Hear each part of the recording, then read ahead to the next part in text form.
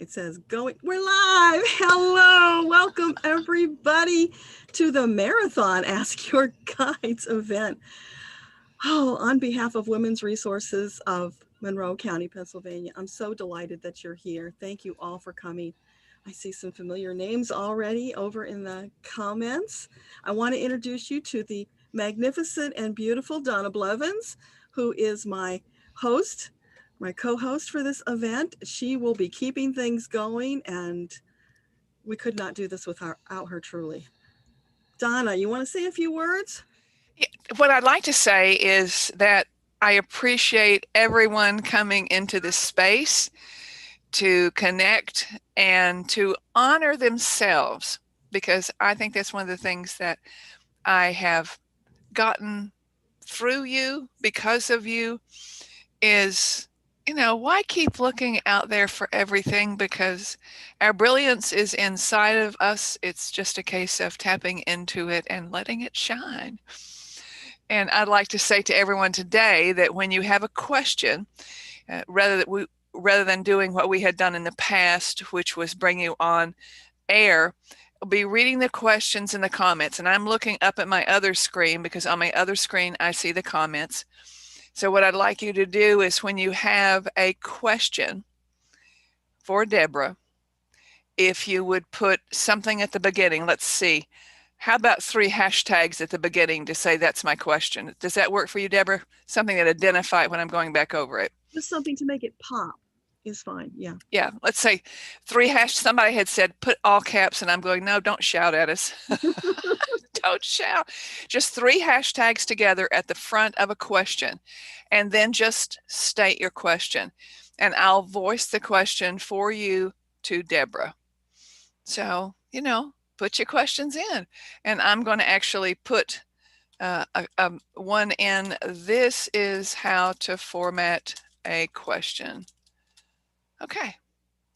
And let's see, we see Cherry is here live, and Melinda, I'm excited to see that. Kelly Mack, Susan Brochin, Joanna Quilter, CL, and my husband, Gregory, came on. I said, come on in. And he's going, oh, I don't know. What is that? And I said, it's unimportant to even believe it works. Just ask your questions. And he said, what kind of questions? He's going, I have the best life and the best time of my life. I said, so ask her about selling your motorcycle, whether it's best to try to sell a broken motorcycle or give it to charity. So he said he might do that. That's perfect. Great question. There's no question that's too simple or too silly to ask. What have you got to lose? Ask. And I also want to tell you guys, I heard from Melanie at Women's Resources, donations have already started. So that is fabulous. And you know what, Donna, we need to put the link in for them for their donations. Okay, I will go grab it, and I will go grab it. I think you better go grab it, because I'm going, where is the link? Okay, I'm going to look for it. Why don't you get the questions lined up for me? I'll be back in a sec, and we will start asking guides. Okay, and I'm hoping that I can scroll down on the questions. I believe that'll be fine. I don't have the ability to actually copy them and put them into a Word doc, a Google Doc, and then look back at it, because it's going so fast. I'm excited that it's going that fast. Yeah, the thing you have to know about this is that it does go really fast. You can scroll it back down, but at some point YouTube will pop it up, and then questions will disappear. So everybody, if your question gets cut off and we don't see it, it's okay to post it again. Absolutely. Absolutely. As a matter of fact, you can put #2. And then I know that you've already posted. Did you find the link? I'm getting it up right now. Okay, and you're going to put it in the chat? Yes, I'll put it in the chat. Yeah, and I'll also send it to you. So thank you. Have it for later. Okay. Just private message me on Facebook, and then I can grab it there. You got it. Okay. This is fun, by the way. I mean, last week, Deborah was on an amazing live event with a tarot reader and an RV, a remote viewer. And yesterday I said to my husband, I don't really understand that. He says, what do you mean? Russia started doing that before World War II. I mean, they were doing that. They were training, seeing who was sensitive enough. And the fact that he even had that concept or understood that concept, I was like, oh, that's cool. But she was on that, and it was so empowering to everyone. The trio, the three of them together, the tarot reader, the remote viewer, and then Debbra, the diva, the Akashic record, as far as I'm concerned. It was like there were a trinity, and it empowered so much. Debra's YouTube channel doubled in subscriptions almost overnight. So let's see if we can double it again. Oh, wouldn't that be something? Okay. I see the link. It's in the chat. Excellent. I think we are ready to go. Okay, we are. And the first question is from Imaginable Meditations. Gina, do you see a move for me? If so, where and when? Okay, so for Gina, is there a move in her near future? Would that be a highly optimal choice for her? Yeah, I get a big yes on that, Gina. A move is a good thing for you. So, any clue about where? Of course, they're saying, Gina, it's really up to you. Where would you like to go? Because they'll never tell you where to go. But let's just ask if we can narrow it down. I believe you're in the U.S., so I'm just going to ask for directions. We'll get a quadrant for you. How about that? So, in the U.S., or let's say North America for Gina, would it be optimal to go to the north? What about south? East? West? I get a yes for you on both north and west, Gina. So perhaps it's somewhere in the middle. Maybe it's northwest. So that's a good start. Let us know if that's helpful and if there's a follow-up question. Excellent. Melinda is asking a question for her husband, Ryan. Would love some career or business insight from his guides. Next step. Okay, so for Ryan, what guidance do you have for him? I'm seeing this visual of his guides just beckoning him. They're saying, it's clear sailing, Ryan. You're doing it really well. Keep going. And more deep breathing, relaxing, and allowing, a little less self-doubt, because you really do have this. You are doing so much better than you think that you are. So in that moment when that self-doubt creeps in, just stop, collect yourself, take some deep breaths, and just know that you are on your path and you are doing beautifully. Your guides are right there at your elbows. They will nudge you. They will bring breadcrumbs to help guide you, but you really are doing so much better than you think. So just relax and enjoy the ride, because you've created this beautiful reality for yourself and you need to enjoy it more. That seems to be the piece that's missing. So let me know if that makes sense. And there was something about allergies. Do you recall, Donna? On the question, nothing about allergies, but apparently that came through about allergies for Ryan. Isn't that weird? I thought I heard you say something about allergies. Okay, well, Melinda, let us know if there was something we needed to look at about allergies then. Excellent. And I do want to say something about people being here when you're answering a question or tapping into the answers from the guides, is that it's like oftentimes everything you say is talking to all of us. So that's the real joy of being here during these events. And this is going to be an abundantly long, exciting event. So the next question is from Joanna. There are mentions of a large awakening wave coming soon. Where do you see my soul path with this? Okay, so for Joanna, what can you tell her about her path during the Great Awakening? Oh, Joanna, I'm seeing you dressed in this beautiful white gown with gold glitter all over it.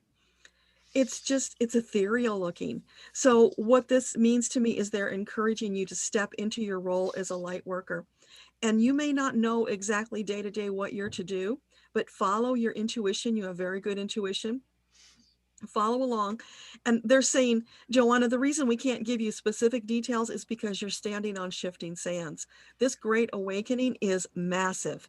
It's impacting the entire planet and all of the inhabitants. So it's going to be shifting. You'll be changing what you do, sometimes minute by minute. So don't be afraid. You came for this moment. This is exciting. This is why you're here. Step into your power as the light worker. Follow your intuition. When you need help, reach out and ask. Your guides are right there. Your community is right there. We all together are going to facilitate this great awakening. So thank you, Joanna, for being a part of it. It's so beautiful. Bless you. That felt so good too.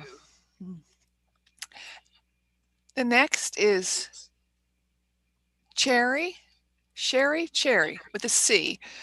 What do my guides want me to know? So Cherry with a C. What message do you have for her today? So I'm hearing Ta Ra Ra Boom Da for you, Cherry. And that's just an upbeat, happy song. So what that means is that they're encouraging you to get out in the sunlight, to allow it to flow on your body, just soak up the rays, to connect with nature, to be more of you and do it with joy. Incorporate more fun into your life because it feels like maybe you've been a little too serious, working a little too hard. So step forward, allow that feeling of joy and happiness to just flood your heart chakra and then to flow out from you to all around you, which will enervate and rejuvenate them. They will share in your joy and your happiness, and you will be this vessel for spreading joy and happiness. So let us know if that helps. And Melinda says, yay. So it's interesting. I'm unsure exactly when that came in, but let's make a presumption that it came in after you said what spoke to Ryan. I hope so. Now, apparently I can see something different in the monitor that I have because I see at the top, Susan asked a question, and I think you're way further down than that. So let's grab that because I don't know if Susan can stay long. She says she'd love to know about her connection with guides and developing her channeling practice. So for Susan, what can you share with her? Oh, Susan, they're saying you're already so connected, much more than most people. You're being a little too hard on yourself and your expectations are a little high. So relax into the relationship that you have.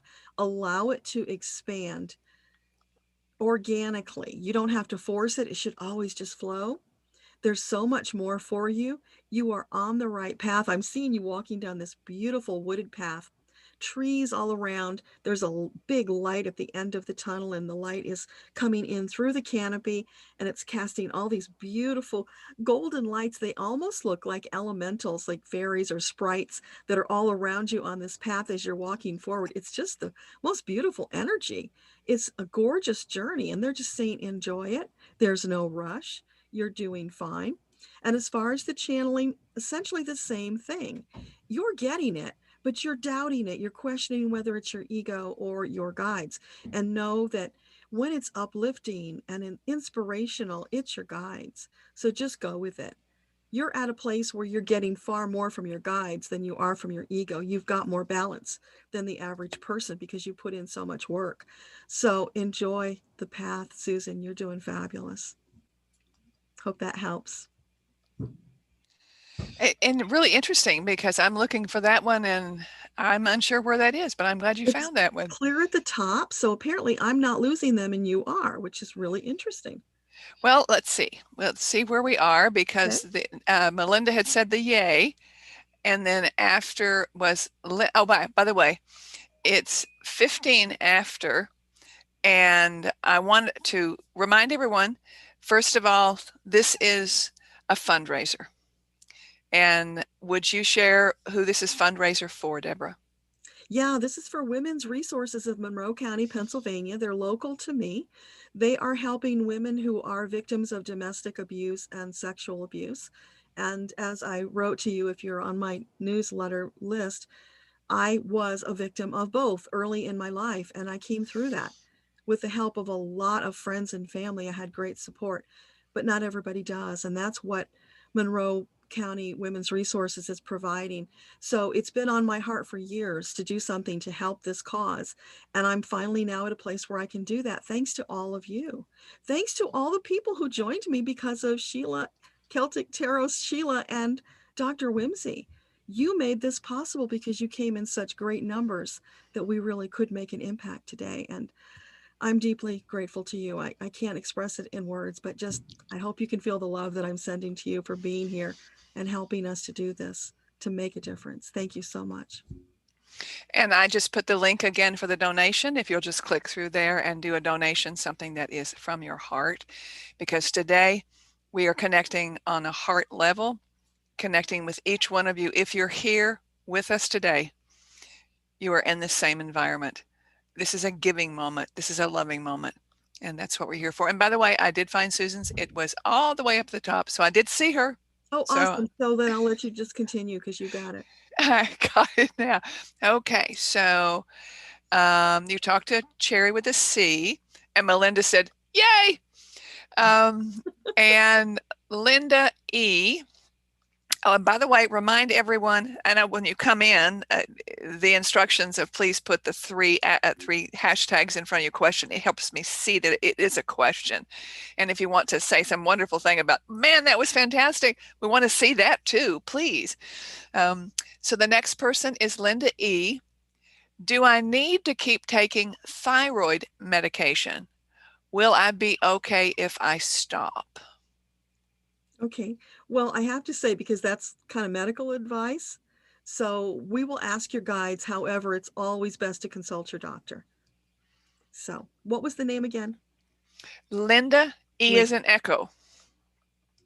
So for Linda E, what can you tell her? Is it optimal for her to continue taking thyroid medication? Well, I'm getting a no on that, Linda. So apparently your guides are saying there are some other options perhaps you haven't yet explored. So what can you tell her about that?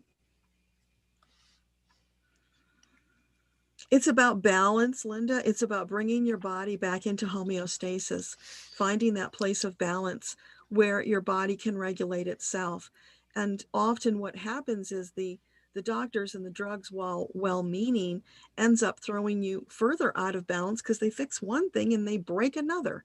So if you are serious and you want to change the way you're treating your body, then diet is a great place to start. There are lots of wonderful programs. I don't know if you're interested in fasting, but some people are finding that by doing extended fasting, they're healing their body. It's a little extreme for some people, but for others it works well. That's something to think about.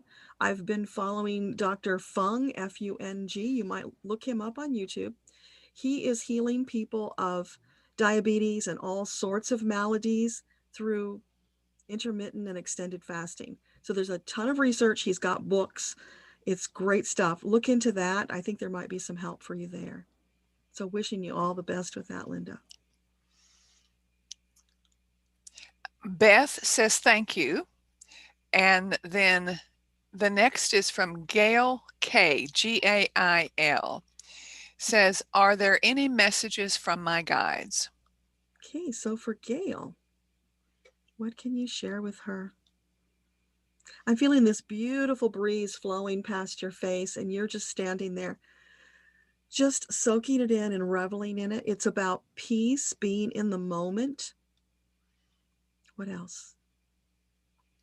I'm seeing the spring flowers popping up around you.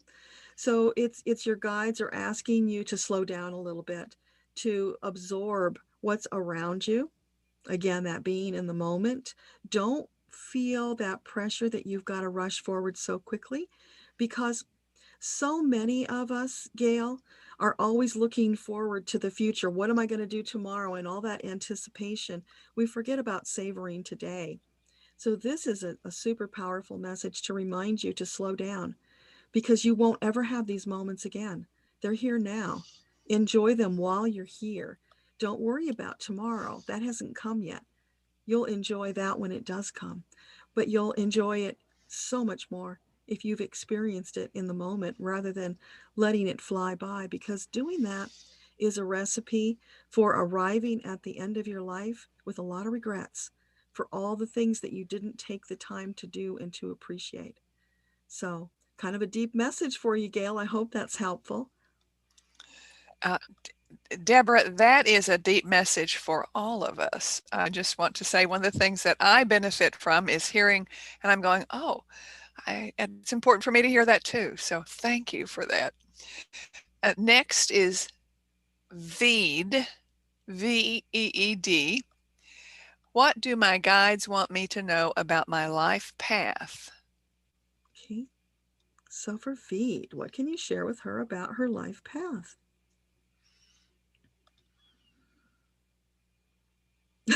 I'm seeing you dancing the samba, Veed. So this again is about bringing in more joy into your life.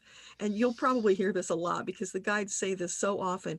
You guys are just way too serious. You need to lighten up. This is supposed to be living, which is joyful. We came here to have a really great time. And we tend to get so bogged down with responsibilities and all the heaviness, the trauma that's sometimes around us. We forget to spend those moments in joy. But your soul is naturally joyful. That's your natural state. So they're encouraging you to get out there, move your body, because that body is a gift as well. Move your body, feel the sensations, just enjoy it. And then when you're doing that, allow yourself to be inspired for the next thing on your life path. When you're in that state of joy, celebrating your magnificent self, you will get so many more insights from your guides. Those breadcrumbs will be showing up, inviting you to the next step on your path. I savor and all listening to all of them. Thank you for that. For Veed. Next is Beth. I have the opportunity for a new job. Is this the right opportunity for me? Okay, so for Beth, this new job, is this a highly optimal choice for Beth at this time? Yep, I get a real solid yes on that. Is that the absolute best choice? Is there anything else out there better? Is there something better? Oh, interesting, Beth. So while it's highly optimal, there's something that's even better. So would you recommend that she take this opportunity now? Okay, so Beth, you got a decision. Because it's okay to take this opportunity because it's highly optimal, but it's not the best. There's actually something better waiting for you. Let us know if there's more of a question there.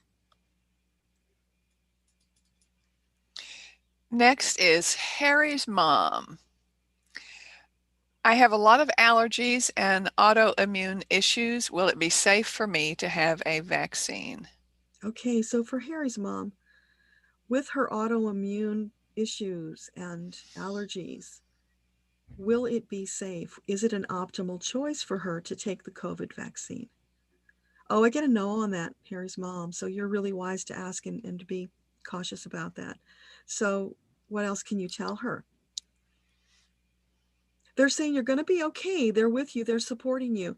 Just keep working on your spiritual journey, because the thing to know is as you increase your vibrational frequency through your spiritual path, you are actually building reserves of protection. So it's not 100%, but as long as you're working towards it, you have more protection than you would otherwise with all of your physical issues. So keep doing that. Take the sensible precautions, though. You still need to do that. But it's feeling really positive for you that you're going to be okay. I hope that gives you some peace. And Gail K just posted again, says, I'm sorry. No apologies are necessary. She pasted, she put the 3 hashtags in her question again about our guides. And I'm just curious, is there anything else? I'm going to ask this. Is there anything else that Gail K's guides might want to say to her? I'm just curious. Okay. Anything else you want to share with Gail K?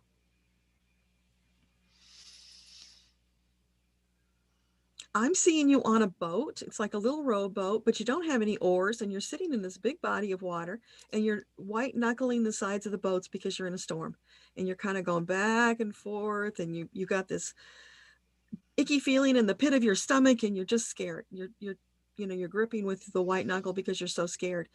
And they're saying, honey, we've got you. You're okay. You don't need oars. You don't even need to see where you're going. We've got you. We will bring the ocean currents to guide your boat to help you reach shore safely, as long as you look to us and allow us to help you. It's when you make those impulsive choices that are ego based that you get into trouble. So always ask us for more help, because we're here. We have an unlimited supply for you. Just keep asking for more. We will reach out. We will take your hands off of the sides of that boat. We will lift you up. We will carry you to shore if that's what's required. We are always here. You can count on us. Take it to the bank. That's our promise. And I just want to say that this is going to be a universal channeling today, because there's so many universal messages that's coming through. I'm going, please, everyone, hear what she's saying, what they are saying. Yeah, it's universal truth, so it always applies to a lot of people. Kelly is next. I know there's more for me to do to fulfill my life purpose. Any insight from my guides would be helpful. Kelly. Okay, so Kelly, what can you tell her about fulfilling her purpose? She's feeling a little incomplete, looking for more. So they're saying, Kelly, look up, connect with us. The answers are there. And you can, of course, go into your Akashic records and you can just get that information outright. But in the meantime, think about in your life, what are the things that you have done that have brought you the most joy? Those are the things to focus on. When Creator made you and set you off on this life journey, the instructions were, go into this third dimensional body, have a really great time, figure out what feeds your soul, and do that. And do that, and do that, and do that. And know that over time it may change, and that's okay, because you're evolving as a human. Allow it to change, but always be reaching for what feels the very best, because that's the journey. It's about you fulfilling your purpose, feeding your soul. And then what happens is, when you're in that state of feeling so wonderful, that's bliss. That's soul nirvana. You will have so much love flowing from you that you will share it freely with the world, and you will impact the masses. And you get to decide what that looks like. Creator didn't say you have to go be a nurse. Creator said, do what feeds your soul. And in the doing, you will help the many. I hope that helps. Next is Sharon.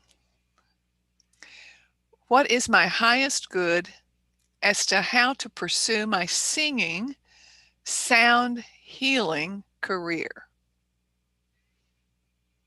Okay, so for Sharon, what can you share with her about her singing and healing career? Oh, I'm getting all these bubbles, very effervescent, Sharon. So it's feeling like this is for you what feeds your soul. And so they're encouraging you to do more of it. Just allow the joy and the bubbles. Oh, that's so funny. It's like an old Lawrence Welk show where the bubbles were going everywhere. So the bubbles are so beautiful. And they're also kind of a wink to you. They're bringing in that element of fun to what you're doing.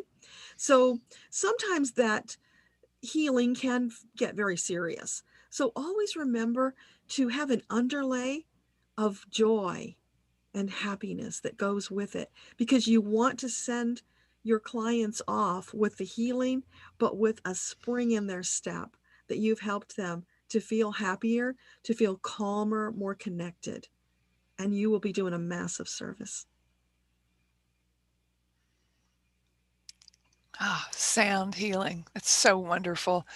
I think it's just, I highly approve of that, Sharon. So go with the sound. Beautiful. And I'm going to go ahead and post the donation every 15 minutes. We're going to do a little commercial. Remind everyone Okay. that you are here to give. We're giving today as Yeah. much as we can. And would you share who that the donations will go to, Deborah? Yeah, that's Women's Resources of Monroe County, Pennsylvania, for domestic abuse and sexual abuse survivors. Give what you can. Something, Yeah. please. Anything, any amount is perfect. Whatever you feel on your heart, that's the important thing. And I see we have 43 people with us. How wonderful. Yes, I do. And it's been growing. And what I'd like to do too is please, and I'm going to, in case you might be unable to get to that, I'm going to put the link to this video, this live stream right now. I just put it in the chat. So if you have friends, please share it on social media, email it to a friend, text it to a friend to come on, because let's see how soon we can get to 3 digits, because I see this going for hours and hours, and let's expand. Let's share the knowledge and share the voice. Thank you. You're welcome. The next is Marcia. Are my abilities getting stronger? Okay, so for Marcia, what can you tell her? Are her abilities getting stronger? They're saying, Marcia, Marcia, Marcia. Brady Bunch reference there, right? Sorry, Marcia. That's just what they said. They're being silly with you. And they're saying, of course, because you're working on it, it's your intention. As long as you are focused, using your abilities, looking for guidance to use them in new and different ways, they will continue expanding. You are an expansive being. That's your natural state. So trust in the process. Ego is trying to tell you that you're not doing good enough, that you're not enough, all of those silly things the ego says. Tell Miss Ego to take a back seat, because your soul's got important things to do. You are doing great. Just flow with it, Marcia. Ego, take a back seat. I'll take an amen to that. Yeah. The Oh, one more next, go thing, ahead. Donna. Yes. I can't remember the link. I'll find it when we take the break, if you remind me, to get the meditation for powwow with ego, higher self, and soul. It's a really powerful meditation.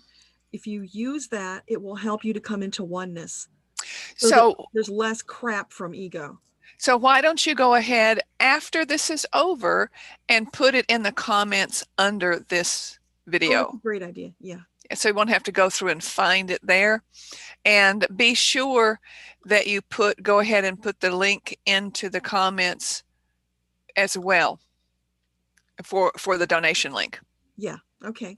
Okay. That's a great idea. Thanks. So everybody check back and look for the link for the powwow meditation. I think you'll love it. Excellent. Because I don't want you to go. Now I want you. Okay, we're going to have them put on my co-chat right now. Because there is no need to go look for anything. I know that I said, where's that link? But I just really want you to just enjoy this as being a place when you can simply be your beautiful self and just listen without being pulled in different directions. Because my job here is to help to moderate so that you can be centered and be in peace. Thanks, Coach. You're welcome. Okay. The next person is Denise, Denise. Denise. Can you give me any information about my guides? Okay. So the first thing I'll tell you, Denise, before I connect, is that people often ask, what are my guides' names? And the guides just laugh and laugh and laugh. And they say, we don't care what you call us. You can call us anything you like. If you insist, sometimes they'll identify themselves. But what they want you to know is they work as a team. They're in a kind of a different environment from us. They're not about that ego, right? They work as a team. And so no one guide is looking for credit. And that's why names are just not important. They want you to know that you've got this vast team working on your behalf. So let's just see if they have anything they want to share. So Denise's guides, what do you want to share with her?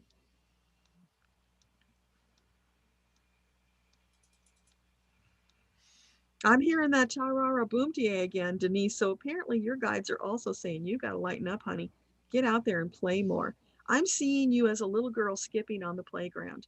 So jumping rope, hopscotch, skipping, playing jacks, those things that we grow up and we feel silly doing them as adults, but sometimes that's exactly what we need to do. Because, what do they talk about in the scriptures? They talk about being like the child to make the connection with divine. It's being in that state of innocence, just trusting and allowing, that helps us to make that deep connection that we all crave. So a little more of allowing Denise, the little girl, to come out and play would serve you very well. Playtime. I love playtime. We get a hello from Angelita from Arizona. She's saying hello to us. Hello back to you. Hi, Angelita. And Sherry is asking, what is the message from my guides? Sherry K. So Sherry K, what do your guides want to share with you? Now I'm hearing zippity doodah, so we're changing the channel. So again, that's about uplifting and play. It could also be a reference to, Jungle Book. So if that has some special meaning for you, sometimes when a song comes up, it's an invitation to go look at the lyrics to see if there's a hidden message to give us more layers. Sometimes it's just about the feeling that song evokes for you and going with it. So let's just see if there's anything else connected to that. So for Sherry, what else can you tell her? Oh, I'm seeing you on a sailboat, Sherry. You're standing at the mast. You're one hand on the mast, just looking off into the distance. You're just so blissed out because you're feeling wonderful. Life is in the flow for you. Everything is smooth waters, calm seas, beautiful skies. You are savoring and you are reveling. And your guides are standing up, giving you an ovation, a standing ovation, because they're saying, yeah, Sherry, that's the way to do it. Remember that. Do more of that. Because when you're in that flow, all of a sudden, things will start popping up in front of you. You will get opportunities galore. You will get inspired ideas. And then it's up to you to choose the most delectable, delicious option and go run and play with it. So I think that's a fabulous validation for you, Sherry, that you're on the right path and they're loving it more. And by the way, a couple of messages down, she says, good morning from Germany. We're connected globally. Yay! Wonderful. That's great. The positive works. Darielle is asking, will living in Sedona part-time be beneficial to my health and writing books? Okay, so for Darielle, would living in Sedona part-time be beneficial for her health and her writing? Oh, interesting. I'm getting a no on that. Well, okay, let's just ask the other question. What about full-time? Would it be optimal to be full-time? Ah, yeah, you're wanting to work towards full-time, Darielle. So, okay, can you elaborate on that a little bit? Yeah, so, what I'm feeling in my solar plexus here, Darielle, is that part-time is like 1 foot in and 1 foot out. It's not a commitment. And you are needing to make the commitment to step into this path that you have envisioned for yourself. If you want it to come to the fullness that it can be, the delight that it can bring you, the satisfaction that your soul is craving, it's time to make a commitment.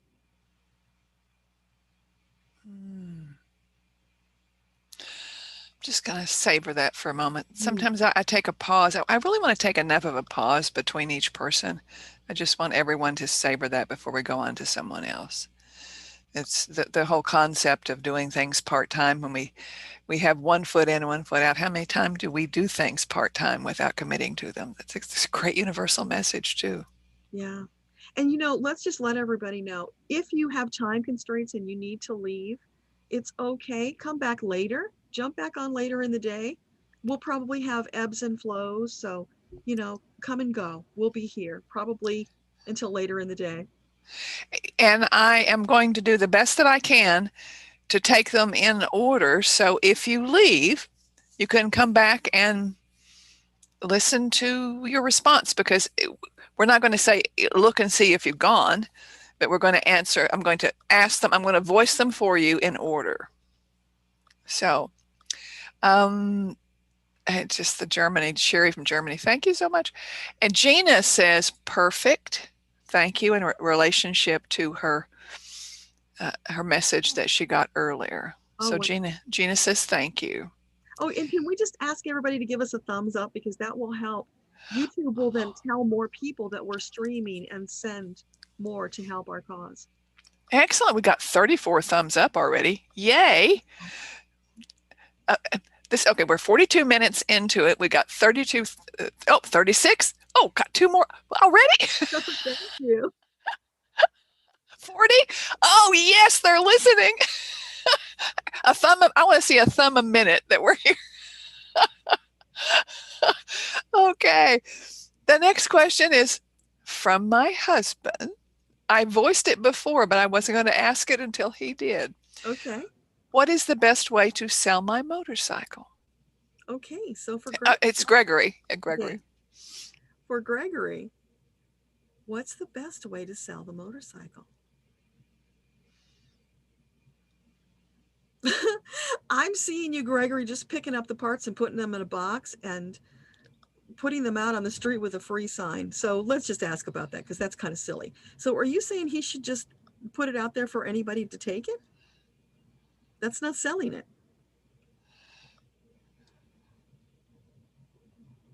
It's like, Gregory, do you want to take the trouble to sell it, or do you just want to get it out of there? What's your goal here?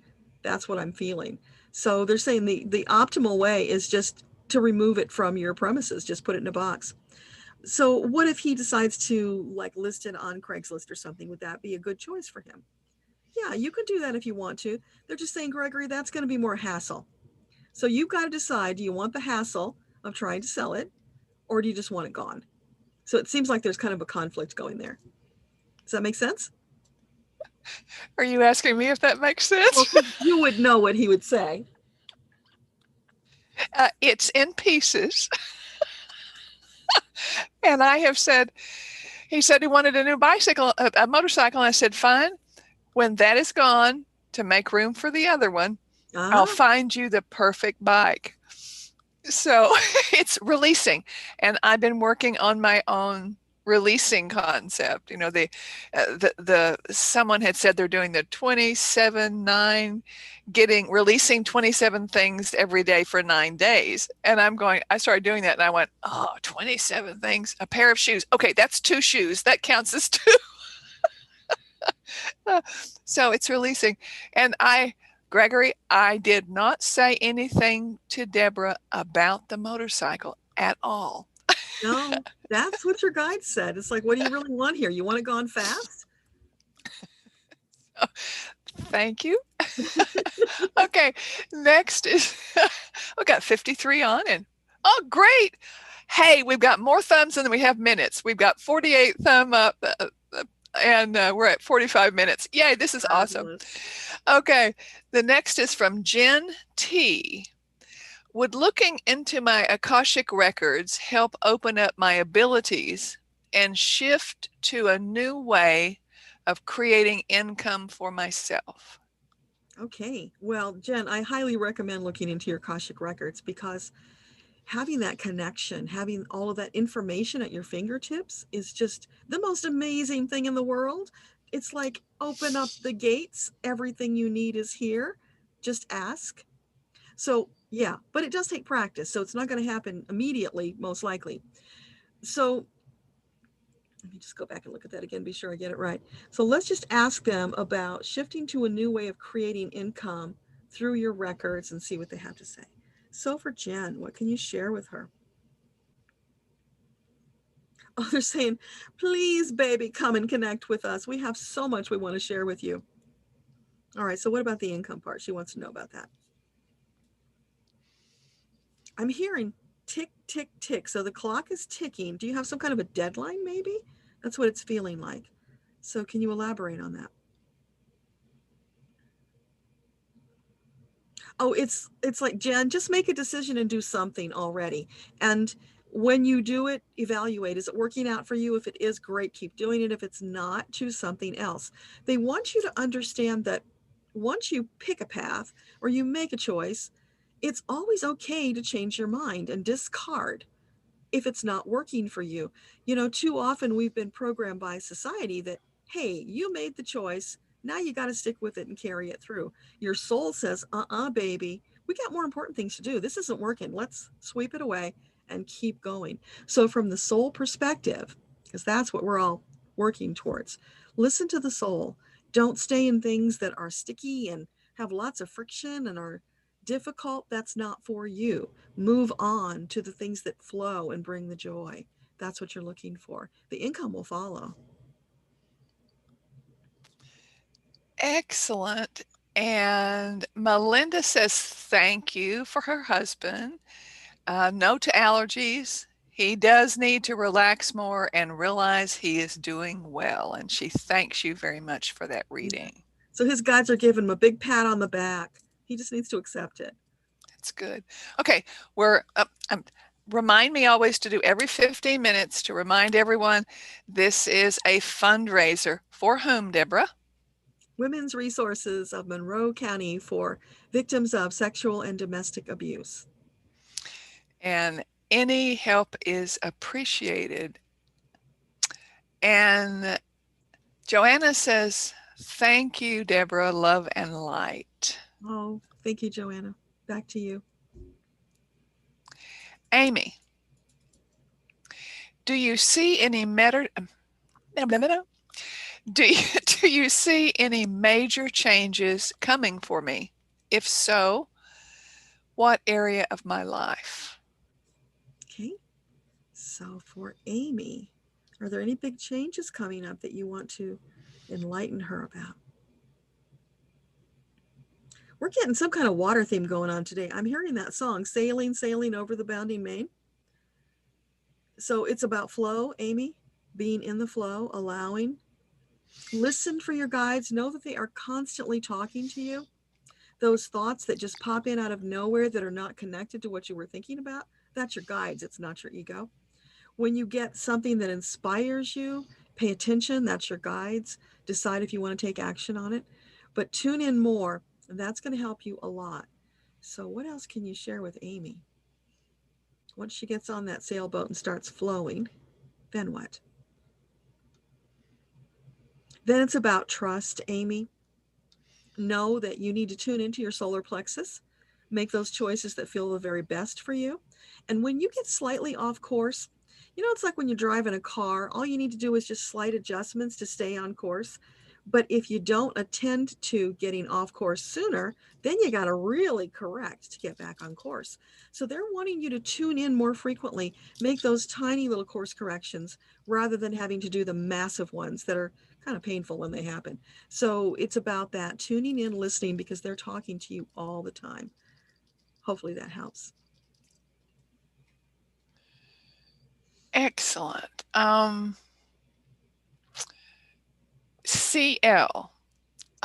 Hello from Ireland. Global. Yay. Wonderful. Haven't worked since lockdown last March 2020, a year ago. Any direction would be welcome. Okay, so for CL, who's been out of work for a year, what guidance can you give? Lots of love flowing to you, CL. That's the first thing. I'm just feeling it pouring from your guides through my heart chakra to you. So accept the love. Allow that to buoy you up, to make you feel better. Because one of the things that's missing when you get into that place of feeling a little desperate and needy is that your energy shifts. And then you're not in the receiving mode to get what they're sending to you. So as much as you can every day, look for something to be in gratitude about, the tiniest little thing, and let it grow. And what will happen over time is you'll find more and more things to be grateful for. Even if the only thing you can find is that you woke up, start there. Let it build. And what you're going to be doing is you're going to be shifting very subtly your energy into an open and receiving place, because they are sending you opportunities. But when you're in that state of feeling down and looking down rather than looking up, you're not seeing what they're bringing to you. You're closing the doors in their face.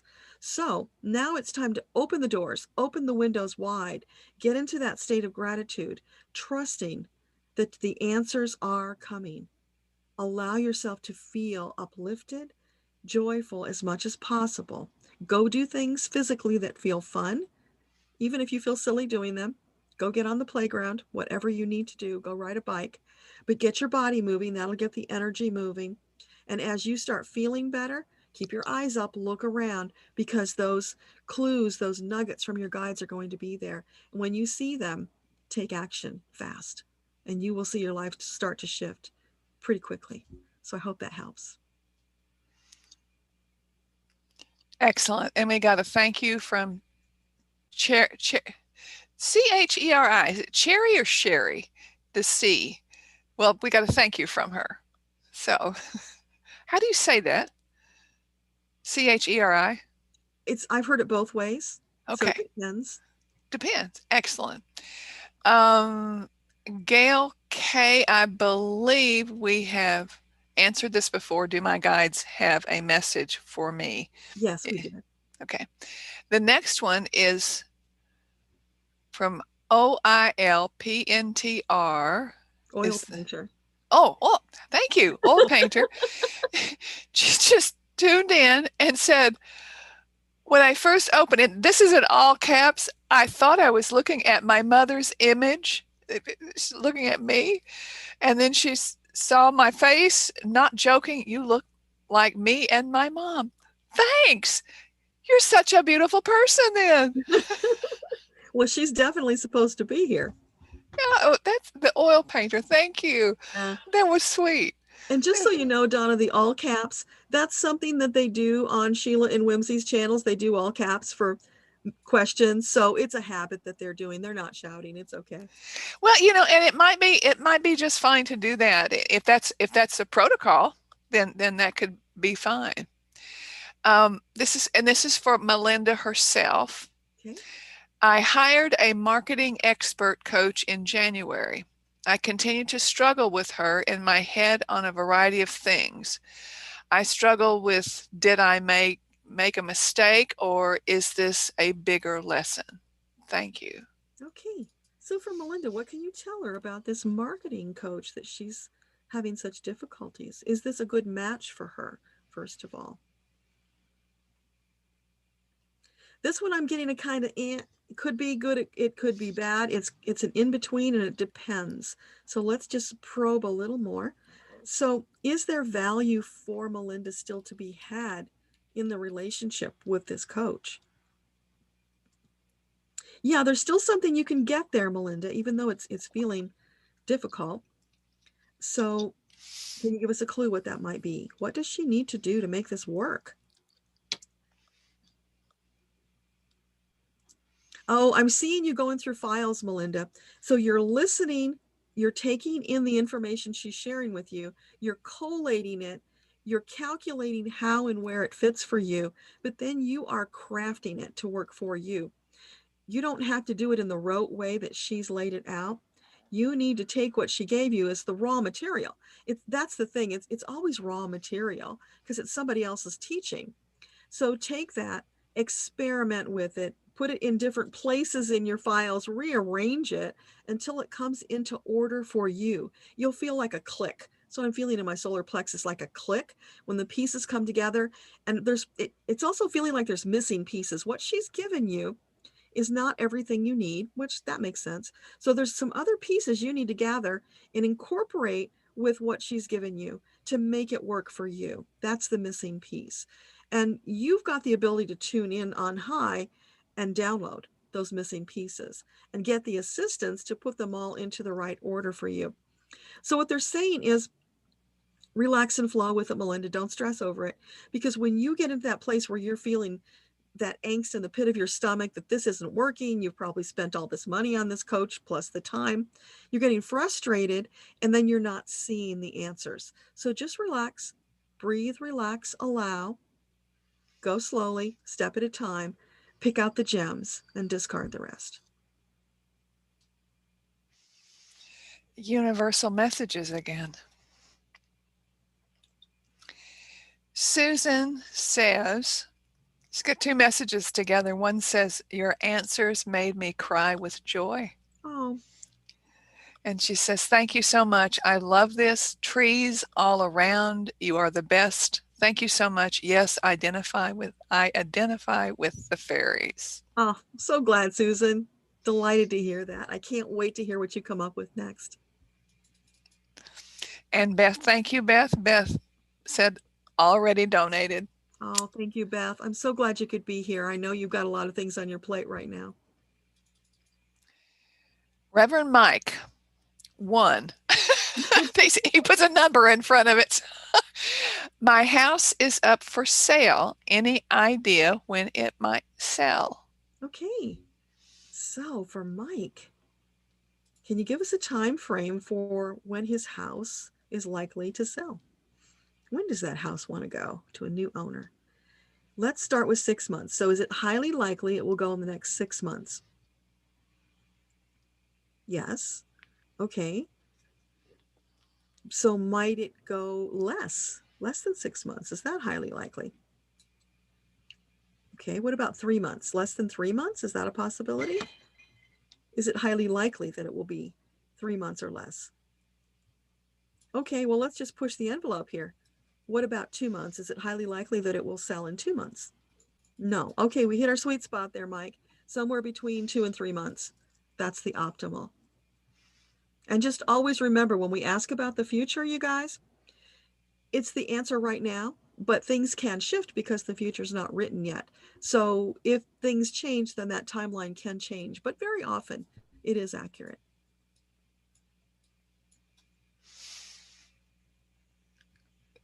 And Susan says, Susan B said, your answer, I said that your answers made me cry with joy. Yes, I said that a moment ago, but that's a good thing to say twice. And Linda E says, thank you. Your answer confirms my intuition. She really appreciates it. So glad, Linda. Thank you for letting us know. Because I need validation too, you guys. Thank you. And Gail K gives you a thank you, ladies, in all caps. Thank you, please. It's fine. Do the all caps. Yes, That's the good Donna. kind of shouting here. Thank you, Donna. I just adore you. You are so amazing. I could not do this without you. Everybody send love to Donna. She is so amazing. Thank you. And if you're looking for my book, Mind Shift on Demand, go to mindshiftoндemand.com and opt in there for a 4-minute audio, which is my signature mind shift exercise, which once you learn to do it, you can shift your mindset in 7 seconds. And I highly recommend the book. It's fabulous. Thank you. Reverend Mike says, any other updates? Okay, so for Mike, are there any other updates you want to share? Oh, Mike, this is really interesting because we're, right around the corner from Easter. I'm hearing that song, Holy, Holy, Holy. And I probably am off key with that, but I hope you know what song I'm talking about because I don't know any of the other lyrics. So you'll have to fill it in, but that's important. So look up the lyrics to that song. And it's feeling, oh, wow. Oh, gosh, Mike, I'm getting this massive download in my heart chakra for you that you are so on the right path and you are so loved. Wow. You are so potent, the work that you're bringing to the world, Mike, and they want to validate you. They're just wrapping their arms around you and embracing you. Those big hugs you've probably been missing in COVID. They want you to know, Mike, how loved and appreciated you are for the work that you bring to the world, for the love that you bring to the world, because you are truly an amazing being. Thank you, Mike. And I want to announce that we are 60 minutes into this and we have 60 thumb ups. Yay! How awesome. And I just put, And Susan said, how do we donate? And I put the link in again to donate. And remember, if you're looking for it, and it'll be the last one down at the bottom, I just put it in again. So if eventually, after this is over, Deborah, it's something that's unnecessary for you to do now. Do not go do it now. I won't do it now, I promise. Wait to do it till this is finished. But the link is there. And let me see here. Again, am I going to speak it? Well, maybe. W.R. Monroe, WRMONROE, Monroe.org. That's their site, /Akasha, AKASHA. I did put it there, but sometimes speaking it will help a little bit too. Yeah, we could have some visually impaired people here. Sure, that's a great idea, Donna. Thank you. Maybe I'll make a sign and put it up next time. And Veed comes back and says, thank you. Thank you. You are so welcome, Veed. Next question. Oh, I love your name. Closet Mystic. I love that. Is there a move coming up in my new future, please? And thank you so much for doing this. You're welcome. So is there a move coming up in my near future? Okay, so for Closet Mystic, would a move in the near future be a highly optimal choice? Yes. So the reason I ask it that way, Closet Mystic, is because we always want the optimal for you. And whether you move or not is totally up to you. So we want to find out if it's in your highest and best interest. That's why. And I'm using dowsing here. For some of you who saw the dowsing class I did on Sheila's membership, I was teaching you about dowsing, and we talked about how it's so important to phrase the question correctly. So that's why you will hear me often change what you said to something slightly different, because I want to get the best results for you. So in what time frame would be optimal for Closet Mystic to move? Is it more than 6 months? Yes, more than 6 months. So it's not, no hurry. Take your time on this. Is it more than a year? No. Okay. What about 9 months? 9 months optimal?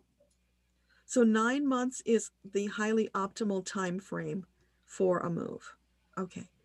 And might it be less? Would be optimal? No.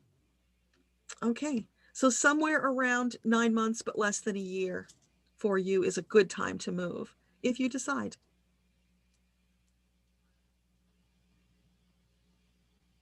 Okay.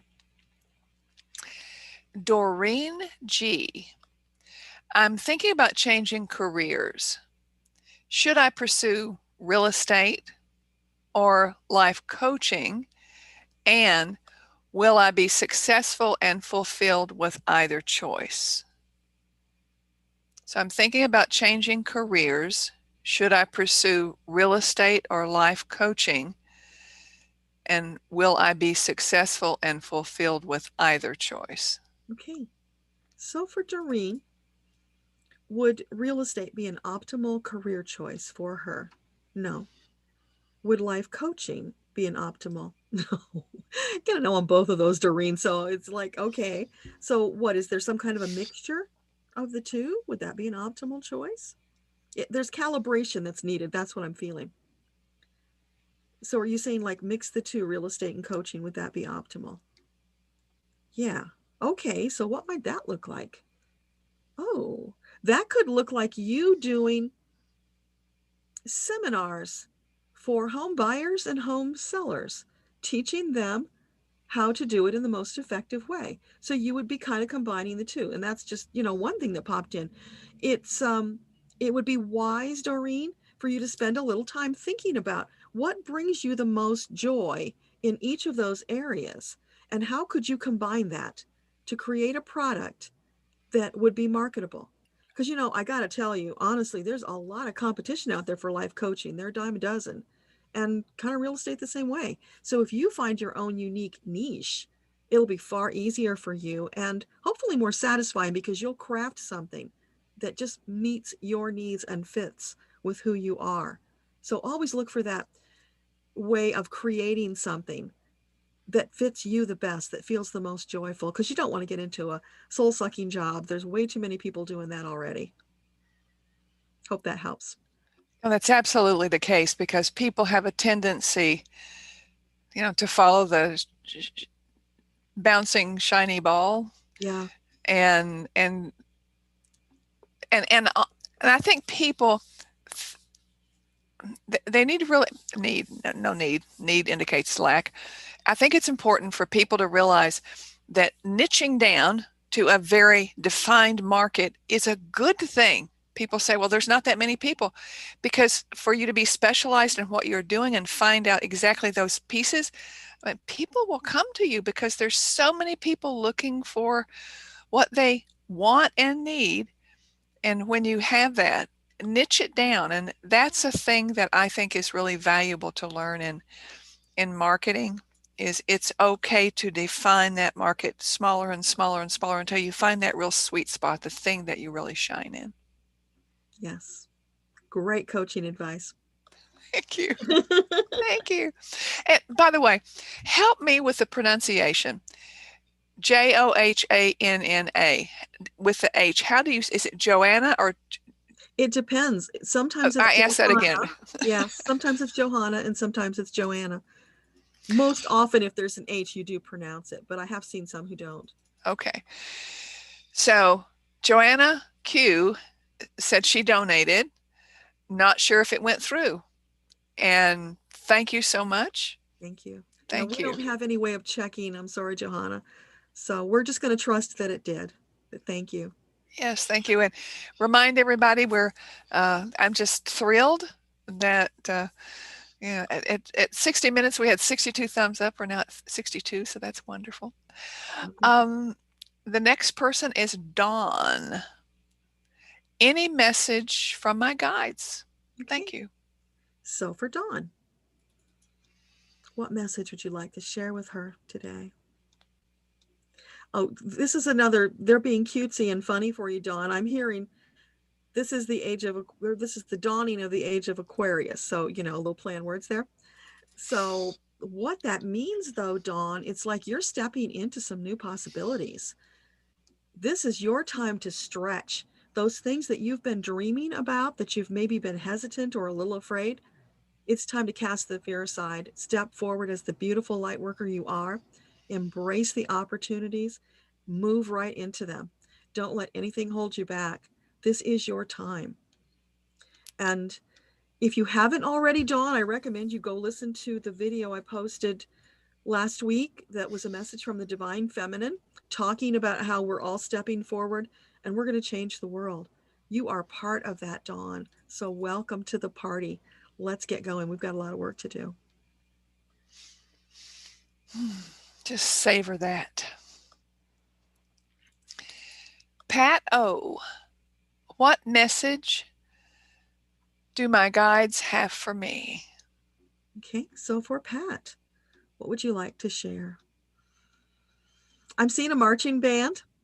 So when I see marching bands, that's generally about really upbeat, peppy energy. It's about getting into that rhythm and using your body, getting out and getting moving. You've got a purpose.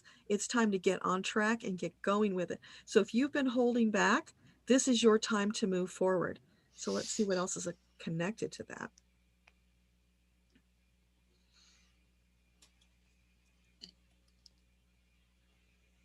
I'm hearing one of those famous marching songs, but I don't know the title of it. It's like da da da da da da dum dum da da dum. So if you know what that song is, and it makes sense to you, I hope. But I'm hearing that song, so it's like it's big encouragement, and I can see your guides now. They're holding out their hands to you, beckoning you. Come on, Dawn. And now they're saying the reason the marching band is because they feel like the rhythm of the music and the marching will help you. They're asking you to synchronize. Oh, that's really cool. They're asking you to synchronize with them, Dawn, and move forward in confidence that you really can do this. It's what you were meant to do. It's your time. So let us know. That sounds really exciting. It does. A great message from Oh, Harry. that was for Pat. I'm sorry, I mixed up the names. That was for Pat. The Pat, yes, The that marching message. band, that was Pat, and I said Dawn. So I apologize, Pat. That was you. You're the marching band, and they want you to synchronize and get moving. Well, I think we all can take that message. Yeah, absolutely. Mama Peggy. Sure Pat understands it was for her. And my mother, Mama Peggy, will be 95 next month, and her motto is to stay above the grass. You got to get your butt up. Those are her words. Harry's mom says, thank you for the answer on the vaccine. I'm having the same feeling. So you have confirmed what I felt. I'm so glad. Peace of mind. That's priceless, right? Mm-hmm. Sandra F. Will I remain in my present location? Okay, so for Sandra F. Would it be highly optimal for Sandra to remain in her present location? Yeah, it's feeling good. It's feeling balanced as long as you're happy there, Sandra. I'm seeing it just flowing beautifully. I'm not seeing any ripples, calm seas. Is there anything else you want to share with Sandra about that?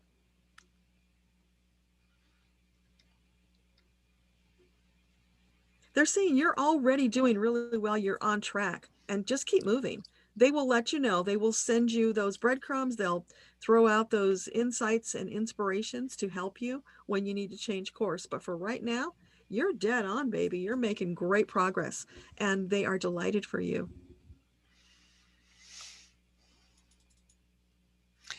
Next, and I believe based on the name, it's L. Catherine Stevens. It's either an L or an I in front of Catherine.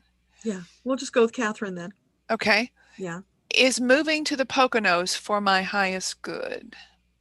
Okay, so for Catherine, would moving to the Poconos be a highly optimal choice? Yeah.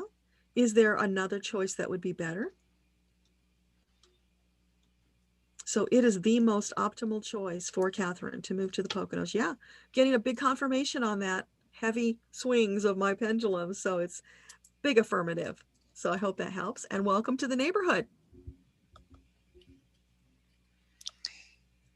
Gina B. What do my guides recommend as a good creative outlet for me? Creative outlet for me. So for Gina, what suggestions do you have for her to express her creativity? I don't know if you sing, Gina, but I'm hearing singing. They're saying, yep, sing like a songbird, baby. Get out there and use your voice. So it's more than singing, it's also speaking. It's expressing yourself. That's what they want you to do more of. So as you get out there, you sing, you speak, you share whatever message it is that you feel compelled to share. You will be touching lives, which will give you this energetic feedback loop from people that will feed your soul and feel so wonderful that you won't want to shut up. You'll just want to keep singing. And I'm seeing you like a robin of spring, right? There you are, and you're just chirping and bringing this beautiful message. Spring is here. Get out and enjoy your life. That's what they had to share with you. Wonderful. We've got thank yous galore from Kelly Mack, from Sharon. Donna H is happy to be here. That's wonderful. Thank you all. Thank you. Next is Patty, P-A-T-T-I. What do the guides have to say about my role in my son's current crisis? Okay, so for Patty, what can you share with her about her son's crisis? What can she do? They're showing me a picture of you, Patty, as a rock. You are his rock that he leans on, the solid, steady, always knows you're there. That's your role. And they're also whispering, Patty, be careful not to overstep because he does need to make his own choices. So You don't want to be in that place of telling him what to do. You want to be supportive. That's the rock's role. So being there, knowing you're not judging him, you love him no matter what, you've got his back.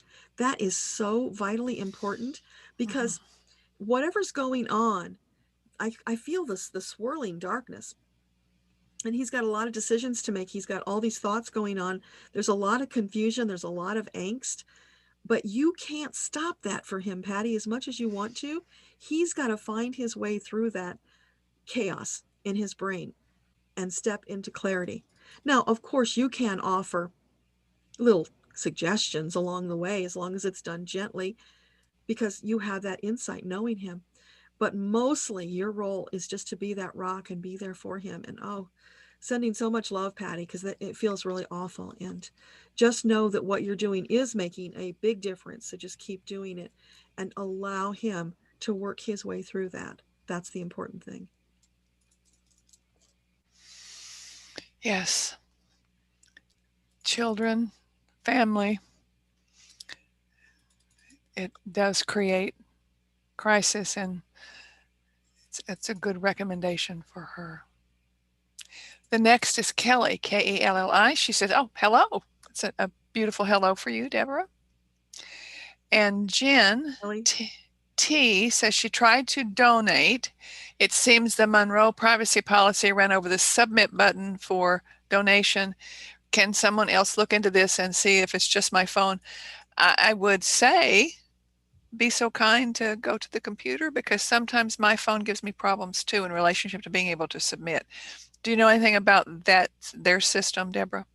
No, I don't, but I know when you create web pages, it's so hard to get a page that works on all of the platforms. So if you have trouble on one, just use a different platform when you can. You don't have to do it immediately, but when you can, it would be great. And since we're at the next 15, I put the donation link in again. Perfect. And thank you all for being here. Oh, look at this. We're at 66 thumbs up. Ask your name, send the link to relatives, something that they can get some brilliance and some guidance, some messages from your guides who's spoken by Deborah. And all you have to do is ask the question. So have them come on live. Even if they don't believe, it doesn't matter if they believe. Let's face it, my husband doesn't believe this. I was the one that told him just to donate the bike. I didn't tell Deborah. I didn't say a word about it, I promise. Okay. Patty says, Jen, I didn't have trouble donating earlier from my phone, so it just might be yours. Thank you, Patty, for chiming in. Jen says, should give it another try. Thank you so much. Okay. Deborah. This is Deborah. Yes, I see it. Oh, you see it? Good morning. Can we ask more than one question? Yeah, you can enter a compound question. Yeah. Absolutely. And Patricia says, do my guides have any messages for me? Okay. So for Patricia, what guidance do you have for her today? Oh, so beautiful. Patricia, I'm feeling, is it you or are you being? Is it Patricia you're showing me? You are in the arms of the angels and you're being cradled and they're rocking you back and forth. And it's just so beautiful and so soothing. So I don't know if you're feeling a need right now for some extra love and validation, but oh my gosh, your angels are giving it to you. So they want you to know that no matter what's going on in your life, no matter how rocky the seas, they've got you. You are safe in the arms of the angels. And just lean into that. Feel that love. Let it permeate your entire being, every cell in your body. Know how deeply loved and cared for you are. So you don't need to worry. Keep on in faith and trust. They've got you always. So I hope that helps. Let us know. I'm just sitting here accepting that message as well. Thank you. Yeah. Kelly, with an I. My guide gave me a symbol for who they say I am. How do I interpret that symbol? Okay. So for Kelly, what is she to do with this symbol that you've given her?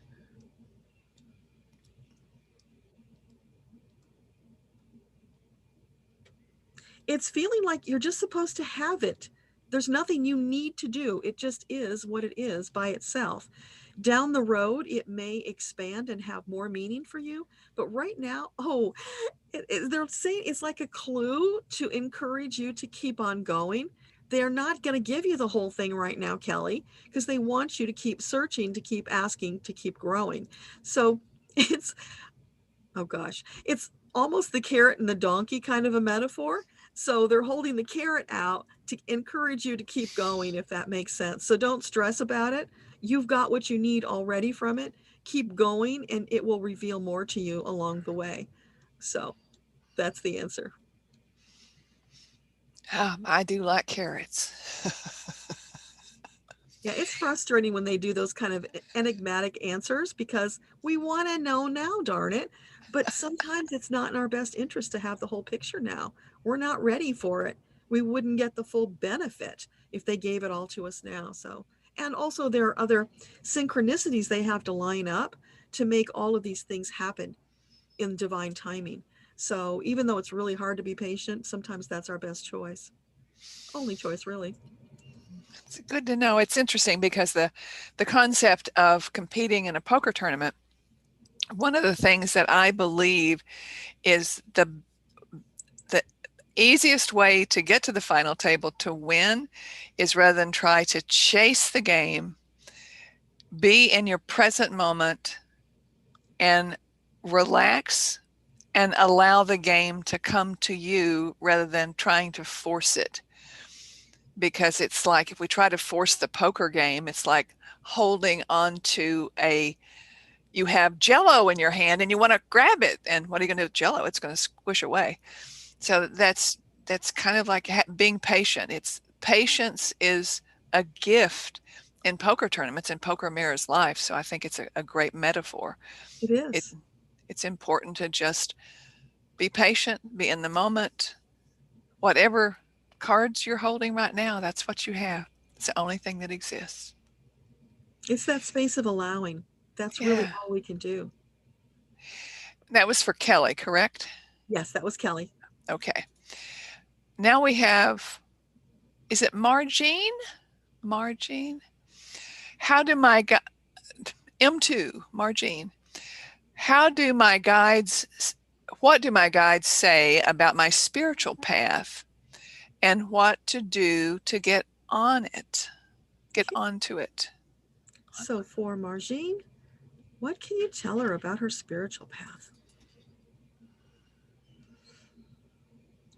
I'm hearing Skip to My Lou. You remember that song when you were a kid? Skip, skip, skip to my Lou, my darling. So they want you to lighten up. You're doing far better than you think you are. You know, we put these expectations on ourselves. Society puts the expectations. And then we criticize ourselves and we think that we're doing something wrong. That's not what this journey is about. This journey is about looking around, seeing what delights you and doing more of that, finding that thing that feeds your soul, having a good time. I mean, that's the prime directive from Creator. Have a good time, find what feeds your soul. There's nothing else that's asked of us. You get to decide what that means for you. So your soul purpose is all about finding that thing that feeds your soul and doing it in whatever way you choose.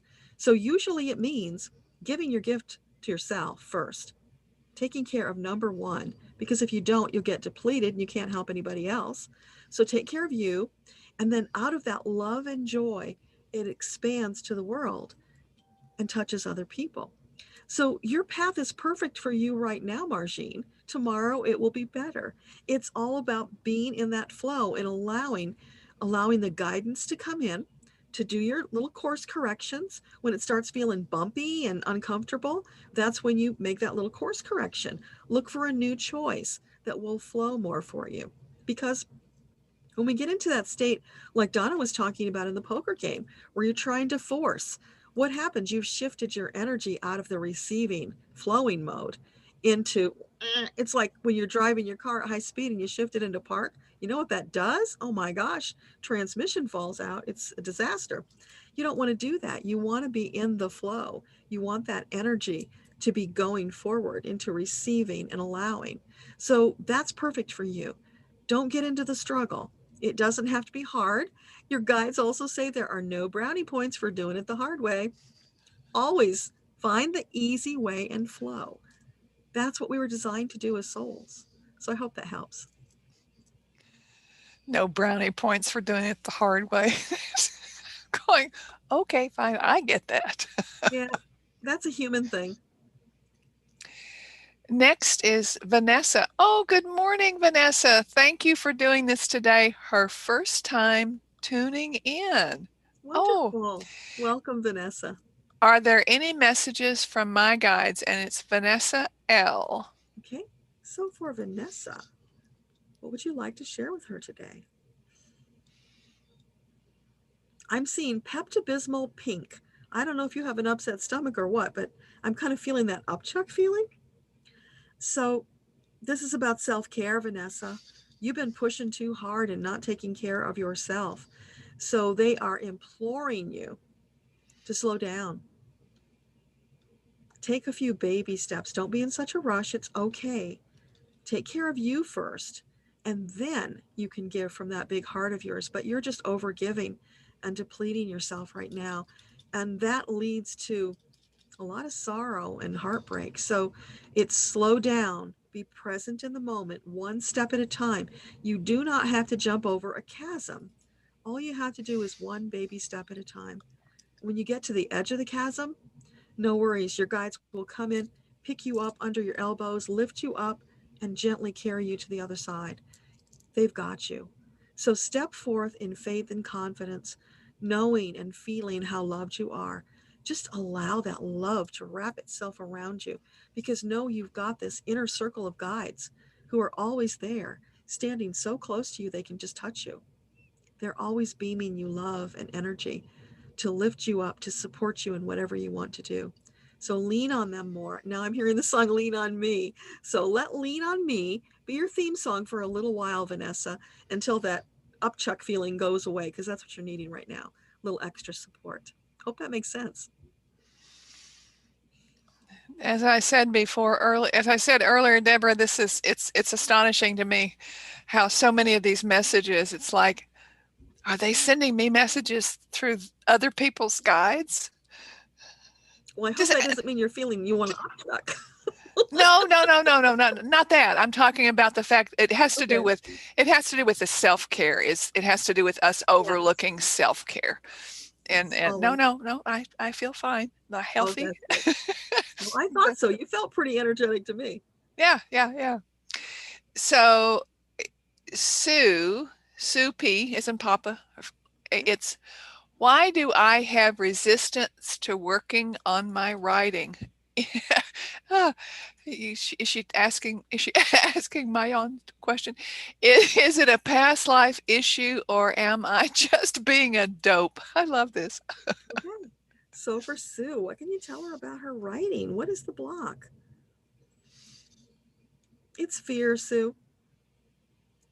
It's fear of being judged, that your words won't be appreciated. Maybe that people will laugh at you or ridicule you. But here's the thing, Sue. You would not have been inspired to write that book if you were not capable of doing it in an excellent fashion. Now, that doesn't mean that you do it all on your own, because books need a team. You need to have it well edited. You need to have a beautiful cover. Those are just facts of life to being successful as an author. But you need to know that this is your project. You were given this inspiration for a reason. So don't let that fear, and that's just the ego voice again, right? That monkey mind trying to hold you back. Don't listen to it. So many authors have gotten off track and never written their beautiful stories that the world was waiting for, because they listened to that voice of ego chiding and chastising, putting them down.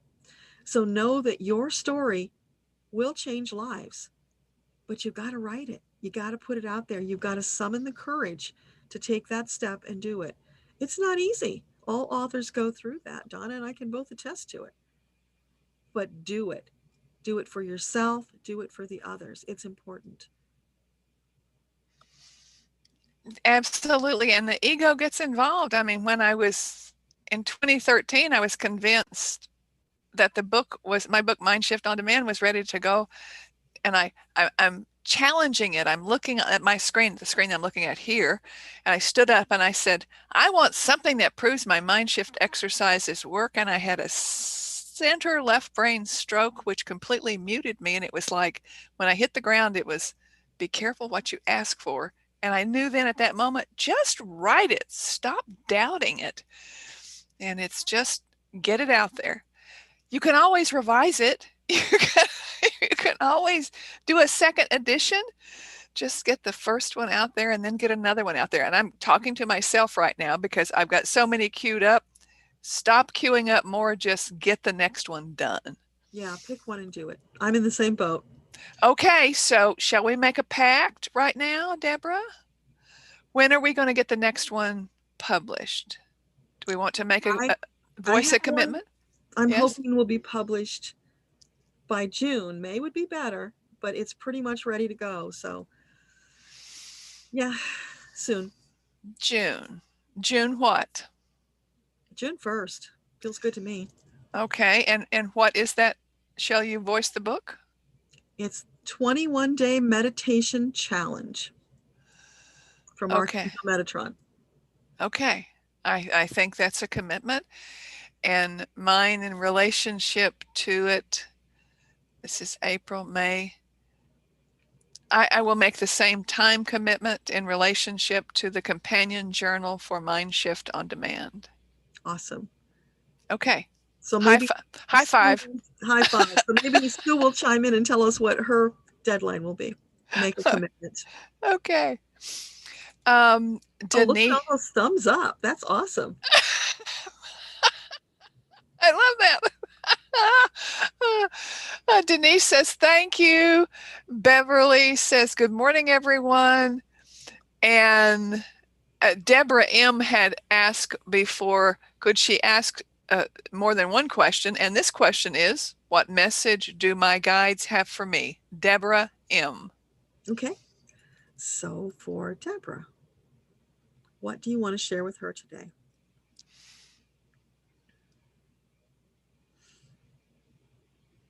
I'm hearing that song Side by Side. So if you don't know that song, look it up.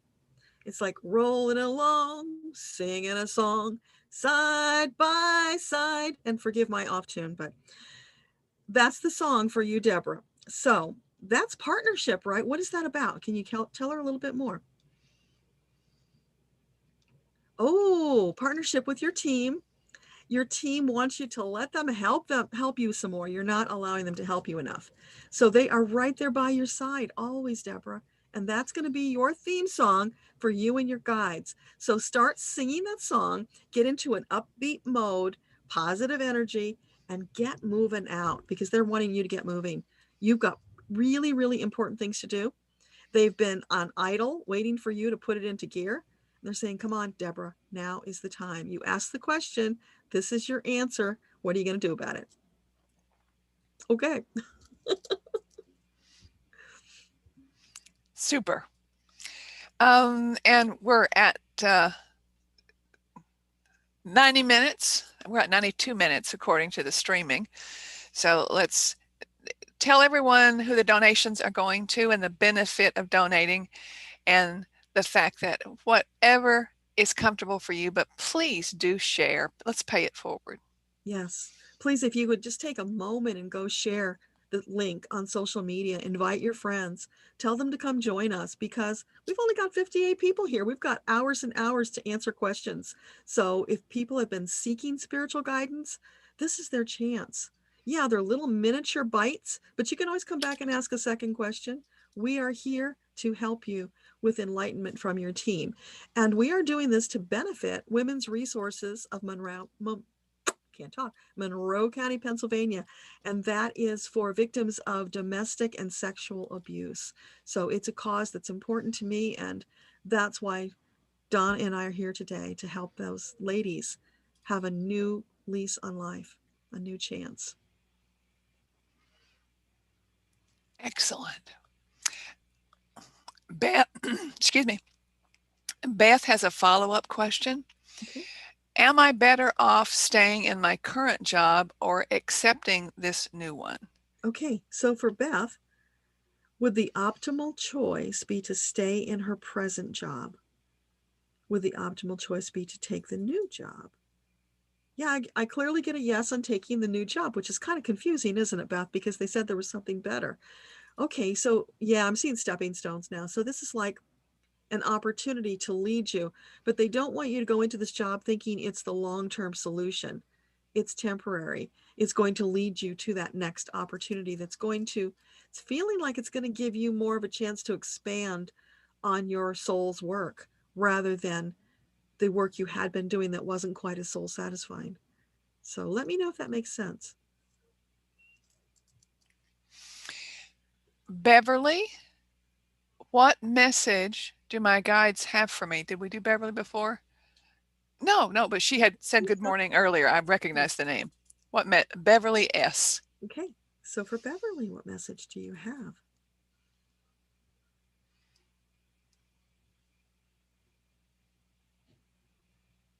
It's taking a moment, Beverly. They're thinking. Oh, I'm feeling the need to really deep breathe, Beverly. So I don't know if this means you need to relax or if it's something about your health, but deep breathing is really important for you. So their prescription is twice a day. You need to pause for at least 2 minutes and just do some really deep breathing. I'm feeling like maybe there's some hypertension or something going on, high blood pressure. They're wanting you to take that self-care time to breathe, relax, allow yourself to step into a more balanced and centered space. And in that centered space, now you've opened up to allow your guides to connect with you, to reach out and take your hand, to lead you to whatever's next on your journey. But it's feeling like you need a real big helping of some self-care right now. So let us know if that makes sense to you, Beverly, and if there's another question. And again, we're back to self-care because self-care is so critical, so overlooked. I think when we cherish ourselves and value ourselves and realize that that our body is our vehicle, our mind is the driver. But if we have a car that we don't maintain, it breaks down. Yeah. Our body is just like that. So it's important for us to do the self-care. Well, we need this body to get us through this soul journey. So got to take care of it. That's exactly right. And Marie said that she'll be right back. She went to feed some animals. Good for her. JD, claps and hearts and thumbs up and thumbs up. And Johanna, oh man, there's 24 thumbs up. And Beverly, more thumbs up. I love this. Thank you. Appreciate the enthusiasm. It's awesome. And JD says, will I get to remodel my RV? Okay. So for JD, is it highly likely that he will be able to remodel his RV? Yeah. So is there more you want to share about that? Is there a time frame? Let's talk about time frames. So is it highly likely that it will be less than 3 months? No, it's going to take a little longer than that, JD. So like less than 6 months. Okay. Less than 5? 4? Okay, so between 3 and 4 months is an optimal time for you, JD. So hopefully that makes sense. Is there anything else you want to? Oh, they're saying happy travels. Have a great time. We'll be with you riding tailgate. You got your team. And I really want to piggyback in relationship to remodeling RVs. Is the most important thing is to get the soft stuff out of there. Never put down soft carpet. Put some vinyl linoleum down, because then it's so. Gregory and I were full-time RVers for over a year, and it was a wonderful thing to do. And we originally got our RV because it was we called it our rolling kennel. We were tired of putting the dogs into the kennel and being gone for 2 weeks covering poker tournaments or competing in them, because we'd come back and we had a great bill on the kennel, and then the dogs had to get well. And when so we got our first motorhome we got it was our rolling kennel. And we loved it, absolutely loved it. And what we learned was that it's best to get the carpet out of RVs and put in a linoleum of some sort. So Yeah, that's I'm seeing just. more people are doing that these days because I watch a lot of van videos. Do you? I'm into van life. Yeah, it's wonderful, wonderful. Um, Beth says, thank you for the reading, and she loves spending time with you. That's Oh, wonderful. you are so welcome, Beth. I'm just so delighted that you were able to join us. Thank you. And this is so much fun. Oh my goodness, we're at 76 thumbs up. Go find your friends. Get them over here to say, Hey. get a thumbs up while we're on. This is wonderful. And JD says, good morning to Lisa. Lisa says, good morning. And the positive works, Darielle says, thank you. It was helpful. The part-time was about not being there in the hot summer heat. Okay. So do you want to address that in relationship to the guides? Is that Yeah, so let's just check in on that. So for Darielle, what about that? Is it optimal for her to be there during the hot summer heat?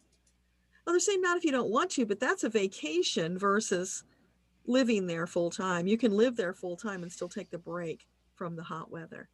But it's like they want you to understand that it's your home base.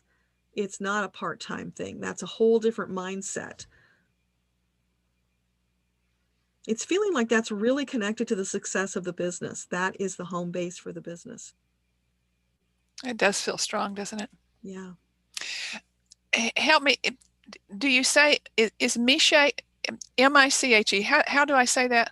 Nietzsche. Miche. I have some feelings of dread about an upcoming trip.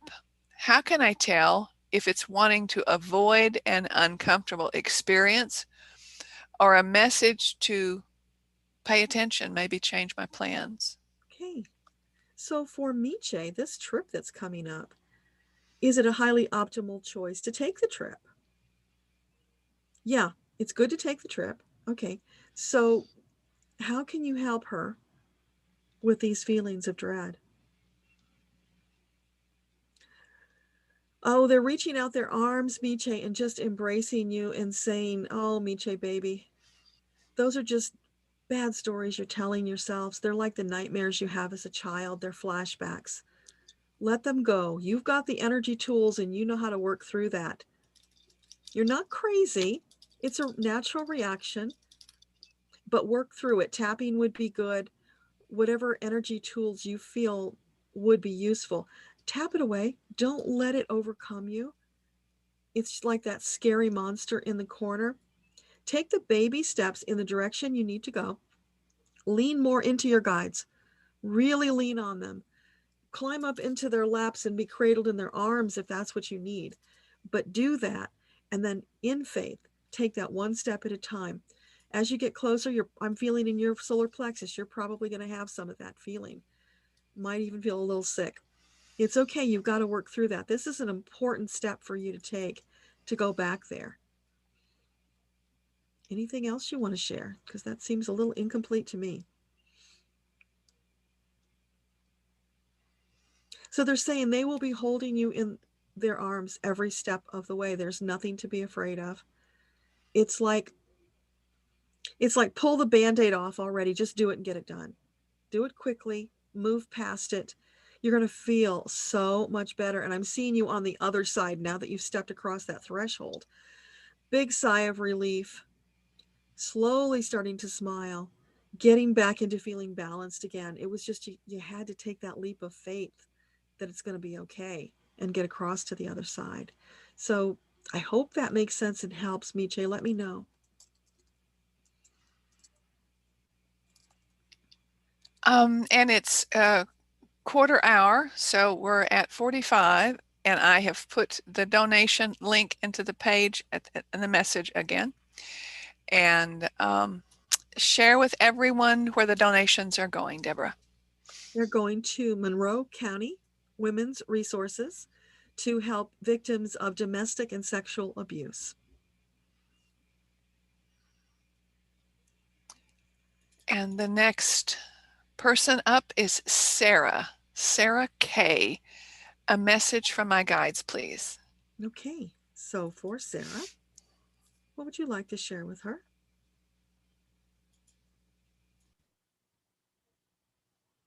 I'm seeing you on a swing, Sarah.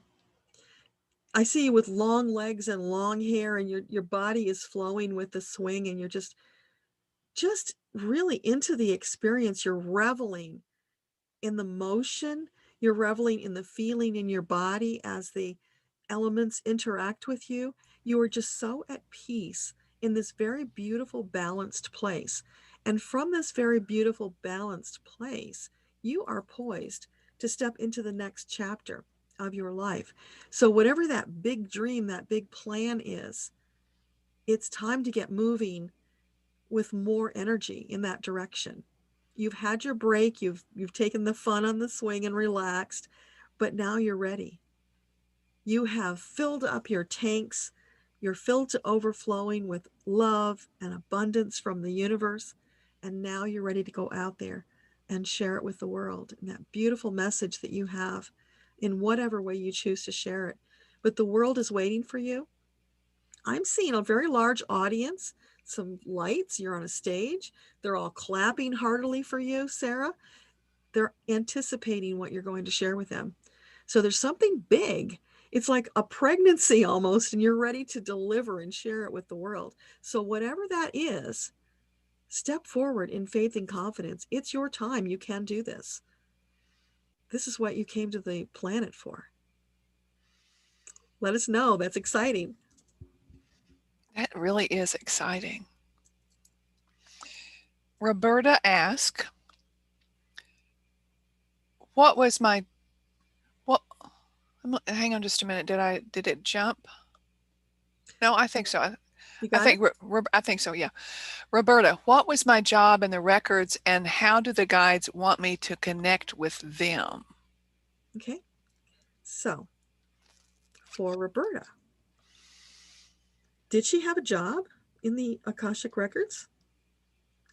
They're laughing and they're saying, honey, your job is to create them through every experience, every minute, every day of your life. You are creating records.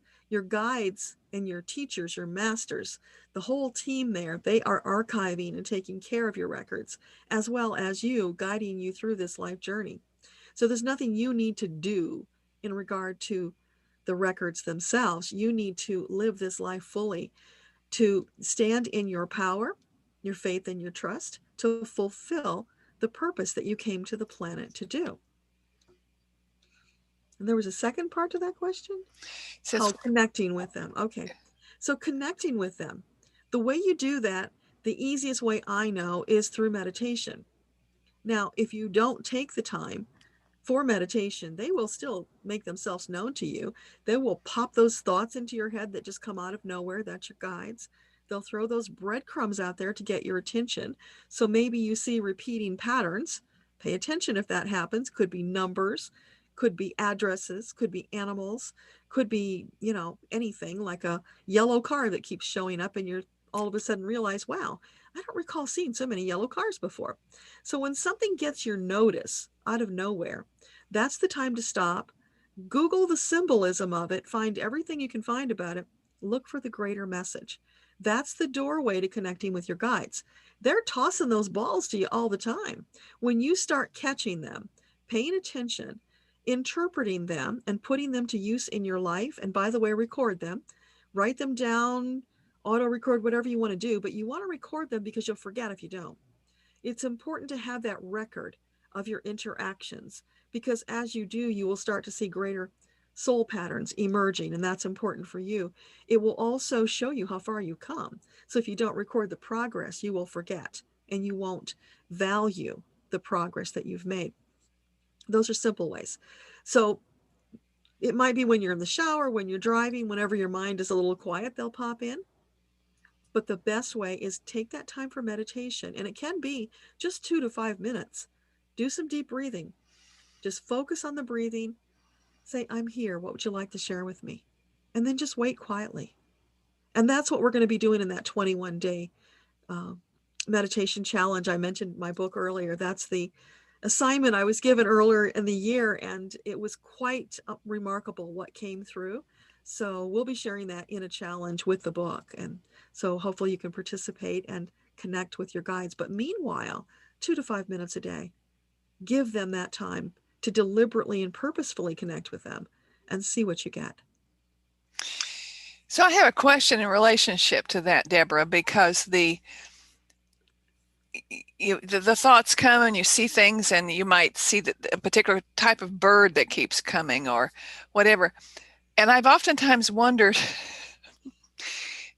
and I don't think the guides would put things in my path that I stumble over. I don't think guides would do that, because when I'm not listening, I stumble and almost fall. Is it my inner wisdom doing that? Or are the guides putting something in my way to stumble over? Well, let's ask. So for Donna, these things that she's stumbling over, is that you? Did you put those things there? They're saying, no, we would never do that to you. We love you. So it's just you not being mindful, not paying attention, and things pop up. That's the third dimensional world. But it is an opportunity for you to be more present in every moment so that you don't stumble. I know. It's like, in reality, one of the things about moderating for you is a blessing for me, because it's important for me to shut everything else off and be right here and monitor this. And it might seem to be work for some people, or but balancing, but it is a calming place for me, because everything else is turned off. The doors are shut. Actually, we have 4 dogs, and we shut the doors a room away. So my little dog, who's the alpha of them, he usually comes and scratches on the door. So we shut the doors on the other side so they don't do that. But it's being here is a blessing to me, because it gives me that opportunity to do one thing rather than be almost forced into multitasking because of caregiving. And forced into it? No, I didn't force, but a need. It's because I take care of Mama and my husband and the 4 dogs. But in this, I'm insulated. So this is a blessing for me, because I have my space. And I tell Mother, I said, Mother, I'm live on TV. So please don't leave a cousin a message on the phone to call back for the next 6 or 8 hours. But this is a blessing for me. So I want to thank you very much for the opportunity. I don't know what to say to that, Donna. I'm just so grateful to you for doing it. So delighted that our paths crossed, and we have this opportunity to bring love and light to the world together. That's a blessing. It is, and it's interesting, because we are connected through book writing, because we met in a course that was called business card book, writing a business card book. And it was before Zoom existed, and it was, 6 or 7 years ago. And we got to know each other, and our paths have been cemented because of being an author. Yes. And publishing, and that's where it's like we're on the same path. So it's a blessing to be in your presence. Thank you for that. And likewise. So let's see here. We're at 2 hours. We've got 5 minutes before that. I want you to go take a bio break. Yeah, I will, in 5 more minutes. And then at 12:15, Melanie from Women's Resources is supposed to join us for just a few minutes to tell a little bit about what they're doing. Okay. And hopefully give us an update on the donations. So rather than just be off camera, because if we're off camera, people are going to pop in and think we're not there. Mm-hmm. Do you want me to just share something about mind shifting while you're gone? And then that would be great. And then when you come back, I'll do a bio break as well. And I'll be sure to tell you where we are in the queue. So Awesome. Do you want to go ahead and go now? I can No. wait 5 more minutes. Let's get another question answered. Okay. I think we can get 2. It's Carol Ann. I was recently let go from a job where I worked for 19 years. Said it was forced early retirement. Please ask the guides, what is my new season ahead look like? Okay, I'm sorry, Carolyn. I know how awful that feels. They did that to my father. It was not nice. So, for Carol Ann, what can you tell her about this new season of her life now that she's free of that boat anchor job and she can do whatever she likes? They're saying that's a good thing. It's really a blessing, even though it might not feel like it right now, Carol Ann. It's an opportunity. It's a door that opened for you. Okay, so what else can you tell her? Take some time for you right now. Do that self-care while you've got this moment to pause. Know that there are opportunities out there for you that will feed your soul. Allow your guides to bring you those breadcrumbs, and as soon as you see them, take action. These are going to require fast action. So it's going to require you, Carol Ann, to be more present in the moment so that you see these breadcrumbs faster. Don't let yourself go into worry and fear, because that will close the doors and you won't see the breadcrumbs. You want to keep those doors open wide. Be in joy. I'm seeing you throwing open all the doors and windows because it's spring and you're letting all the light in. Do the spring cleaning, really get into that. Feel the joy in your body of the purpose of starting fresh on a new chapter.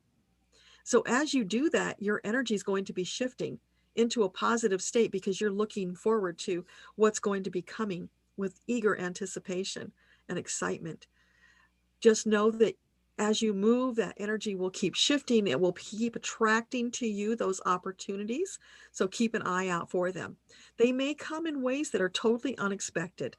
So be in a state of joyous, eager anticipation. Be playful with it.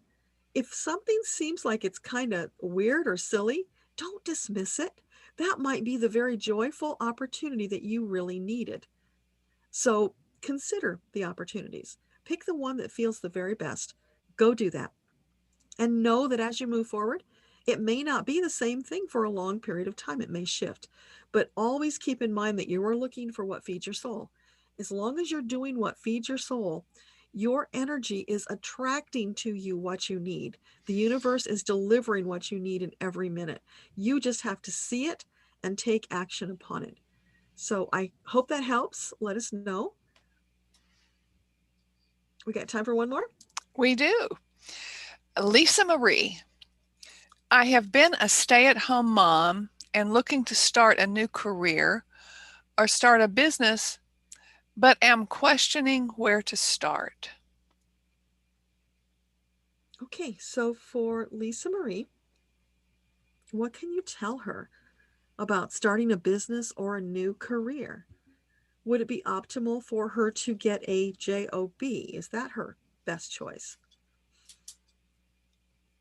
What about entrepreneurship? Is that a highly optimal choice for her?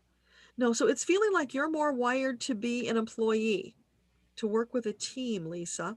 Not everybody's cut out to be an entrepreneur. It's hard. So know that, accept that, and look for those opportunities, but be very selective.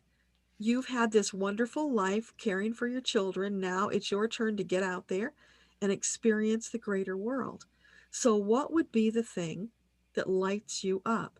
And don't let other people's perceptions and beliefs stop you. Let go of all of those limiting beliefs about who you are and what you should do, because should is not a word that needs to be in your vocabulary. It's about what do you desire, what will bring you joy, what will allow you to serve in a way that feeds your soul. Those opportunities are out there. So take off all of the blinders about what you think you can do. Allow the universe to bring you a grander vision of what you can do, because it's always grander than what we think. And when we allow them to inspire us to take those greater opportunities and sometimes greater risks, the rewards are so beautiful and so precious. So there's some really wonderful opportunities waiting for you. In fact, I'm feeling multiple, Lisa. So you get to be selective. Pick the very best one and know that once you picked it, if it doesn't work out after a while, it's okay to pick another one. Sometimes we need to try things out to figure out if they're going to be for us. So be selective, choose you first, and everything is going to be awesome in your future. Fabulous. And we'll just close out this part of the session by saying that we have a thank you for the answer from Jen T. Everyone have a lovely day. She prays this fundraiser is successful. And Kelly Mack says, wondering if the donation link could be added to the chat again, please. Yes, I will add that.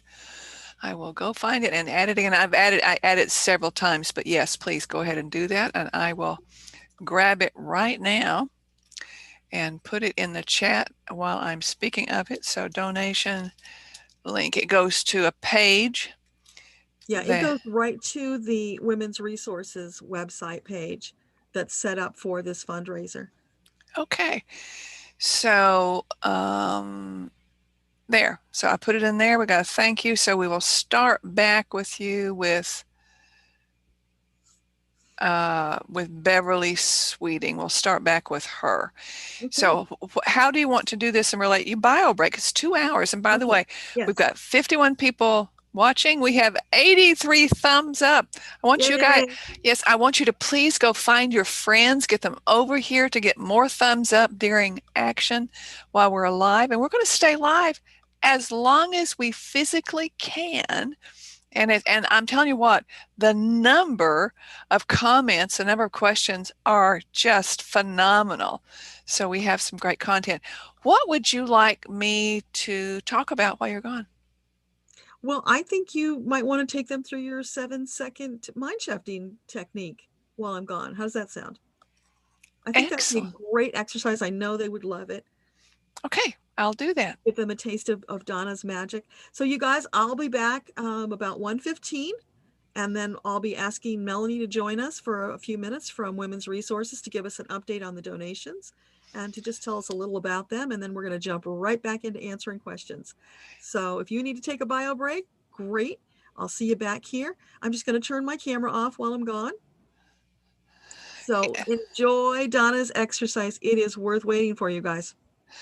You know, it's really cool because I just found out that when I turn my camera off, then it comes up with you full screen. And I went, oh, I wish I had done more of that for the first 2 hours. I will do more of that for the next 2 hours so that you have full screen.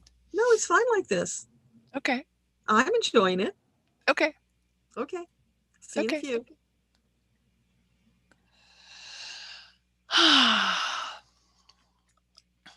So, Deborah had said that she would like me to share with you my 7-second mind shift. And here's the key, is that did you know that when a negative thought comes to mind, it takes 7 seconds before it anchors and takes root? It's a fact. 7 seconds. Now think about that. But you have a thought, and it's a negative thought, and you have 7 seconds. That doesn't sound like much time, but it is. It's an amazing amount of time. And in my 7-second mind shift master plan 4-week program, what I did was I created actually a slide. Then when I would change the slide, it would bring this gear head to screen within 7 seconds to train our brain that we have a 7-second window, to train our brain what that 7 seconds is. But what we're going to do right now is we're going to do something that seems to be just a simple breathing exercise. And it's part of in a self-care book that I shared, in a collaborative book, I shared this process, and it has to do with inhaling to 7 and exhaling to 11. Now, if you're going, I can't deep breathe like that, the reason you do that is you want to inhale through your nose and you exhale through softly pursed lips. Because when you do that, it puts some back pressure on the lungs, and there are little tiny balloons in the lungs. And in those balloons, when we shallow breathe, which is what we do so much, when we shallow breathe, those little balloons stick together. And by putting some pressure on them, by breathing out through softly pursed lips, it opens up those balloons, which gives our body more breath, more space for breathing. But this is what I want you to do too. I want you to sit up straight. And what we're going to do too is I'm going to wipe our nose first. Well, I have no cold. It is the time of year when you have a little bit of, okay, do you know why your nose runs when the allergies are out? It's because your body is cleaning itself. It's washing it out. Okay, so what I'd like for you to do is I want you to get comfortable, and we're going to do 3 times in and out, but I want you to put your right hand on your heart, and I want you to put your left hand on your belly. And I want you to do belly breathing, and as you inhale, I want you to leave your chest still, and I want you to push your belly out because you'll be able to breathe a lot deeper. So we're going to go inhale now, in 3, 4, 5, 6, 7. Hold for a moment. Exhale, belly goes in. 3, 4, 5, 6, 7, 8, 9, 10, 11. Inhale. 4, 5, 6, 7. Hold. Exhale. 4, 5, 6, 7, 8, 9, 10, 11. One more time. Inhale. 3, 4, 5, 6, 7. Hold. Exhale. 4, 5, 6, 7, 8, 9, 10, 11. And I'd like for you to sit comfortably. I want you to take your right hand and put on the top of your head and reach back and take a hold of hair, not in the back of your head, but I want it to be the top of your head, but towards the back of the top of your head, in line with your spine, and gently pull up and imagine that your vertebrae are opening up, the space between your vertebrae is opening up. Just gently be there and inhale and exhale. And now go ahead and let your hand come down. The process of doing the 7 count in, 11 count out gives you the feeling of patterns. It helps your body to identify what that 7 seconds is all about. And it's a fact that once you start doing the process, you retrain your brain to recognize that 7 seconds. When you can get to that exhale at 11, you're going to find energized. In this process, this can be done in 1 minute. In 1 minute, you can have reclaimed your energy. You can feel better about yourself. If you're distracted, you'll become centered. And it's a wonderful way to shift your mindset quickly. Because frankly, we are all so attached to our phone. Now, I'm delighted because you're here with us today, and a lot of you are on your phone here, because about 70%, the numbers are up to the point of people generally connect mobile about 70% of the time. So I want you to remember to take that minute and to do the 7-11. I call it the 7-11. And it's that it's to train your brain to recognize that 7 seconds, because when a negative thought comes to mind, it takes 7 seconds before it anchors and takes root. And let me share with you another interesting process that I do with my founding members of Mindshift Simplified. By the way, you won't even find a page Mindshift Simplified because the founding membership is closed, because I only wanted to have 10 select people. Now, did I go out and say, I want you, you, and you? What it is I knew that the perfect people would come to me, would be attracted to who I am and what I do. And somebody said, well, how can I join? And it will be open again soon. One of the things that I like to do is use your hands, because your power is in your hands. In relationship to mind shifting, we have a mind, body, spirit connection. And when you recognize that, and when you work with that mind shifting by looking at your hands, I want you to think about something that gives you strife. Think about something that is upsetting to you. And I'd like for you to take your hands and pull them open like this, so that the color goes out of the hands, and just look at that and just put that energy in the hands and just relax. Do it again. Just and just relax. Then in this hand that's like a cradle, put together, imagine whatever it is that's been giving you strife is in the palm of your hand. The palm of your hand.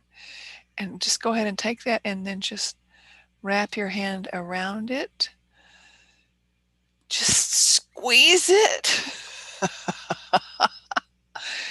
And then just feel your nails going into your hand, and then just throw it away.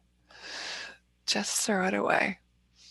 And it's interesting, because doing simple mind shift, I've been told that my mind shifting exercises are like yoga and meditation on steroids, because I'm a pragmatic person. I'm a left brain. I'm a numbers person. I want things that are done quickly and easily and simply. And when I was doing poker coaching originally, virtually, by way of connecting with GoToWebinar and instant teleseminar and by phone back in 12 years ago, I'd say, all you have to do is shift your mindset. And my poker coaching clients would go, what do you mean by that? They're so fond of 4-letter words. And I would say, just shift your mindset. And they will explain it. And so I started explaining it on how I had learned about mind shifting. But it sounded too woo-woo. And so I've taken the woo-woo out of mind shifting and guide entrepreneurs to up their game in 7 seconds. Because we have decisions every day of our life, and everything that we're dealing with, it has to do with decision making. And we have to make decisions quickly.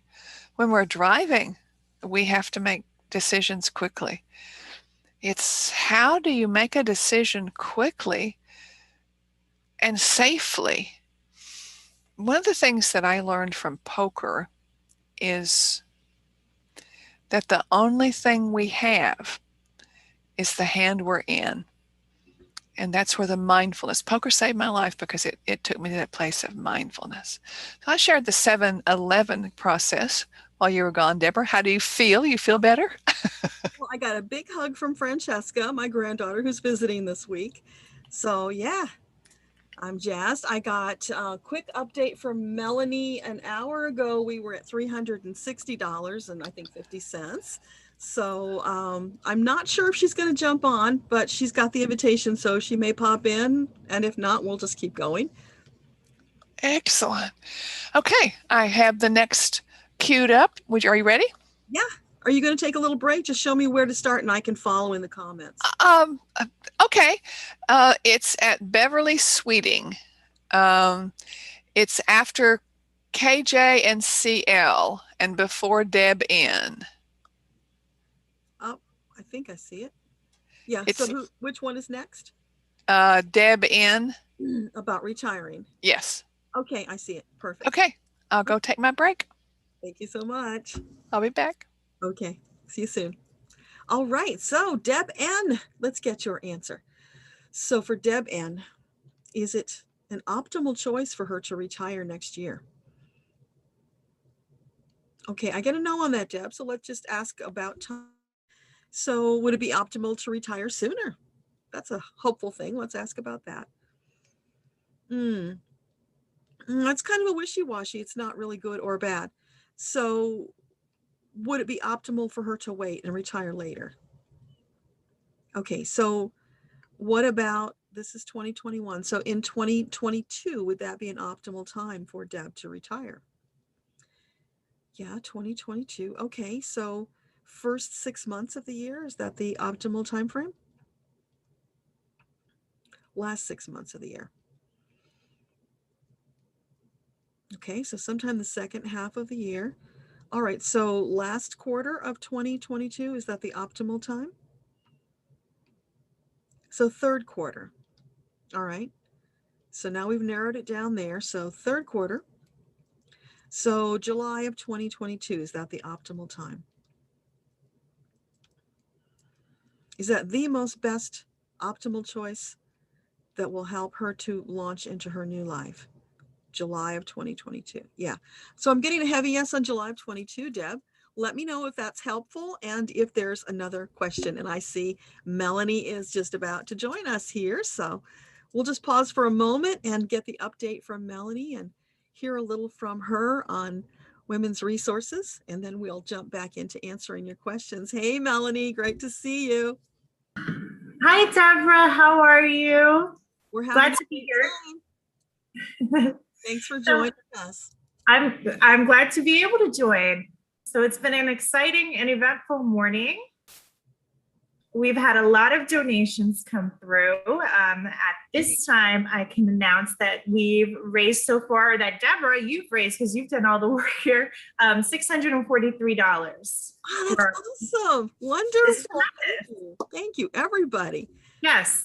Thank you for hosting, of course. And thank you to everyone who has given and donated. We appreciate your support so much, especially after the last year that we've had and how COVID has impacted our survivors. So I did just want to share a little bit about women's resources, so that for anyone who's not familiar, because we are a local organization, but Women's Resources of Monroe County is a dual agency. We are a sexual assault and domestic violence center. We were first established in 1980, so we've been around 40 years now.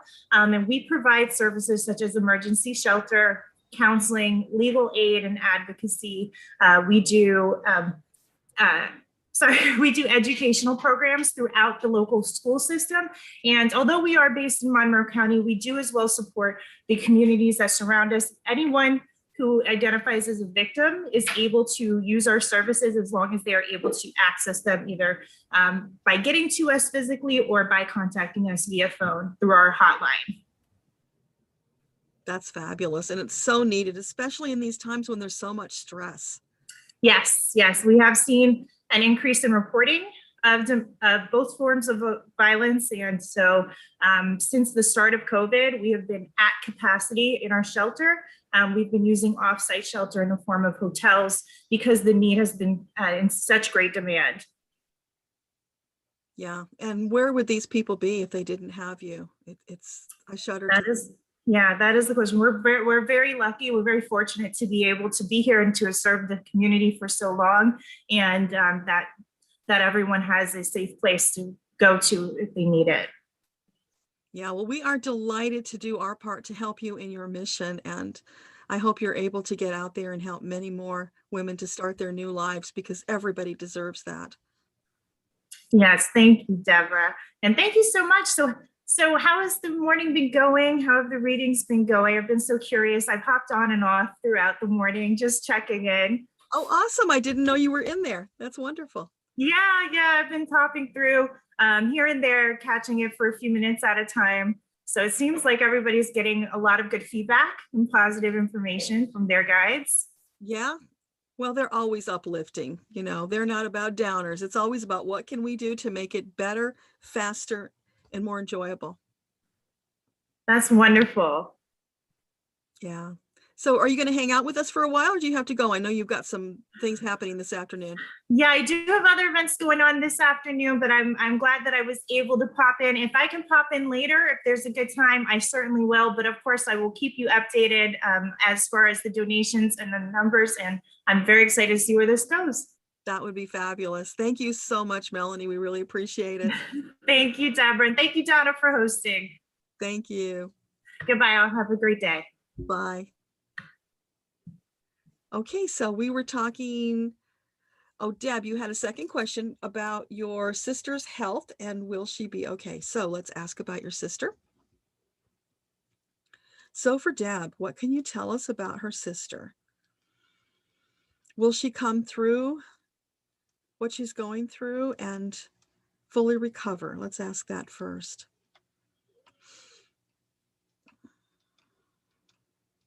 Will her health be restored? So I'm kind of getting a in between on that one, Deb. Her health will be restored. Okay, so can you give us a timeline on that? When can she expect to be back to her normal self? Is that more than a month? Less than a month. Okay, well, this is looking up. All right, so more than 3 weeks. Okay, so Deb, it's somewhere between 3 to 4 weeks. She should be restored to her normal self, whatever that was. I don't know if maybe there's healing that will go beyond that. I'm kind of feeling like there might be, but let me know if you have a follow-up question to that so we can help you. Thanks for asking. Oh, and thank you for your donation. I see that you put something in there. I really appreciate that, Deb. Thank you for being a part of this. And Melinda, you thanked us for an answer. You are so welcome. Delighted to have you here. Excuse me. And Marie, you're not seeing the button to donate. Let me see if I can pop the link in here again. Yep, I have it. So that's the link to go to, Marie. And if you, like somebody else earlier, are having trouble because the button is not accessible for you, if you can, try a different platform, because sometimes there's something with the web page where it just isn't friendly with certain platforms. So getting onto another platform would be the way to do it. And if you can do that now or later, whenever you can, that would be really appreciated. Donna, or Beverly, you sent hearts to Donna. Thank you. That's beautiful. So that means you liked her mind shifting exercise, then that's wonderful. Hi. Hey, welcome back. You missed Melanie. I know. I went into Gregory's office and he's actually still watching from a distance. I went over $600 in 2 hours. Wow. Isn't that amazing? It's so exciting. That's wonderful. Now, when I left, I had highlighted Beverly's about an upcoming national exam. Did you deal with that one? I didn't see that one, but I see Beverly sent you 4 purple hearts. I don't know if you're seeing that or not. It's above that. Okay. Because you started with, when I went to the bio break, you started with Deb's about retiring. And I apologize, I didn't cue you correctly. That's okay. You got me now. So let's go back to Beverly. So what do your guys have to say about your national exam? Okay. So for Beverly, what can you tell her about this national exam? Is it highly likely that she will pass? Let's start there. Oh yeah, I'm feeling this real strong. You've got this, Beverly. Just relax and flow with it. The answers will flow when you relax and flow. If you get into that tight fear mode, then you'll be blocking the answers. Just know your guides are right there. They'll be whispering in your ear. Trust and allow the answers to flow through you and you'll be golden. Okay, so I don't know if there's anything more to ask about that. So if there's more you need to know, Beverly, just let us know. So we were down to the Beverly with the 4 purple hearts. And oh, how wonderful. Deborah sent you a thank you. And that brings us up to Bonnie, who wants to know her guide's name and soul purpose. Got it. I'm there. Thank you. Awesome. So for Bonnie, any of your guides, any of Bonnie's guides want to identify themselves? I'm hearing them shouting funny things like Eeyore and ha. So they're being silly with you, Bonnie, just to remind you that they don't care about names. If there's a name that you really like that you'd feel comfortable calling them, it's about you and your comfort. So you can pick the names and they'll answer. They don't care. Because remember, they're working as a team. So they're all in service to you all the time. It's not one individual guide. So just ask if there's anything else they want to. They just said, that's a fact, Jack. So I guess if you want to call one of your guides, that's a fact, Jack, you can do that. I hope that helps. So you can tell us anything about Bonnie's purpose. I'm hearing the word visionary, Bonnie. I don't know if that means anything to you, but they're shouting out visionary. So as a visionary, it's incumbent upon you to gather information and to share it with the world in whatever way you feel good about sharing it. That's the purpose of the visionary. And in the gathering of the information and in the sharing, that is what feeds your soul, because it feels so wonderful to do that your soul was wired to do. So just know you want to stay in balance with it. You don't want to go overboard in the research side. You want to get the research, put it in together in a form, whatever that feels good for you, and then share it with the world. That's the purpose of the visionary. So it's a beautiful purpose. I'm excited to hear more about what you're going to be sharing with the world. So let us know. We would all love to hear. Okay. Wonderful. Oh, sweet. Renee says, hello, friends. Aren't y'all just the sweetest, most charming ladies? Oh, thank you, Renee. I'll accept. And Beth says, thank you, Donna. You are most welcome. Debbie S. says, hi, Deborah and Donna. Thankful for you both and so grateful to have you here live. I mean, such amazing way. I mean, we got 86 thumbs up. Yay! Keep passing it, because literally Deborah's intention is to stay on as long as she can channel and as long as the messages, the questions keep coming in. Yes. So go pass this on to your friends. You know, grab the YouTube channel, and I'll put it in the messages, the comments again, what that link is to this. And it's Debbie S.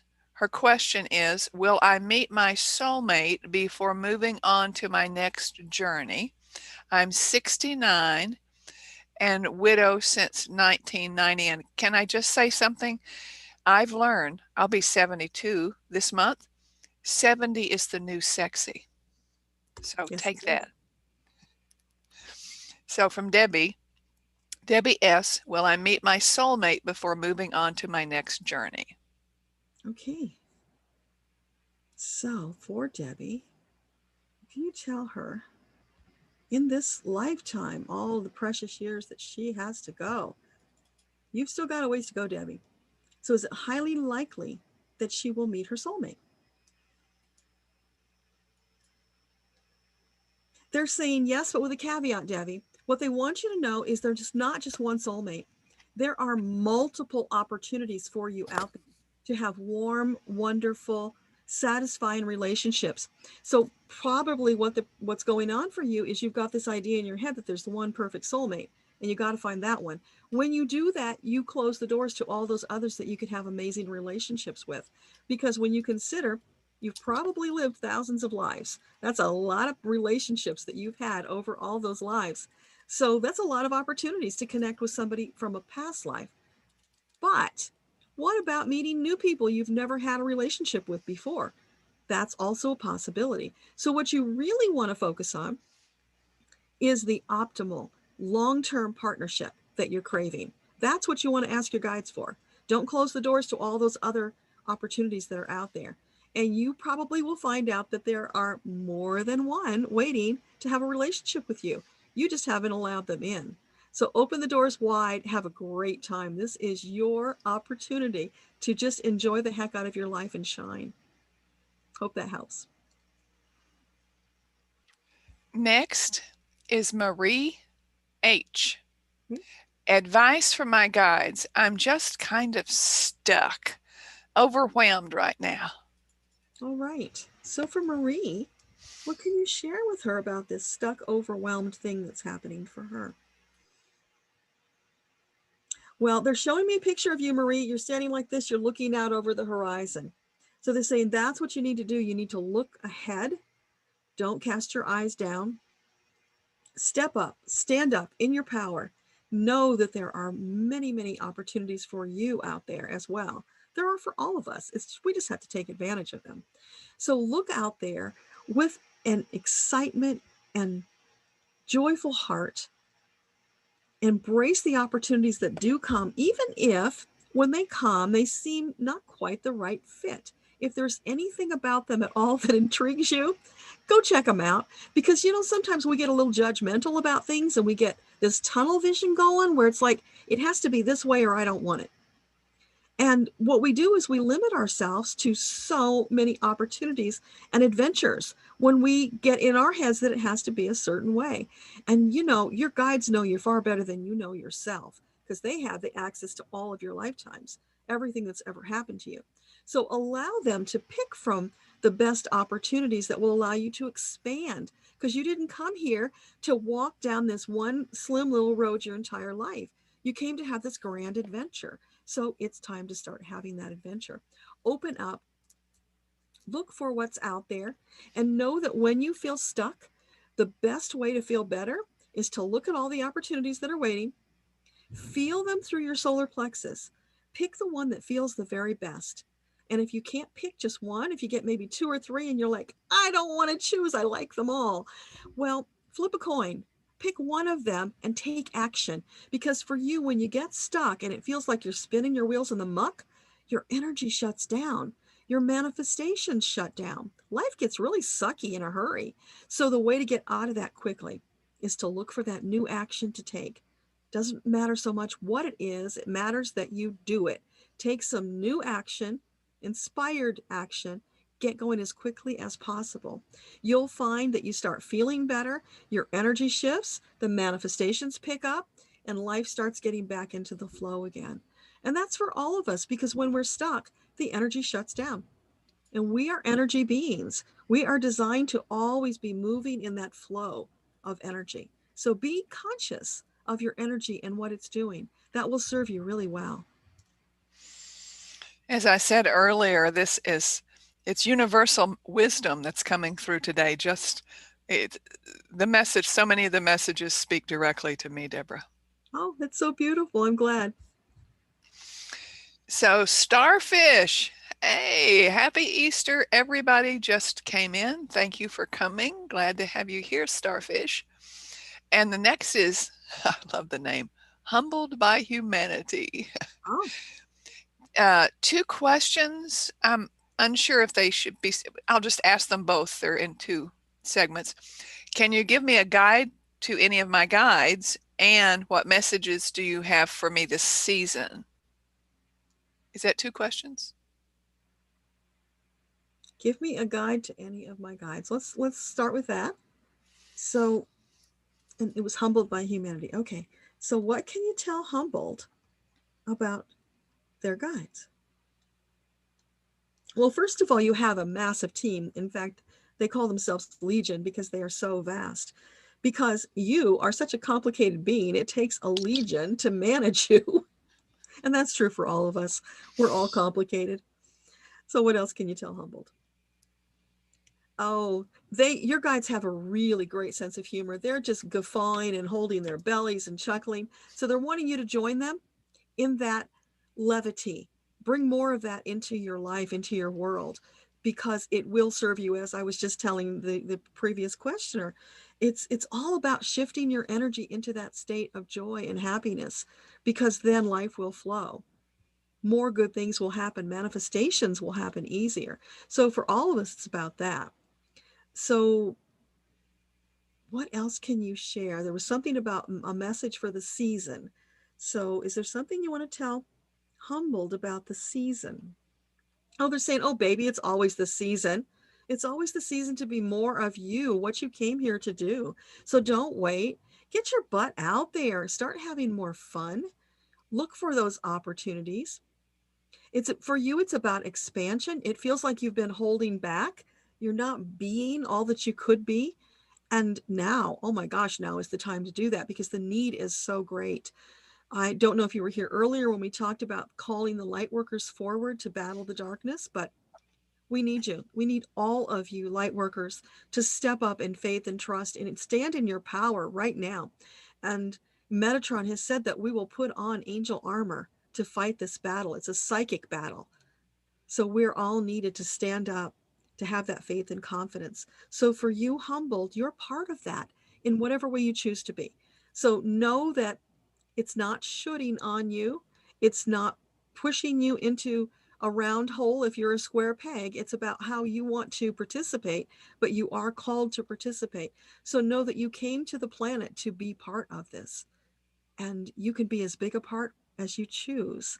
Get out there, flex your muscles, see what you feel led to engage in and who you engage with.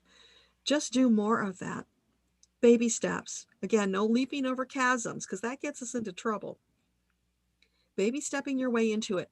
All the time checking in with your solar plexus to see if it feels good. Don't think your way through it. That's ego. Feel your way through your choices in your life. Always choosing what's best for you because it will be best for others, those you love and others that you touch. When you empower, center, and balance yourself, you have more to give to the world. And it's perfect. You are perfect right now. Tomorrow you will be more perfect. Keep going. That's the message. Hope that helps. One of the ways that I end every session, whether it's a private session or with a group, I really kind of want to do this right now just because of the fact that people come and go. And I want you to know that this is what I think. I want you to take your hands and I want you to give yourself a hug. And I want you to know right now, those hands that are touching you are mine because I love you just the way you are. And I want you to feel that and to revel in it. And I feel your love back. So that's the I love you just the way you are because we disrespect ourselves so much by not loving ourselves. So I want you to love back on yourself. So just thought that was a nice place to put that. Thank you, Donna. It's beautiful. Kelly H, is there an optimum time for me to retire and an optimum state to move to? Okay, so for Kelly, what is the optimal time for her to retire? Is that in the near future? No, it's a ways off. Okay. So is it more than a year? Yeah, more than 5 years? No. Okay. So more than 4 years? Okay. So it looks like between 4 and 5 years is an optimal time. Of course, you can always choose something differently, but your guides are saying that right now, that is the optimal time for you. And a state. So, of course, there they will say to you, Kelly, you can move anywhere you like that pleases you. That's not up to them to decide. But since you said state, I'm going to leap to the assumption you're from the US. And if you're not, you'll let us know. So let's just ask if we're looking at North America. What quadrant? Would it be north, south, east, west? I get a yes on west and a no on everything else, Kelly. So something west is an optimal place for you. And if you want to give us some options that you're considering, then I can go through those options and get you the yes or no on them. But for the moment, I can get you the quadrant. So hopefully that helps you. Next, Monica said, thanks for doing this. And Doreen said, thanks with an exclamation point. Oh, I'm so glad. And Pat R says, do my guides have a message for me? Okay. So it's probably time to pop the donation link back in Oh, again. thank you. I overlooked that. I will do that while you're doing that. Awesome. So for Pat, what message do you have for her today? I'm hearing pat, pat, a rat-a-tat-tat. So your guides are also encouraging you to lighten up, Pat. That's them being silly. So what else would you like to share with Pat? They're just jumping up and down. I'm seeing them dressed like circus clowns. So they're rolling, they're doing somersaults, they're performing. They are just doing anything they can to get your attention so that you will listen to the guidance that they're sharing with you all the time. You will get it because they're saying she hears us, but she just ignores it. She doesn't believe it's us. So remember, Pat, when it's from your guides, it will feel inspirational. It will feel fun or uplifting. When it's from your ego, it's very often holding you back, chiding you, chastising you. That's how you can tell the difference. And if there's ever a doubt, if it feels kind of good, but you're not really sure, err on the side of it being your guides. Go try it and see what happens because they are doing everything in their power to get the messages through to you. And you have heard them. You just didn't believe it was them. And it really was. Because guess what? The things they're suggesting are so amazing and wonderful that you're skeptical that you deserve that. And you really do. That's what they want for you. They want to help you step into the new, bigger, grander version of yourself that your soul came here to express. That's all waiting for you, Pat. So I hope that you will take the opportunity to embrace it. Be a little more adventurous, have a little more fun, get out there and play with your clowns because they want to party with you.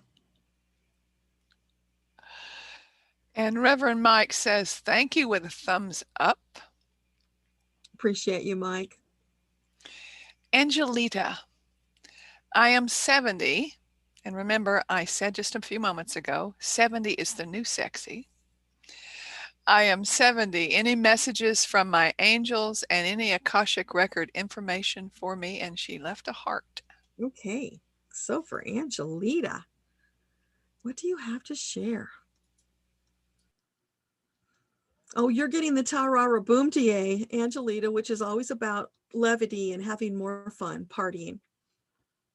Experiencing the joie de vivre of life. That's what you're missing. So what else do you have to share with Angelita? Because it feels like you do have quite a bit of joy in your life, but they're just urging you to do more. Because I'm seeing you with a big smile on your face and you're feeling pretty good, but they're saying there's more. There's a higher level you can take this to, Angelita, and it's okay to do that. It doesn't matter that you're 70. You can still act like you're a 6-year-old. It's okay. Go do that if that's what you feel drawn to do. And guess what? Oh, wow. This is huge, Angelita. I'm seeing you inspiring a whole community of people who are mature adults like yourself to let down all of their inhibitions and go experience more joy.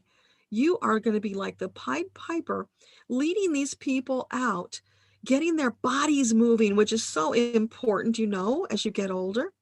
You're going to get them moving, get them having fun, doing activities that they thought they were too old for. And you are going to teach them, you are going to role model for them that you're never too old. As long as you are breathing, it's not too late. So, wow, Angelita, you've got this amazing mission. So I hope that is what you were looking for and that it helps. And let us know because I want to hear about your amazing adventure. Oh, that is so wonderful. KJ, I was compelled to start a business and purchased an LLC in December, a business name via LegalZoom. However, I don't know what business to start. I love that. The name came to me, and that's why. So I was compelled to start a business and purchased an LLC in December, a business name via LegalZoom. However, I don't know what business to start. Okay, well, let's just ask your guys. So for KJ, can you give a clue about what kind of business would be the best match?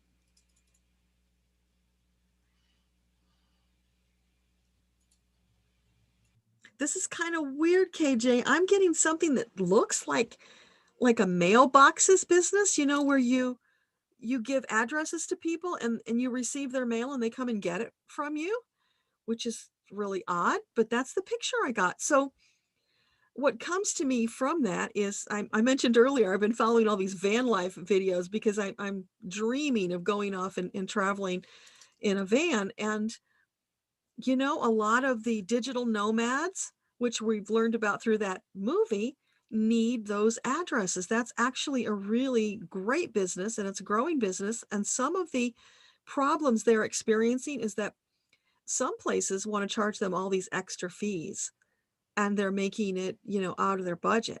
So that might be something, depending on location, that could be really ideal for you. And if it's not that, it's something that looks like that, because I'm seeing like compartmentalization, like all these little boxes. So I don't know. Let me know. Is there something that comes to you about sectioning things off in little boxes? Because that's the picture I'm seeing. Okay, and so Dawn said thank you. She's an Aquarius 212. Okay, awesome. And a lot of hearts. And Erie, E-R-I, Erie. Hey, Deb, it's been a long time. Nice event. You have to scroll down on the donate page. I wanted to remind everybody to scroll down on the donate page to donate. Is Donna getting hungry? No. No. I actually do I drink my food. Most of the time I prefer doing protein drinks, and so I'm well equipped. Thank you. Awesome. And so for Ari says, do my guides have a message for me? Okay, so for Ari, what message do you want to share today? Oh, wow. This is interesting. This is the second time it's happened today. I'm hearing like a hymn. And this one is Blessed Assurance. And I am not even going to try to sing any of that because I don't think I could get the right notes. But look up the hymn, Blessed Assurance, read the lyrics and see if there's a greater message for you. Or perhaps there's a memory that sparks for you. Or the other thing is it's blessed assurance from your guides that they are there, that they love you to the moon and back. They've always got your back. So let us know if that makes sense, if any of those resonate for you. And KJ said, oops, hit the button too soon, but that's okay. You answered it.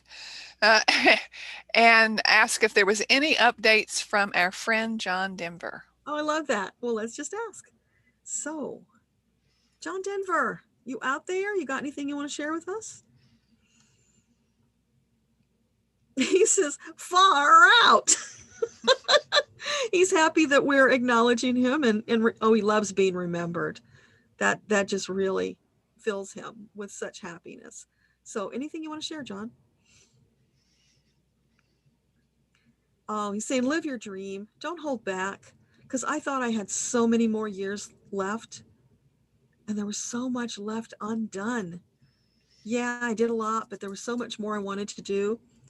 And if I had only known how short my life was going to be, I would have done more. Instead of thinking about things, I would have gotten out there and taken action, because I like accomplishing things. I like seeing the results of my efforts. And P.S., I love it when you listen to my music. So please listen to my music because it fills my heart with joy. And every time you play my songs, it's like the angels singing to me. And it's such a beautiful experience. Wow. Thank you, John. Anything else?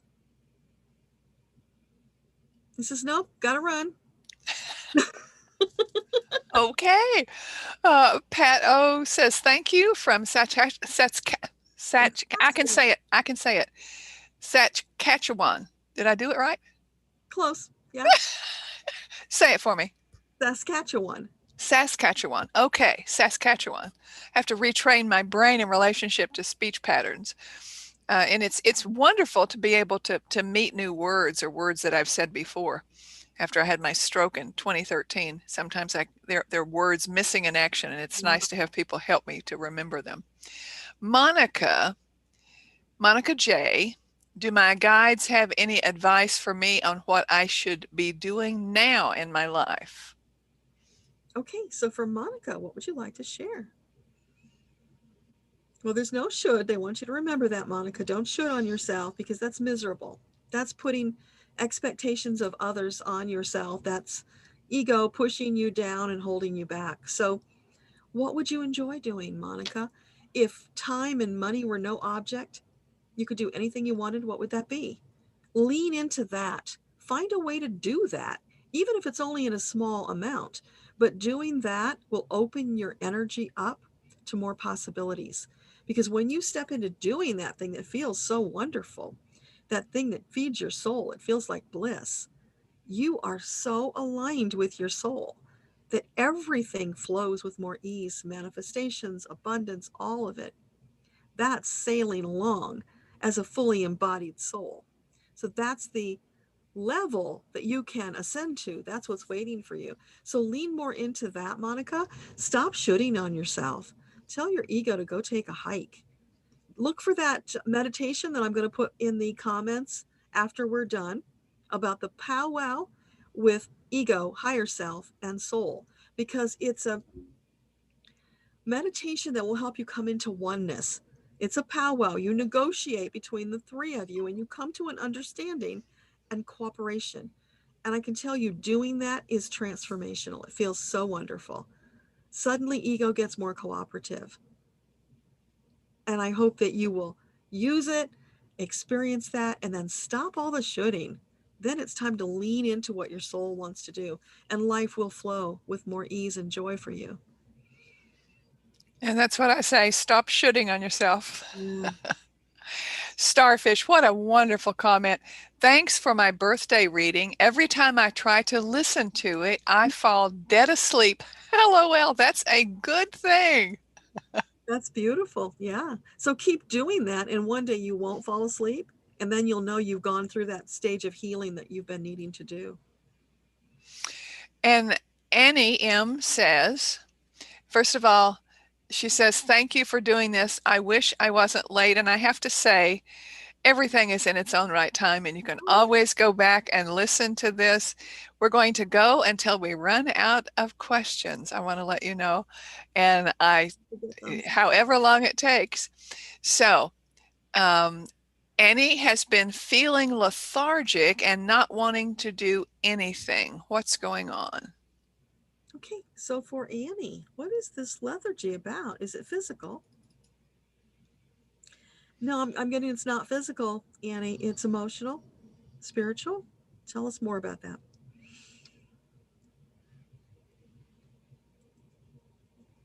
Yeah, I'm feeling it's like a depression, Annie, is what I'm feeling, like a hopelessness. Like, what is the point, really? But Annie, I tell you, the point is to come and to live full out, to find the joy. It doesn't usually come and find you. You've got to get out there and find it.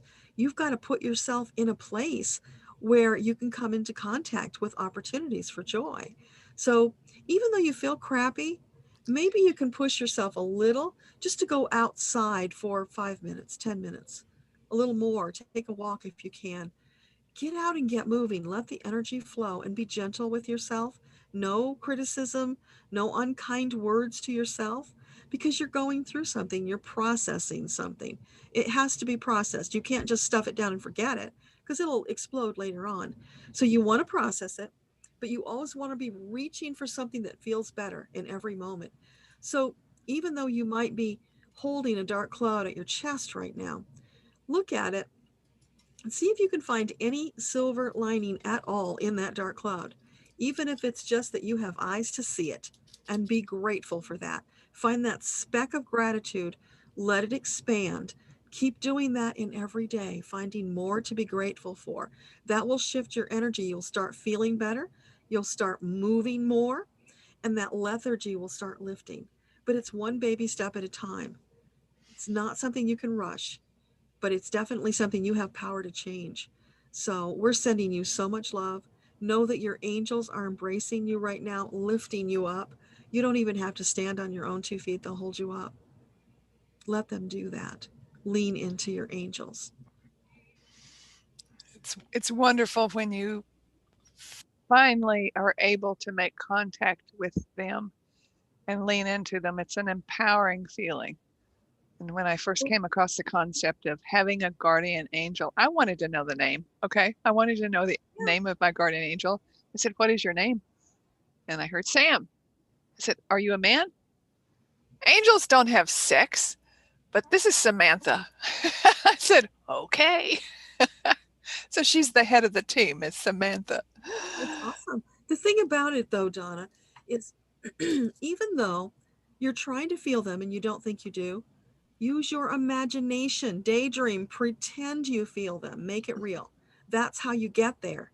When you allow yourself to lean into the vision, the daydream, the pretending, it's okay. That's the way to get there. That opens the door. So start pretending you feel them. And pretty soon you will really start feeling them and you'll have a deeper connection. It will really lift you up. It's worth the effort.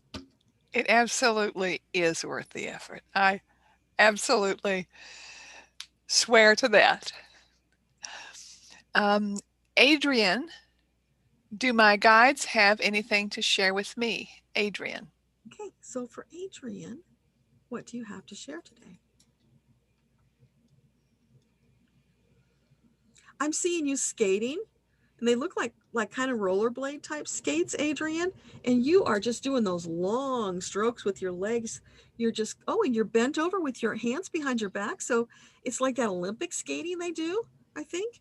So there you are, just in this beautiful, perfect position, just flowing along. It's beautiful, but you are competing. So you're picking up the pace now. I feel your heartbeat start to go faster. You're really getting into it and you are reveling in this experience. So whatever it is that you're doing that about, your guides are saying, hey, go for it, baby. Enjoy the max out of it. It's fun. Do more of it. So it's a validation for you, Adrian, that, yeah, this is good. Keep doing it more. And then when you get to a crook in the road where it shifts, just know at that point you need to slow down, be a little more present in the moment, notice that the terrain changed and make adjustments. So it is going to change and shift. It's not going to stay that flat, smooth thing all the time. You will have periods where you've got to really be on your toes and make those corrections so you don't, go tumbling head over heels. So yeah, it's like, wow, Adrian, this is really awesome. Keep going, but keep your eyes open. That's super important. Cool. Sue P.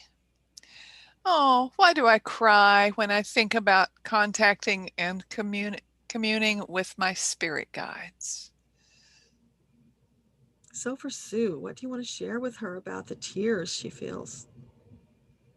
They're saying, let it go. It's a release. It's like you've got all this pent up stress and emotion about the third dimensional world that you're living in. But when you connect with your guides, you transcend that. You feel their love. And in that space, you can relax and let it go. And that's why you cry. So do it. It's okay. They're saying, cry, baby, cry. We're here for you. It's okay. Let it go. It's harming you physically when you hold it in. So the fact that you can go and cry with your guides is awesome. That will help you physically and emotionally. Then what you want to do is being aware that something in your life is that stressful, that it's causing these pent up feelings. A little bit at a time, start looking at what that is, what you can do to change it so that you can shift out of it and feel better. And that's feeling like it might mean getting some help, Sue. So ask. There are not only your guides, but people all around you who you can reach out to and ask for help. Greater insights, because sometimes it's super hard for us to see what's right in front of our nose. And if we ask somebody who knows and loves us, maybe somebody who's, a friend who knows us well, they can see that thing that we weren't able to see. So you just need a little help with your vision and your clarity. But you're doing great. Lean on your guides more. That's awesome. Yeah, they're there to support you. It's not like you're causing them any stress. That's their job. And Monica says, I apologize if I sent more than one question. I'm having trouble navigating the chat as is the first time I've done this. Well, celebrate. You're here. It's the first time you've done this. That's fabulous. And this is the first time that we've done we've done this live in a marathon. So it's like, and we're, oh my goodness, we're the top of the hour. That means we've been on for 3 hours now. Yay. 3 hours. Yay, top of the hour. That's just awesome. And we still have people here. Who knew? We didn't know if we'd be here alone or not. So and we've got so many comments to go through yet. Keep your questions coming, please. And I'm going to put in right now, I'm putting in again the page. Just scroll down. And when you get to that page, you do need to scroll down. And it's specifically for this donation. And would you share with the people who are on now and the people who are listening to it? Can you share who it's for and a little bit about them, please? Sure. It's Women's Resources of Monroe County, Pennsylvania. That's local to me. They are a shelter and a support system for women who are victims of sexual and domestic abuse. So they are helping them in any way they can to get back on their feet, to start new lives, to overcome what they have been through.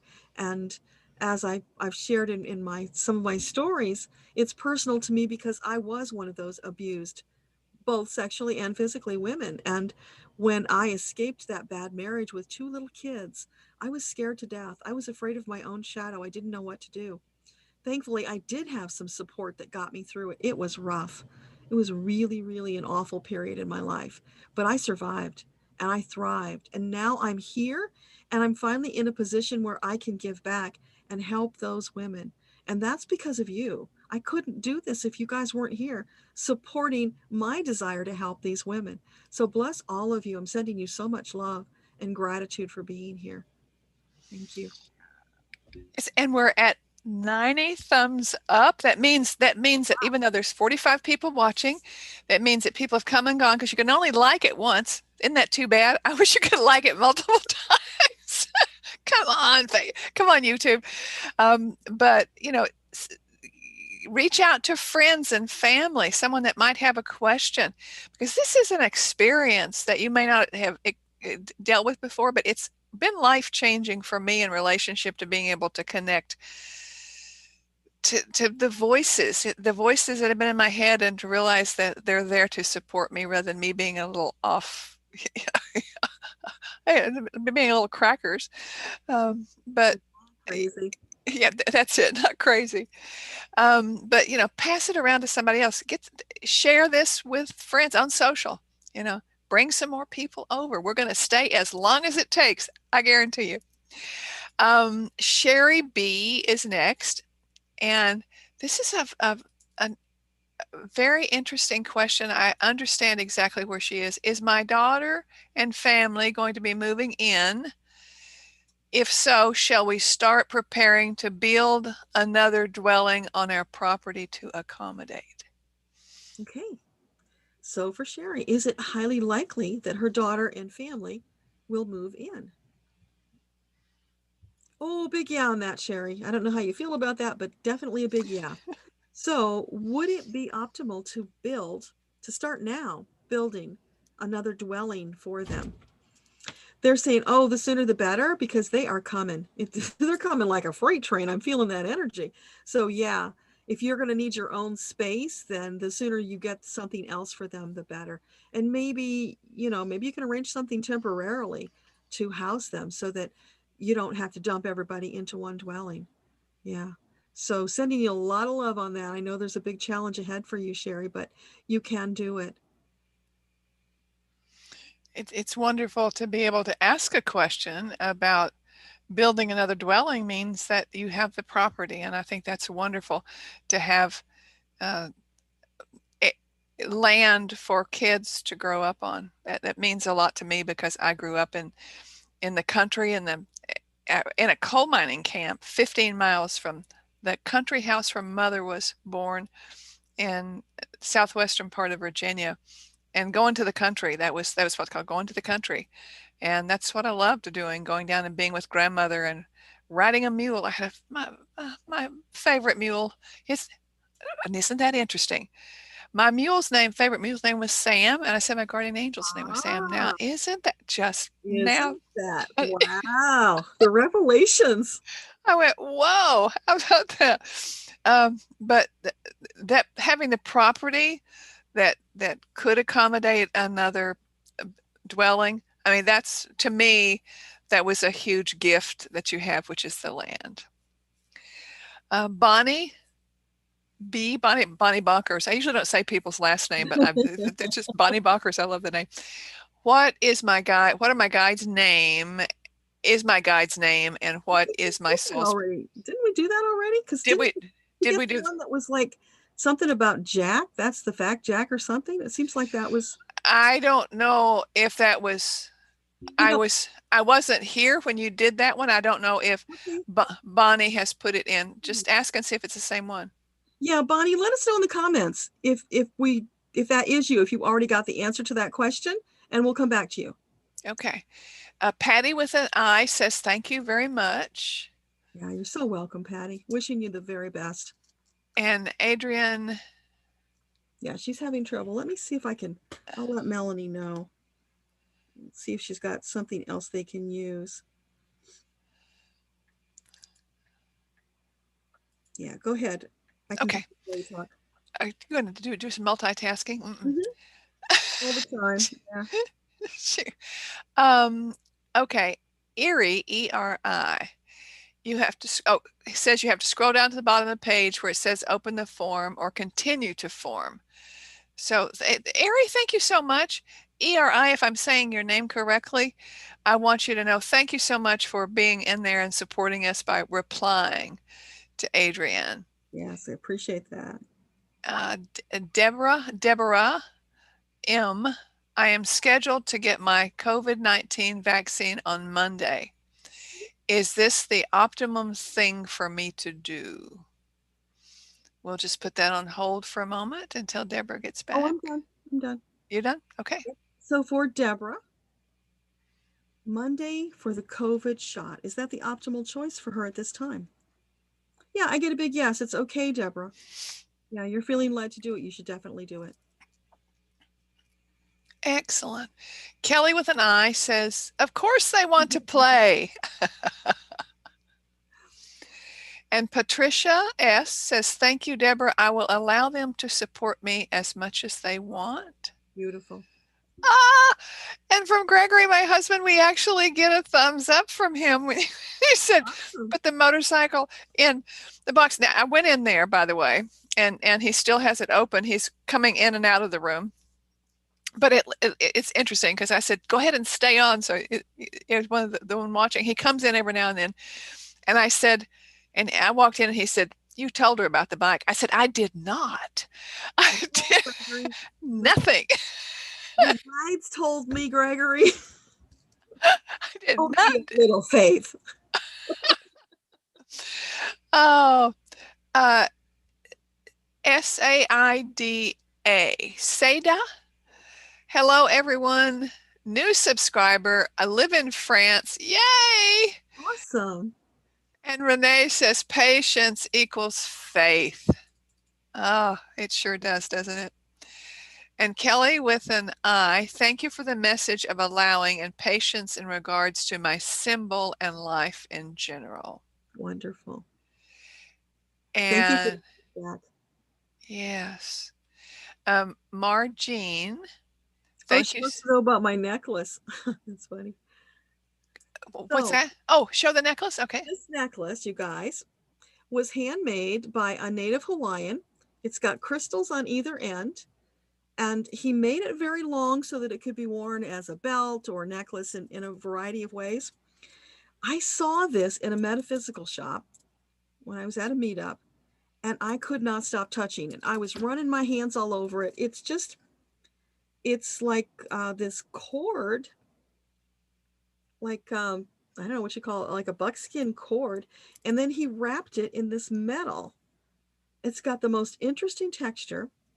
So when I channel, I am often dowsing my pendulum here to focus and to help me to get the answers. So I like to wear this one when I'm doing these events. There's something about it that's very energetically special. And I think it comes from the maker. I think he imbued it with something special. And I was blessed to find it. So it's very special to me. So thanks for asking. That's neat. So Seda says, I feel completely lost in my life. Any advice for my guides? Oh, I'm looking, Donna, by your name, it says donation link. I don't know if that's clickable. It's not. Apparently it didn't. Apparently you have to, I thought when you put the link in, it would click, but it doesn't. Apparently they're not allowing clickable links to be in the chat, which makes sense. They don't want people to go away from YouTube. So you'll have to copy that and look that's I'm looking down at imagine. So and I don't think it's safe to try to update the description underneath with a clickable link while we're on. Okay, well, I just copied it again. Let's see if this one goes in. Okay. See if yours will clickable. They'll probably still have to copy and paste it, but I don't know. It looks like it might be clickable. Okay, I'm going to scroll down to yours and see if it's clickable. Yes, yours clicks. Oh, mine didn't. I know why. Because it's your channel. It's your channel, so you can put in a clickable link. Okay. All right. Yeah, that makes sense. I'll have to paste it then. Okay, let me go back up to where we were. I love this. So Saida, who's completely lost in her life, and any advice from guides. So I'll grab that until you find your place. I got it. Okay. Thank you. So for Saida, who feels lost, what do you have to share? Oh, I'm feeling them holding you. You're an infant and they're stroking your head and they're saying that's just an illusion. You're not lost. We're right here. It's like you're so afraid. You've got your eyes clamped down tight. You can't see anything. You're in the dark. So it's no wonder you're afraid and you don't know where to go. You're lost. So it's trust us as they're stroking you and saying, we're here. We love you. We've got you. It's okay. It's safe to open your eyes. It's okay to step out one baby step at a time. We're holding your hand. They're showing you like a toddler, and they're just taking you and guiding you with so much love and care. So trust that, flow with that, allow them to help you. And I know that's easier said than done when you're afraid, because I've been there, but just take little moments of time. Go that 2 to 5 minutes of deep breathing and connecting with your guides. Let the love flow down to you. And if you will send me an email, I will send you a link to a very special meditation where you are being cradled in the arms of God. And when you experience that meditation, there you are, an infant, and you are looking into the eyes of God. You see yourself reflected in God's eyes. When you feel that, it's the most transformational experience. I think that'll help you a lot. So send me an email. It's answers@akashaunleashed.com, and I will send you that meditation. That's lovely. It's a lovely meditation, by the way. Yeah, it's very special. Marianne S. My dream last night. What are my guides trying to tell me? Marion or Marianne? I don't see that one. It's right after Saida. It's Marianne. Oh, there it is. Okay. Marianne. Yeah, Marianne. Okay.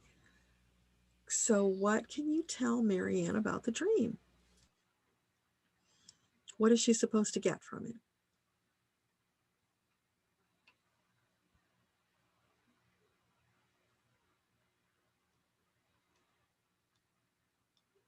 I'm not getting anything on that, Marianne. Give me just a moment to see if they're going to share anything at all. Something? Come on. Nugget? Anything for Marianne? Oh, so I'm seeing this nugget, and it's like molten lava. It's glowing, and it's very thick and dense. And as I look at it, it's expanding. It's growing. It's bigger and bigger and bigger. And that's a metaphor for the spark inside of you, Marianne. So this is about you nurturing that spark inside of yourself, living your dream. Don't hold back. it feels like there's boundaries around you and you're not allowing yourself to step out into the fullness of what your soul wants to do. So know that spark is there and it's ready to be fully ignited whenever you give it some oxygen and some attention.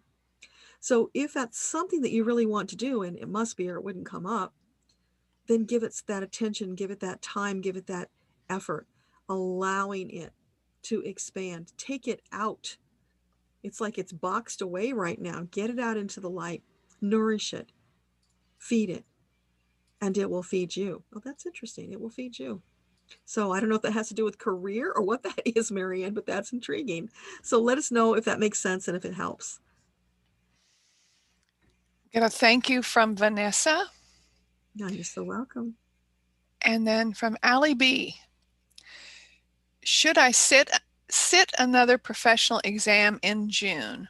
I am happy where I am and not really wanting to stress myself out again, but wondering if this exam would help me in ways I cannot see.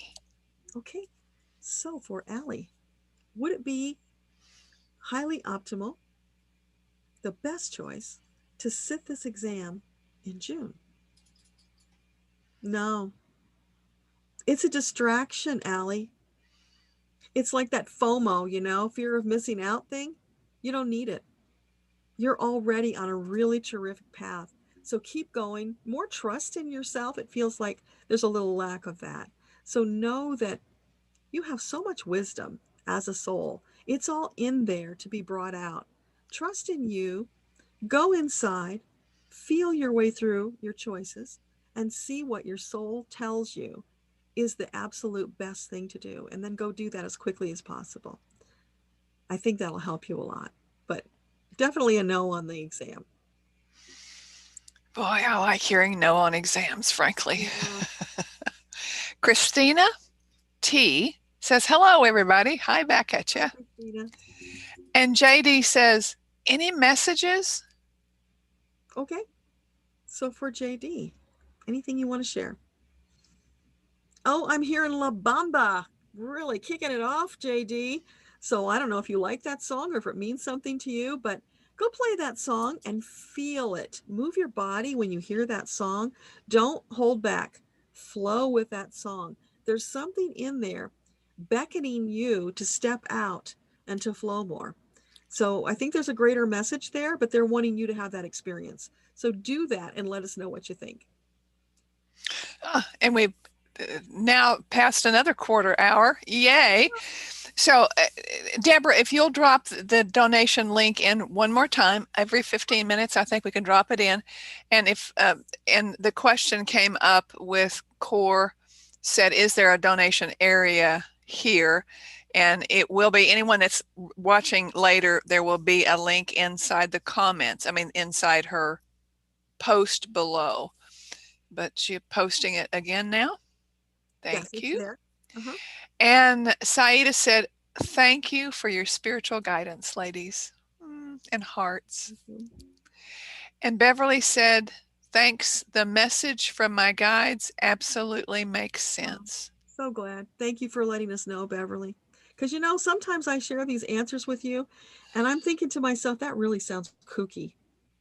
How are they going to receive that? So it's really helpful when you guys give me the validation that it worked. Or if you need more, let me know more. Because, sometimes they give us this stuff in these little snippets and they won't give us more unless we ask for more. So if the question needs a little more explanation, it's okay. Ask again. Let us know. And I think that has a lot to do with getting any answers. It's asking the question. And I think writing down questions that are important to me helps me to understand what's important to me, and making the question simple. It's that focus. Yeah. It's rather than doing, I know sometimes in a coaching session, somebody will start off and go, da da da da da, and da da da da da, and da da da da da, and I'm going, whoa, settle down. What is the first thing? What is your desire? And then they go off at what? Come back here. What is a desire? So I think that simplicity is really important for that. Beverly said, oh, she said that makes sense. And then Beth said, it's written down, it dies, but I think she said it does. I think that's what she means. I believe that's what she said. And Gina H with a purple heart, I love that. Any message from my guides? Gina H. So for Gina, what do you have to share with her?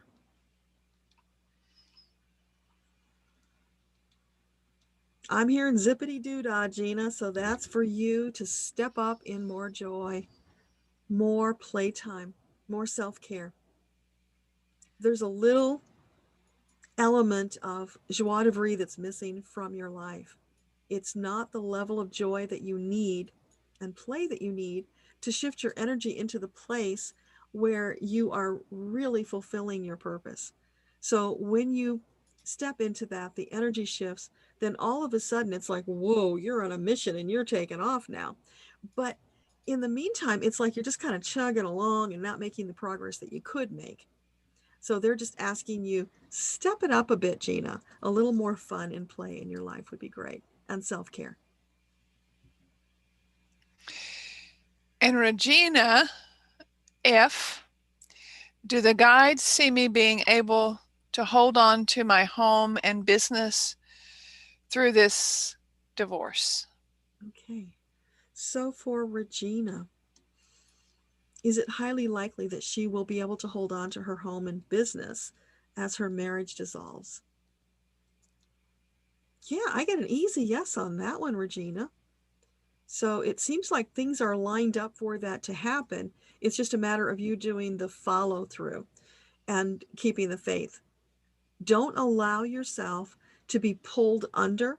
I'm feeling like this really heavy undercurrent tow, like there are forces battling against you who want to take it from you.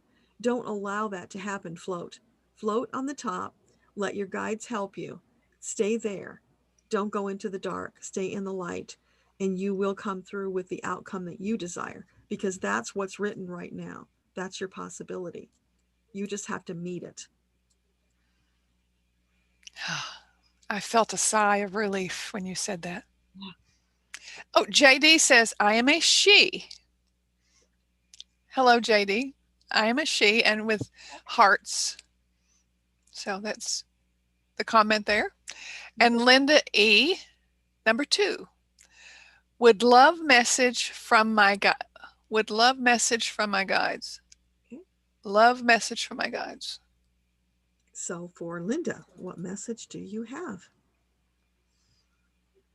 Oh, I'm seeing all these dandelions popping up. So there's like this field that's just full of dandelions. And that's interesting, Linda, because dandelions are a very healthy food and detox for the liver. So let's just ask if it's a health thing. So are you referring to her health? Is that what that's? Yeah, that's what I was feeling. So it's like, Linda, you could do some organic dandelion root tea, which is really wonderful. I drink it a lot myself. But it's feeling like you need to have some physical attention. I don't know if you've been checked out recently, if you're aware, but it's feeling like your liver really needs some attention. So that's what they want you to know right now. Okay. Linda K says, hello. Hello to you back. And the Susie B says, good morning, all. And Marty M says, Marty with an I, what do I need to hear today? Okay. What would you like to share with Marty today?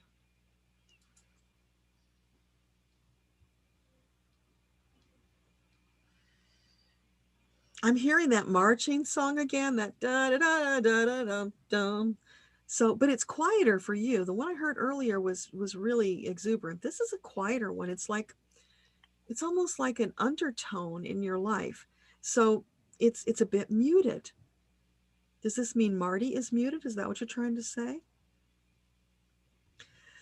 Yeah. Okay, Marty. So this is an invitation for you to speak up more for yourself. You've been holding back. You've not been saying what's on your mind. And it's time to do that, because nobody else is going to do it for you. You've got to speak up and say what you need and what you want, and know you deserve it and you can have it, but you've got to take the action. Don't allow people to walk all over you. Boundaries, Marty, are super important. So know that it's perfectly okay to create boundaries, because you can zip up an energetic field around yourself, and that will create this force field between you and all of that noisy stuff that's out there.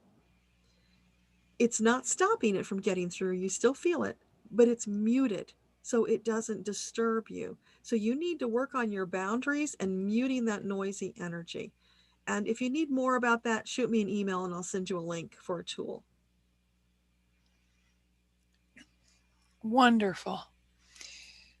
Janet W.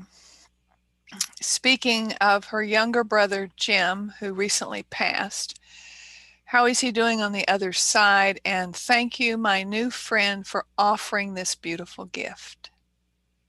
It's a pleasure. And I'm sorry about your loss, Janet. So, Janet's brother, Jim.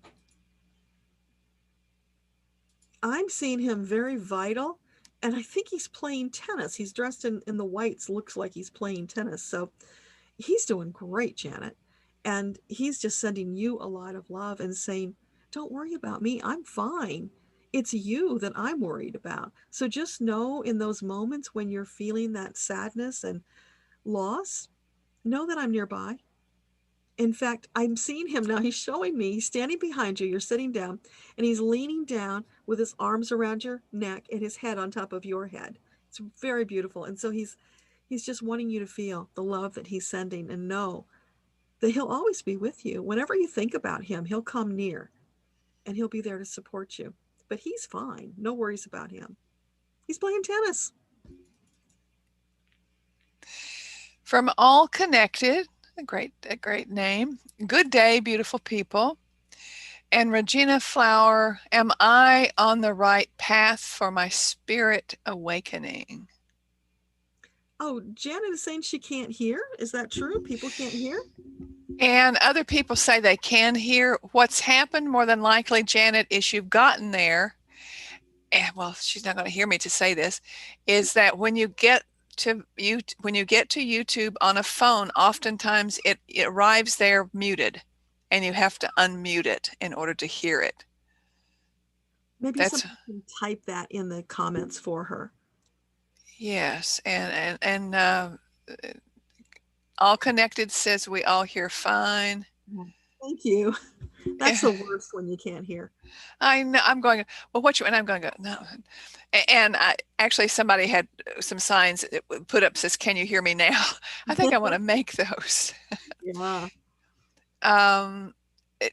Did you do Regina's, am I on the right path for my spirit away? I'm going to do that right now. I just popped the donation link in again because it's almost 2:30. Oh, thank you very much. Yes, we want to do that every quarter hour. Yeah. Thank you. So for Regina, is she on the right path for spiritual awakening? Well, they're saying, Regina, you're here. So you're tuned in, tapped in, turned on, as Abraham would say. So you are moving towards your spiritual awakening.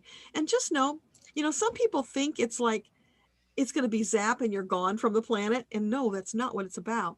What it's about is raising your vibrational frequency so that you have greater connection with divine and all that is, along with the rest of us, because we're all in this together. We're all moving forward, raising up the people and the planet. So as long as you're working towards it, you're doing that meditation, you're doing that self-care, you're following the inspired guidance that you get, you're golden. Keep doing that. And if you start having those ascension symptoms that some of us have had from time to time, it can feel like the flu.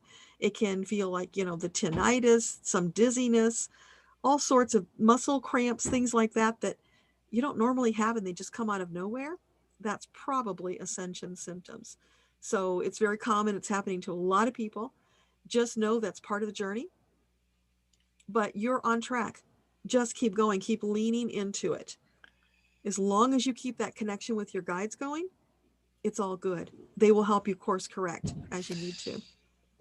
Speaking of course correction, because Regina posted just below that saying that she just lived through an abusive relationship that almost ended her life, and now she's struggling to stop him from continuing to abusive nature using the courts. Anything you want to comment on in relationship to that? Yeah. So what do you want to share with Regina about this battle she's having? They're saying, stand your ground, baby. We've got you. Don't allow him to do that. You will prevail, but you need to keep asking for help. You can't do this on your own. Reach out, use the resources, ask for help. There's probably in your area, there's something like women's resources that you can rely on, but you know what? Because we're doing this event for them, if you can't find something, reach out to women's resources, tell them you were part of this event, and ask them if they can connect you to somebody who can help you. Let's use that connection if you need to. But yeah, I see that you can come through this okay. It's not going to be fun or easy, but you can do it. This is part of the crap you've got to go through to get to the other side. And we all have that at times. So just keep moving forward, keep leaning on your guides, trusting, doing what feels best in the moment, taking care of you. Super important that you do that self-care now. Hope that helps. And All Connected had responded to something saying that was beautiful, whatever that was saying before, and that we all need one another. And I love seeing that in there. And Ingla, Engla, Ingla said, hello, Deborah, Donna, and everybody. Deborah, your background is nice. Interesting. Oh, thank you. And Diane D, what is my true mission? Teaching for others. Okay.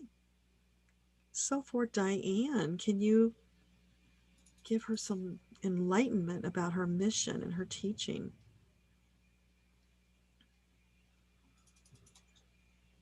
As long as it feels good, do it. But if you find you get to a time where it's not quite as satisfying as it used to be, then tweak it, Diane. Don't keep doing the same old thing, expecting different results. Find a way to shift it, do it differently, put your own unique stamp on it. You know, sometimes trying to teach somebody else's curriculum can make you a little nutty because you have your own ideas and insights and valuable wisdom that needs to be shared. So if you're in an environment where that can't happen and you need that, then look for someplace you can go to share it your way with your wisdom. Don't allow somebody to put you in a box, to dim your light, to dull your message. It needs to be heard by the world. It's important. There are people out there who need it right now. So whatever you can do to get it to a greater audience, to do it in a way that feeds your soul, because that's always your barometer for everything, for everybody. You're looking for what feeds your soul and doing more of that, expanding that. So it's feeling like you're just kind of being kept in that little box and you're not allowed at this moment to do it in the grander way that your soul wants to do it. So find ways to do that. And maybe you just do that on the side, in addition to what you're doing now. Whatever way that you can cause it to come into being for yourself that feeds your soul, that's what you're looking for. Nice. And Janet, who had mentioned she was unable to hear, I'm hoping that she can hear it now or she can hear it on the replay. Do my guides have a message for me? That's Janet W. So Janet, do you have a message for Janet? Oh, I'm seeing you and you are being embraced by your angels, but not just embraced. You are wearing this white fuzzy coat that kind of looks like rabbit fur, but I don't think it is. It's just very luxurious, very soft. It makes you feel very special. And so your angels want you to know that's how they feel about you. You hung the moon, Janet. You are their everything, their reason for being. And they want you to know how precious you are to them. So they wrap you up in this beautiful fur and fill you with love and vital force energy. You get re-energized with vital force energy, an infusion to lift you up and to help you continue on your soul's mission. And you can ask for more of that anytime you like. So that picture they just showed me, Janet, you can imagine that in a meditation. Just pretend you see it if you have trouble seeing it. Just daydream it. feel it. Allow them to expand that experience for you, and you will feel it in such a visceral fashion that it will light you up. It will energize you. You'll have more confidence and know that you can go back and do that anytime you want. It's there for you. Just allow them to serve you in that fashion. Wonderful. And we have just passed the half-hour mark, which is just yay. And if you will please put the clickable link in for the donation page one more time, please. Absolutely. And because Marty M said could not find where to donate, when you go to the donation link that is clickable, you'll scroll down on that page. And sometimes it may be a little challenge with the phone, and you may need to go to your computer. Closet Mystic. Just such a cute name. Thank you. I just donated. Thank you so much. And the Susie B says, Bonnie Bonkers, ask a good question. Can we know our guides' names so that we can call them by name? And the second question, do we have a soul purpose other than to experience 3D as this current body? Yeah, okay. So for Susie B, any of Susie B's guides want to identify themselves? I'm hearing Jumpin' Jehoshaphat, so that's one. And of course, you know, again, they're being silly and bringing levity because they want you to lighten up, Susie, to have more joy in your life. Anybody else want to identify themselves? Anyone step forward?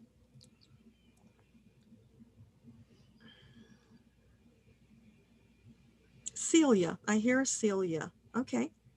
So that's two. The rest of them are just standing back, Susie. They really prefer to be part of the collective rather than to be called out individually. And soul purpose. Yeah, everybody has a soul purpose, but you get to decide what it is. So it's not like you have to do a particular career. You lean into those things that feel really good when you do them. And you figure out how to use that in order to fulfill your purpose. And often it does have something to do with a career because you got to make money to support your life. So what do you feel good about? For me, when I channel for you, this is soul nirvana. This is bliss. This is my purpose. I'm here to share from the Akashic records with you to help you expand on your spiritual journey. When I do it, I could do it forever, it feels like.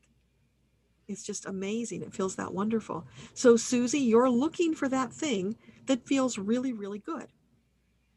Do it for a while, but keep looking for something that feels even better until you find that thing that just clicks and you know, oh my gosh, this is it. When I found the Akashic records, literally heaven opened up and the angels sang to me, a choir of angels, you're home. What more did I need than that, right? So trust that you will find it. Keep searching for it. You probably already have a piece of it. Expand upon that. Know that it's possible for life to get even sweeter, more fun. Don't forget the fun. That's super important. And then just flow with it. Figure out how you want to use it. You always use it for yourself first. You give yourself that gift, whatever it is. Fill yourself up until you're overflowing. Then you share it with the world in the way that you decide to share it. It will look different for all of us because we are unique beings. So you have this amazing freedom. You get to design your own future and picture. Hope that makes sense. It's interesting about the name because when I asked the name and Sam came and I said, oh, you're a guy. And when Sam said, no, well, first of all, there's no sex in angels. You know, this is Samantha. And I said, well, what's another name? And I got Carl. And I said, Dad? My dad's name's C-A-R-L. And he said, no, it's Carl with a K. And I went, so, you know, you never, and my husband, who is a non-believer he's becoming more of a believer, but non-believer in relationship to the skeptic, I'll say, a skeptic in relationship to the angels. I asked him what his guardian angel name was, and he turned around and said, Jethro. And I said, okay, so he is. Nice.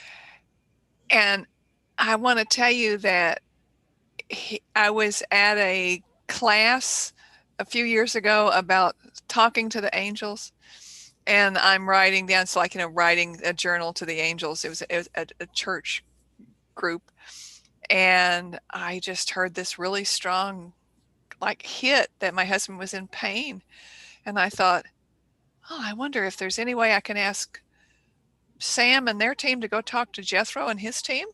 Is there any way to do that? And they said, yeah, can't help Gregory, but we can go talk to his team. And they did, and I marked down the time. And when I came home, I said, Greg, were you in pain earlier? And he said, yes, I was. He said, but I got some amazing relief. I said, what time? And he looked at me and he told me the exact moment when it happened. So there's some synchronicity that's amazing when it comes to that. Well, life is magical when you connect with your guides and angels. And that's why I encourage everybody to do it in little minute bits, but do it, because then you just have all these magical experiences. It really is possible. Yeah, it is. And let's just remind everybody, if you can give us a thumbs up if you haven't already, we would really appreciate it. It helps so much. And if you haven't subscribed, please subscribe to the channel so that you will get notices when I put up new videos. Thank you. And we might as well do the quarter hour because we're almost at the 3/4 hour. So let's just go ahead and do that again. It feels like I'm doing that every 2 minutes. We're really cramming a lot in here. It's exciting because we're coming up to 4 hours. Yeah. And you were talking about being in your bliss. Deborah, I love doing this. I love to moderate. What is it about that I love? I mean, what is it? I just really, I like doing it. What is it? It works for you. It's beautiful. And it's a privilege to have you here. I like to help other people shine. I like to I like to be, and I don't feel like I hold the weight on my shoulders, but I take care of the stuff that it's easy for me. And I love to present and be the host as well, because I love to coach in group and I love to coach privately. But doing the moderating is just so much fun to me. So, and back Closet Mystic said, sorry if this is a dupe. I don't think it is. My question is that I live very close to a location in Minneapolis where there was a murder. Do my guides have a message about why I'm here? In Minneapolis or in the world?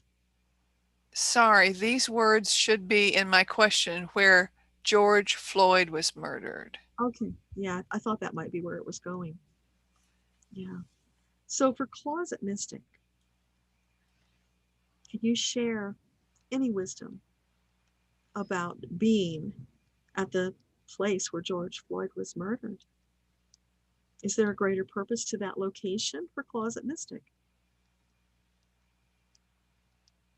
I'm hearing witness. You're there to witness. Because often these things happen in the dark and they get covered up. People don't know about them. And the George Floyd murder is a really great example of that, because had it not been for that person who shot the video, this would just have been another murder by police that was covered up. This is a heinous crime. I mean, they kept the guy pinned down after he was dead. That was an execution. And it needs to be brought to light. You know, part of what we're going through right now, Closet, is this spiritual awakening into the golden age of humanity, our next evolutionary stage. In that place, our frequencies will have risen to the place where we will see each other soul to soul. We won't see those differences. We're just all beautiful souls. There won't be hatred. There won't be bigotry, corruption. All of that is going to go away. That's what we're coming through right now. And that's the big battle of light against dark to bring us there. So you're a part of that. You're a witness. And it's important that we have witnesses, because if we don't remember our history, we repeat it. We know this. History teaches us this. So you are there to be a witness, and use that in whatever way feels right to you. Because you know there are people now who are denying that the Holocaust ever took place, because they were not alive at that time. They don't remember it. So this could easily happen with things like this heinous murder. We need the witnesses to stand up to tell their story. You know, Steven Spielberg did a documentary with the Shoah Foundation where he interviewed the Holocaust survivors to get the story on tape as evidence for people in the future so that it wouldn't be forgotten. So in some way, you are a witness to what's happening in present day. However you decide to use that in whatever fashion, it's up to you. Do it in a way that feeds your soul, but you are a part of it. Hope that makes sense. That's beautiful. The next is Sister of Six. It took me a little while to figure out her name there. I got it. Sister of Six. It's cute. Feeling stuck. Would appreciate some guidance from my guides on next step in general, particularly career. Okay. So for Sister of Six, what guidance do you have? Okay, this is crazy, but I'm hearing that song, Burn, Baby, Burn. You know that song? Look it up if you don't know it. Hopefully you do. I have no clue why that song. So can you please elaborate? What is that about? It's confidence. It's about confidence for you, sis. You need more confidence. As a sister of six, maybe what they're referring to is that, you know, you're one of the group and you need to stand out because you are a unique, perfect, beautiful, magnificent, resplendent soul in your own right. You bring that power to the table. Stand in that power. Embody it, embrace it. It's who you are. It's who you were meant to be. And from that perspective, then you look around and you decide, how do I express my magnificence? And you just go into it with joie de vivre, with everything you've got. Bring your love, your energy, your excitement, your delight. More of you. It feels like you're holding back. You're kind of playing it small. They're encouraging you to step forward. You don't have to go to the disco, but get your body out there, get moving, get participating in this life journey. More of you is what's needed. Let us know if that makes sense. Doris H. is next. Will my son get the mental help he needs? Okay. So for Doris, is it highly likely her son will get the mental help he needs? Oh, I'm sorry, Doris. I'm getting a no on that. So is there anything you can share with Doris that would be helpful? Is there something she can do to facilitate getting? I'm feeling like hands up blocking, like he doesn't want it. He's pushing it away and you can't force it on him. So let us know if there's anything you can elaborate on. So maybe we can ask more for you, Doris, but I'm just getting blocks right now. Not letting in, doesn't want help. And I know as a mom, that's really frustrating. Sometimes we have to step back and allow our kids to make their own choices, even though we know they're going to regret it later. I wonder if is that in relationship to asking your team to talk to somebody else's team? Is there anything to that in relationship to having someone that's like her son? Well, I'm talking to his team. So Okay. we're starting there, and that's what I'm getting from his team. He's like, he's putting up all, you know, he's free choice. He's making the decision. He doesn't want the help. So he's pushing it away. Now, that doesn't mean that Doris can't take the case from her guides to his guides and ask them to help. But as long as he's entrenched in this idea of, no, don't want it, there's not a whole lot you can do about that. Just be patient, stand there in love and support, praying, hoping for the best. I think it has a lot to do with acceptance, don't you? Accept the things you cannot change. Yeah. That's right. So, I believe Beverly had, I believe that you had already talked with her about her national exam scheduled to take, hadn't you? Yeah. Okay. Mary A. Any message from my mother or my brother who passed last year? That's Mary A. Okay. And there's one right above Beverly. I think we missed Karen. Okay. So Mary. Oh, Go ahead with Mary, and then thank you. I'll bring that back down. So for Mary, is there a message from her mother or brother? What would you like to share with Mary? They're blowing you kisses, letting you know they're there. That's the most important thing they want you to know, Mary, that they're there whenever you think about them. Certain songs that come up that remind you of them, they do that. They will send them to you. It's like little gifts, little gems that they share with you, just to let you know, hey, we're around. We're never going to desert you. We're always here, and we will be together again. So they don't want you to be sad because they're perfectly fine. It's all about you, Mary. And they're saying, you know, sweetie, don't abandon your own life journey because we left. You've still got this full life to live. And when you get to the end of your journey, you will have a lot of regret if you put your life on hold just to grieve. Grieving is a waste of time. Yes, you can miss them, but guess what? You can connect with them anytime you want.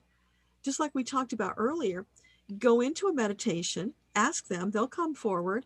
And if you can't see it or feel it, pretend that you can. Soon enough, you will be doing it. It will be real. When you do that, they come forward. They always do. They love you. They will never abandon you. So focus more on Mary's journey now. Get back to living your life. Make your impact.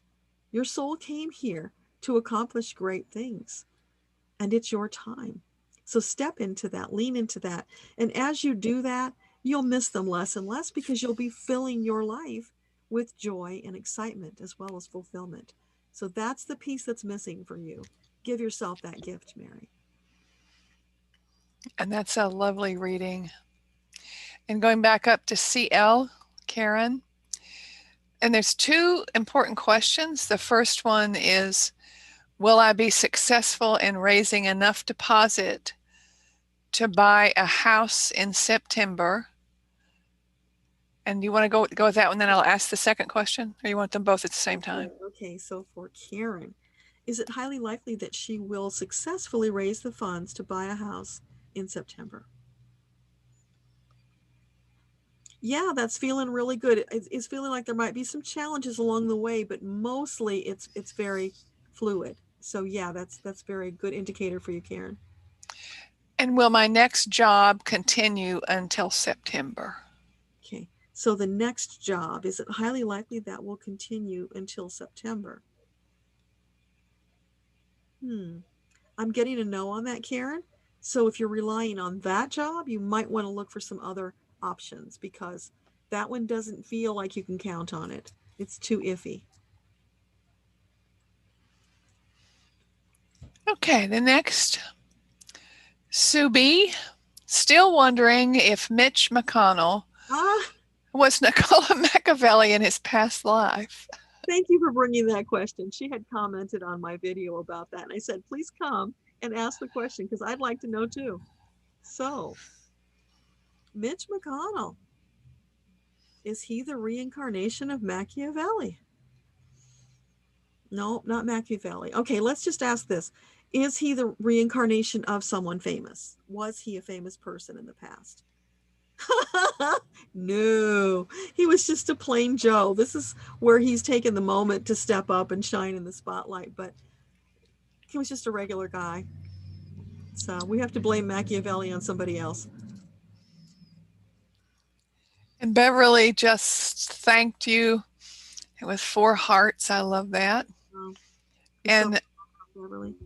And Marty just donated.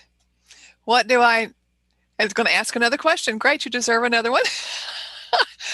What do I need to do to, what do I need to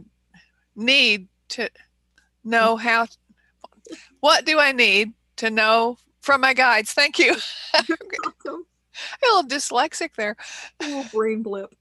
Yeah, go ahead. Marty, what would you like to share?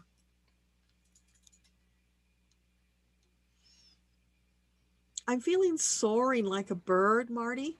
So this is about freedom, getting out, moving, connecting with nature. And it's a hawk. I'm seeing a hawk. So look up on Google the symbolism of hawk because there's a whole bunch of really juicy stuff there. And you'll also find on my channel, there is a message. I think it's something to do with ancestors, and there's a picture of a hawk on it. There's a really great message there, so you'll probably like that as well. So what else for Marty? Yeah, it's that clarity, that vision that the hawk has, because they get up in the air and they have that big picture vision. So for you, it's stop focusing on the minutia, get into the big picture, look at what's going on around you. And from that perspective, then you can zoom in on the areas that you need to focus on. But start at the outside and work your way in. That feels very important for you, Marty. So let us know if that helps. And I'm excited. Felicia Sunshine, Whoa. add $100 to total just donated through work since they would match my $50. Oh, thank you. Thank you. Thank you. Thank you. That is so beautiful. Thank you. And when you take your bio break, will you be able to check and see how much the donations are? I'll see if Melanie can give us an update. Yeah. Okay. So in 4 minutes, I'm going to send you on another bio break. Okay.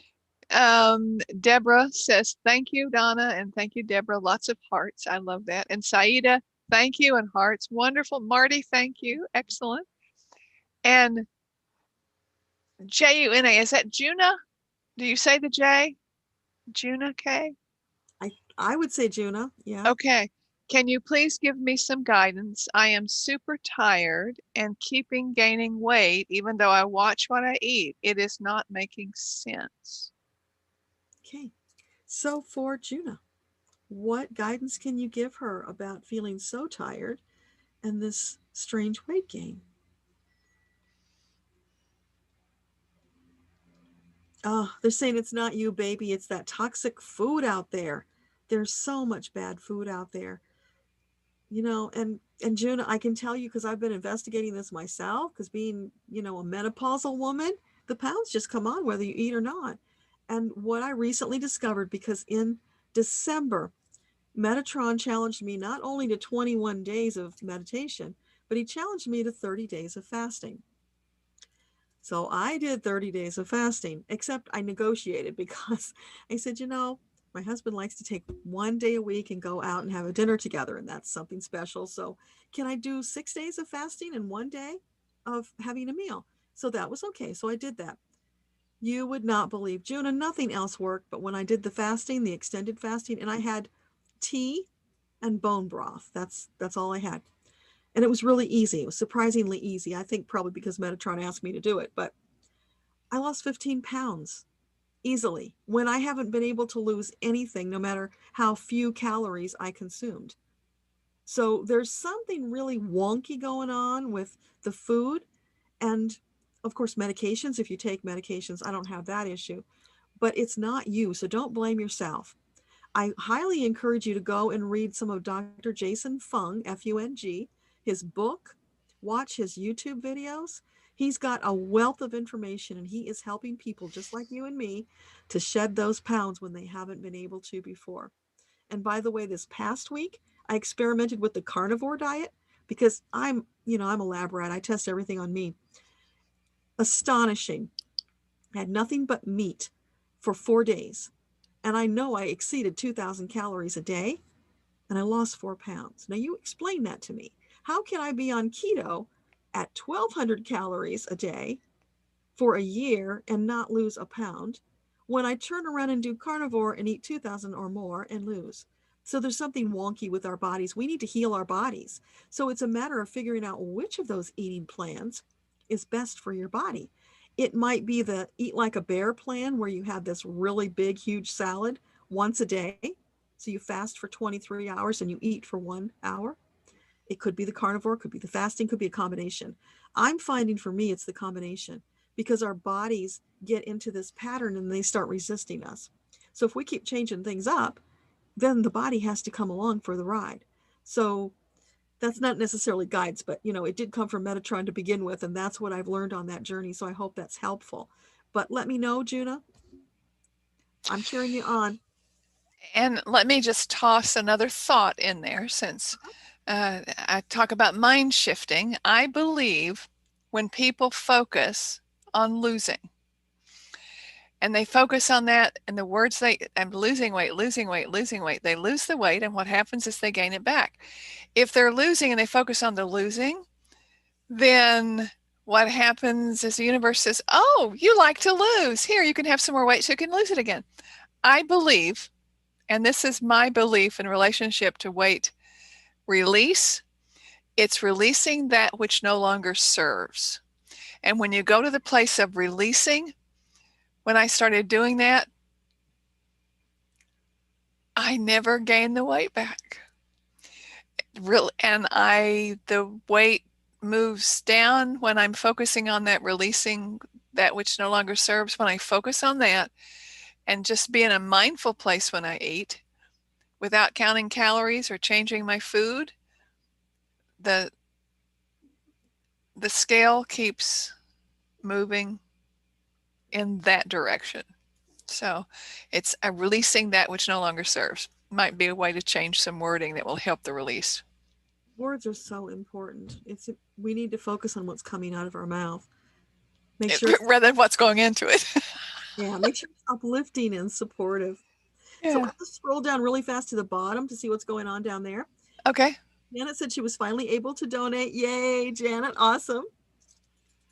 So that's great. And it's 3:00. So I guess we should do our pause here. Yes, I want you go do your bio break, and I will. I'll text Melanie and see if we can get an update. Okay, and I'll tell a story. Perfect. All right. See you guys in 15 minutes. Okay, a story for 15 minutes. What am I going to tell you? So, yesterday I spoke to the Beverly Hills, Florida, not Beverly Hills, California, the Beverly Hills American Irish Social Club. And it was interesting because I got a call a couple of months ago from a woman that I didn't know. And she said, I've seen your articles. And I said, which one are those? Because I write an article once a month in Senior Voice. It's a tabloid. It's a free handout. It's delivered to homes in 2 counties. And I love the publication. I came across it about 3.5 years ago. And I saw it and I said, this is awesome. It talks to me. I mean, it was written for seniors being those over 50, 55. Rather than speaking about seniors in school. And so it was interesting that she should call me because my column is called Mind Shift on Demand. And I talk about mind shifting just as I did a moment ago in relationship to weight loss. It's how you can change the words you say that can speed up the pounds leaving you because they no longer serve. And it was fun yesterday because it was a small group. And I was concerned it was the first in-person presentation since the pandemic. And I said, I will wear a mask coming in, and I wanted people to either be masked up or be set socially distancing. And so they did that. I wore a mask coming in, took the mask off to speak. And I thought, I've always wanted to have a TED Talk, and TED Talks are supposed to be 17 minutes. And so I thought, I'll just do 17 minutes without looking at the clock. Interesting. It's 17 minutes and 32 seconds, and the 32 is like the pieces and parts that can be taken out of there easily. So I'm going to tell you a story that I told yesterday. Now, I am 6 feet 5 inches tall. And yes, I am. If you don't know me, I am 6 feet 5 inches tall. And when people meet me, what do you think the number one question they ask? It's not about my height. Rarely ever do they ask how tall I am. I bet you know it. I bet you're thinking it. It's, did you play basketball? That's the number one question people ask. So let me tell you my basketball history. When I got to high school, and high school was 5 grades, grade 8, 9, 10, 11, 12. Now, the reason I'm telling you that, because before when I was telling the story, And I would say when I was in high school for 5 years, people would go, "Oh, she's slow." So when I got to high school, and this was in the early 60s, I'll tell you, I'll be 72. I'll be 72 this month. And I am thrilled with how I feel. And this is a long time ago when I got to high school. So I was 6 feet tall when I got to high school.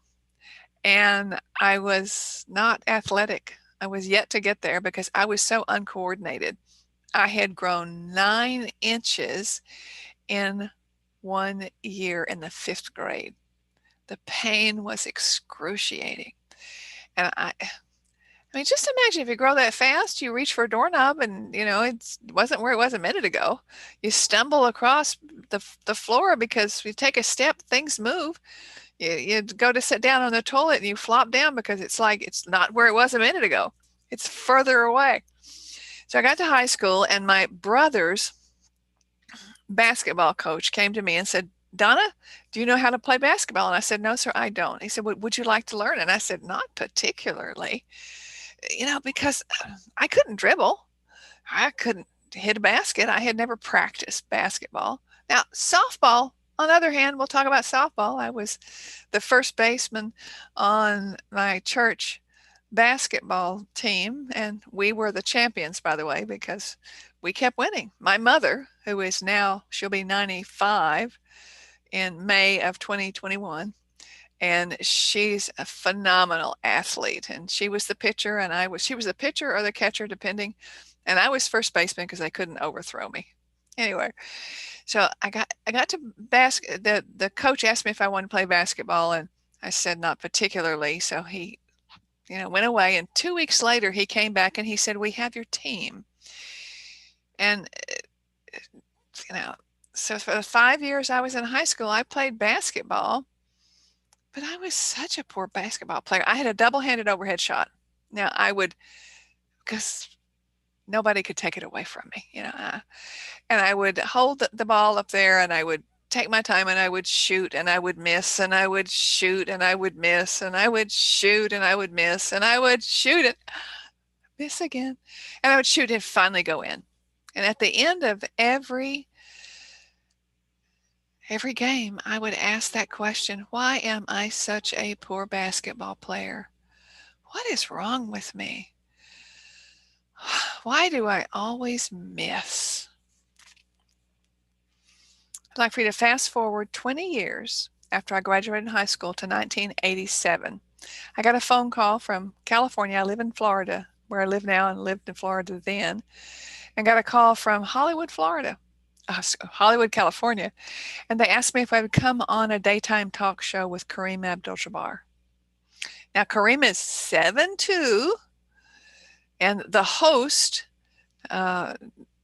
Gary Collins, for the Hour magazine, they said 6'2", but he wasn't 6'2". He's more like 6'1" or a little over that. I don't know, why do guys always exaggerate how tall they are? Is that ego? Probably. That exaggeration of size. So I went into the green room. I flew out there to be on the show to help both of them be comfortable. It was in the green room waiting, and you know what happened? Kareem came up and asked me that question. He asked me if I played basketball. Now think about that. Kareem asked me. First time in my life I ever got the question, and I was proud because Kareem asked me. I told him the story I just told you. And he said, "Well, what was your average per game over those 5 years?"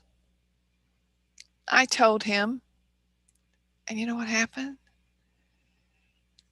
He threw his head back and he starts laughing. I mean, Kareem is laughing at me, and I dropped my head and I was so ashamed. And I had my head bowed, and he said, You're not a good basketball player." He said, "You're a star." I said, "Do you mean my 36-point average means I'm a good basketball player?" And he said, "Absolutely." And in that moment, I had a mega mind shift.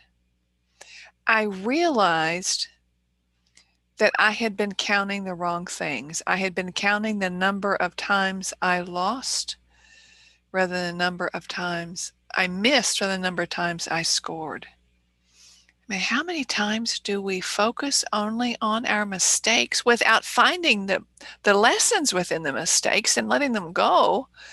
We focus on them. We sabotage ourselves by the way that we look at what has transpired. And the things that we do in our life, it's important that we count the right things.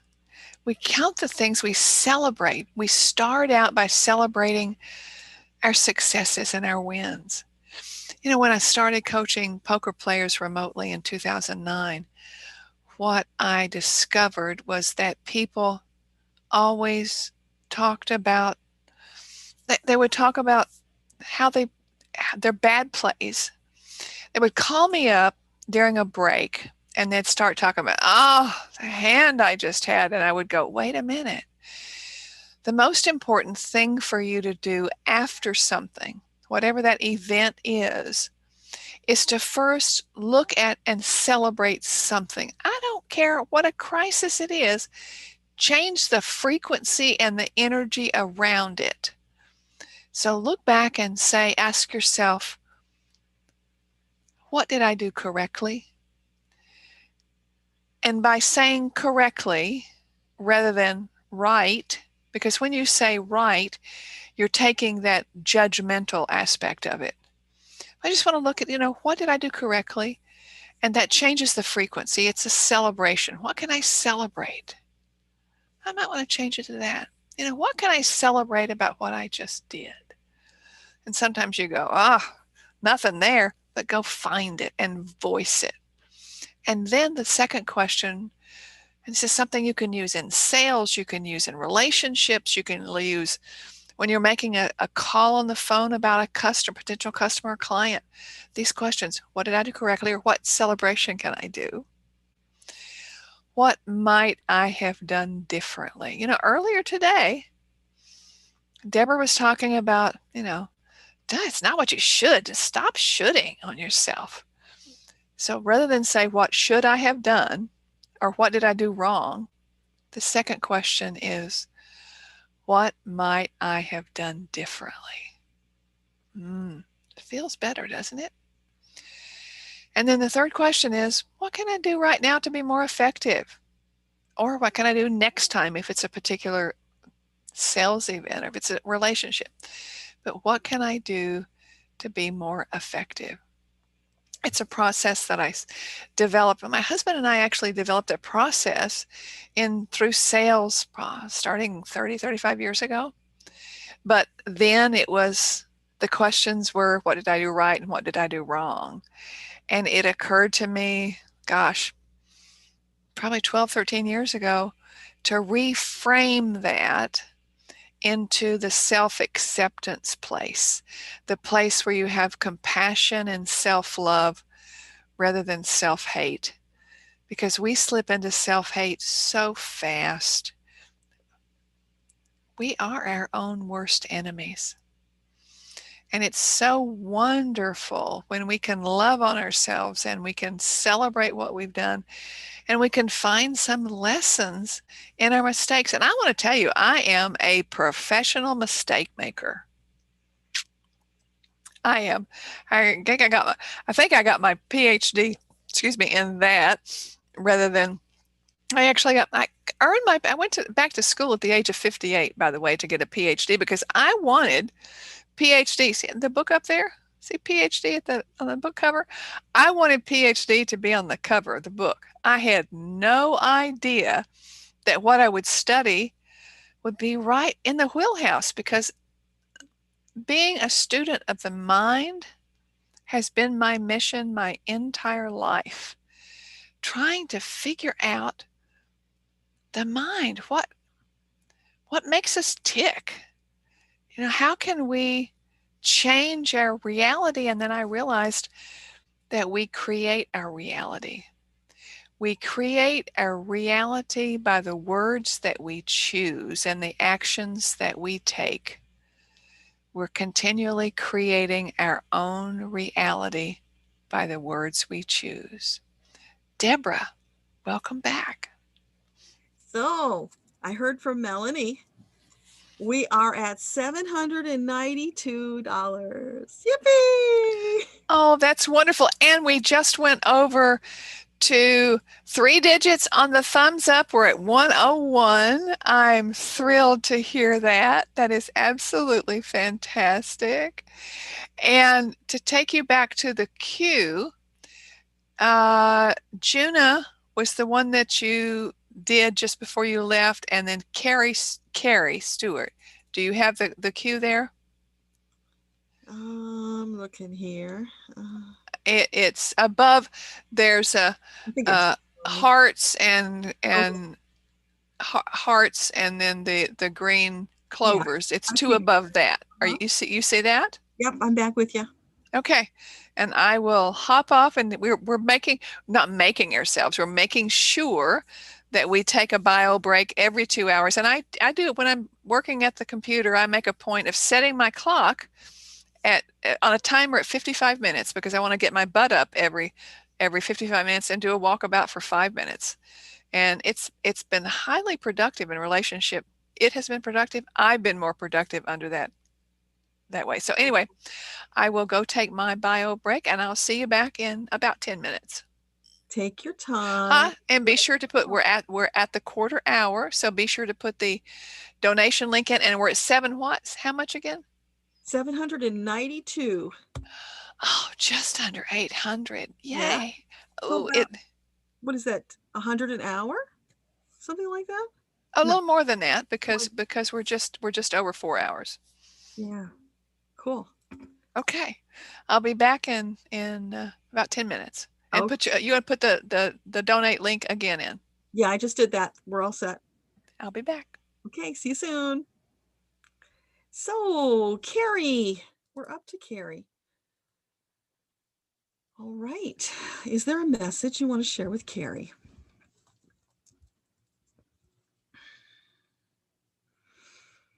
I'm seeing dancing in the streets for you, Carrie. Yeah, you should be dancing in the streets. So again, it's wow, is that a theme today or what? Get out and move your body. That's so important right now. And you know what? I think they're emphasizing it now because, we've been all stuck inside for over a year now with COVID. So as we're starting to emerge, it's almost like we're the butterfly emerging from the cocoon. So it's time to get out and celebrate the fact that we're still here. We survived this pandemic. And even though it's still a challenge right now, we are here. We've got important things to do, and we're revving up those engines. We're getting ready to move forward into it because, oh, wow, is there some exciting stuff coming? And it's a glorious time to be alive, Carrie. So your guides are encouraging you to get up, get moving, dancing in the streets, be a part of it. And more than even a part of it, Carrie, they're inviting you, what's the word I'm looking for? To be a leader, to be an instigator, to instigate more joy and more self-expression, more people getting out, moving forward into their soul journey. Because, so many people are stuck. They get scared, they hold back, they get stuck spinning their wheels in the mud. They're not making any progress. And it's like when that happens, it's almost like an engine that's throwing off sparks. And those sparks create a lot of dissonance, a lot of things that we don't want to happen. Life gets hard in a hurry. So what we want to do is get the energy moving, get up out of the muck, move past the dissonance, keep going in faith and trust, knowing that, wow, we have some really amazing things coming our way. It's a glorious time to be alive. I know I said that before, but that's what they keep saying. So it's like a broken record. They're going to keep saying it until we get it and we do something about it. So this is your super duper invitation, Carrie, to step out, to join the party, to be a leader in whatever fashion feeds your soul, because that's always important. And don't forget the self-care. Very important. Okay. So let me know if that helped. Now we have Laura asking about a career. So for Laura, Is it highly optimal that she pursue this new career? I get no immediately on that, Laura. So is there another area that she could pursue that she knows about? Is there something she's already considering but maybe is afraid? Yeah, whatever that other thing is, Laura, that you've been thinking about, but maybe you've been a little afraid to try it, lean into that a little bit, give it a go, see how it works out for you. That may not be the be all end all, but it might be a stepping stone to the next thing. So the one that you're thinking about right now is just not a good match for you from the soul perspective now, because we always have to clarify about that. So if you chose to do it anyway, that's fine. Your guides will still support you. Just know it's not the optimal path. There is something better that's waiting for you. So I hope that helps. And Susan, you're a senior with chronic medical conditions. You're feeling exhausted all the time, overwhelmed.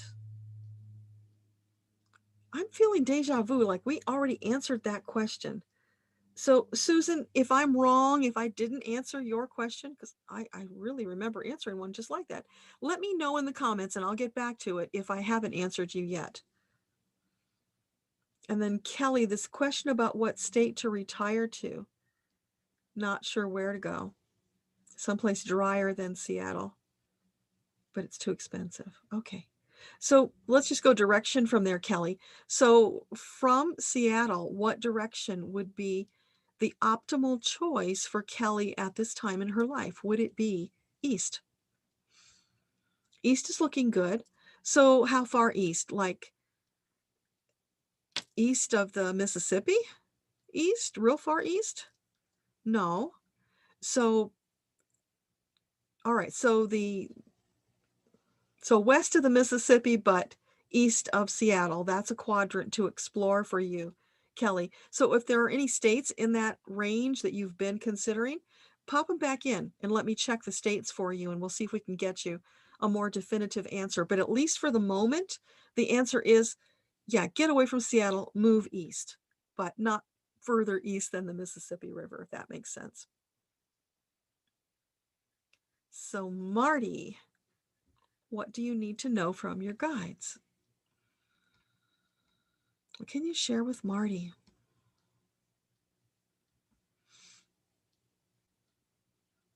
I'm hearing La Cucaracha, Marty. So again, that energy of upbeat, happy, get your body moving. And I'm feeling like a need to flex your body. Like, maybe there's some kinks or something going on where you, maybe even some physical therapy, or certainly some kind of physical exercise would be really good. You want to stretch. I'm feeling it's important for you to do more stretching just to tone your body so that you're more flexible, because you've got a lot of stuff coming in the future, Marty, and you want to be physically able to participate in it. So focus on getting yourself more flexible. Maybe upping your endurance a bit too is feeling also important. But for right now, they're focusing your attention on physicality, Marty. So let me know if that's helpful or if there's another area that you wanted to ask about. So welcome back, Ms. Donna. Hey. You did not take 15 minutes. I took 10. I'm fine. Okay, well, I think we're going to have to insist you take longer next time. Okay. Is Saida. 70 is the new sexy. Love it. I actually got a URL by that, and I don't want to put up another domain, but I just thought it was fun to buy. For fun in your spare time, right? That's right. So Hurricane Force. Look at that. Okay. Life is a job. What's wrong with me? Okay. Well, Hurricane Force 1, baby, you need an attitude adjustment, because life doesn't have to be a job. That's all your perspective. So what do your guides have to say for Hurricane Force 1? What wisdom and insight can you share so that life isn't such a job? Yeah, they're saying write your own story. So here you are, you're looking at your situation, you're seeing a job. if I looked at your situation, I would have a different perspective, and I would be looking for the good things, the positive, upbeat things that are going on. And I would focus on that, because that's always the way out of feeling down and feeling stuck. Like, it is a chore. It doesn't have to be a chore. You tell yourself that story. So if the people around you are making you feel like it's a chore, you need new people in your life. Go out and find some fun people to hang out with. And each and every day, find one little thing to get excited about, and then allow that to expand. This is you reshaping your perception of your world, because remember, you create your reality. So no, is it Marty? Yeah, Marty, why are you creating the reality of life as a chore? Right? You can change that in an instant. It's up to you.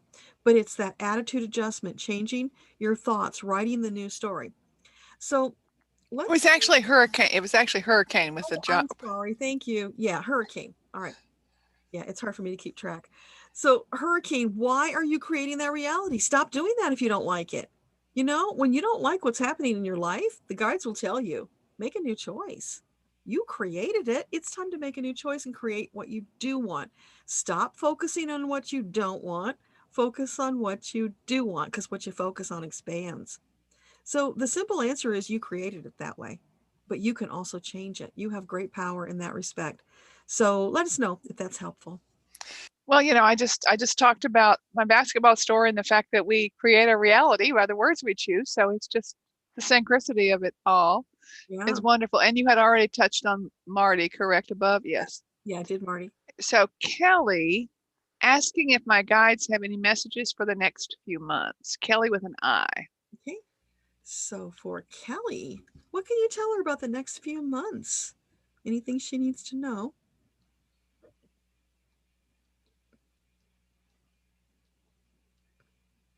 More of that energy of get up and get moving, because, when you sit back and you wait for life to happen, it might be happening to somebody else somewhere else, and you're missing out. You've got to get out and engage with life, with people, with activities. And in the doing, it's like you're a child and you are actually exploring your world. You're finding those places, people, things that are meaningful for you, that are joyful for you. You won't know what they are until you get out there and meet them. So just do more of that. Get your body moving, get out there, have those experiences, because you need input, so you can make decisions. Can't make decisions in a vacuum. So that's what they're telling you for the next few months. Go get some input, Kelly. And then from that input, make the best decision for yourself in the moment and expect wonderful things to happen. That makes so much sense, because it's getting that perspective. We need outside eyeballs to look at what we're doing sometime, because we get that tunnel vision. And I think that giving someone else's point of view is a help for us. Yes. Erie says, thank you, Deborah. It makes beautiful sense. Awesome. Ooh. And KJ says, thank you so much, with lots of hearts and motorcycles, it looks like. And Roberta, I have recently been working on familial ancestry tree. What is the best way or tool for me to clear energetic or physical familial patterns from that my soul has brought into this lifetime to clear? Okay. So for Roberta, what can you tell her about clearing these old energetic connections? The first important thing to know, Roberta, is intention, because it's all about intention. You created them, you can dissolve them. So if you already have some kind of a ceremony that you use for that sort of thing, that's perfect. Do that. And then believe it. Don't go back and pick at them like they're still there and they're not resolved. You need to believe, you need to release, let them go and move on. Sweep the streets of the dust and keep going. So that's great. If you don't have something, you could write something for yourself.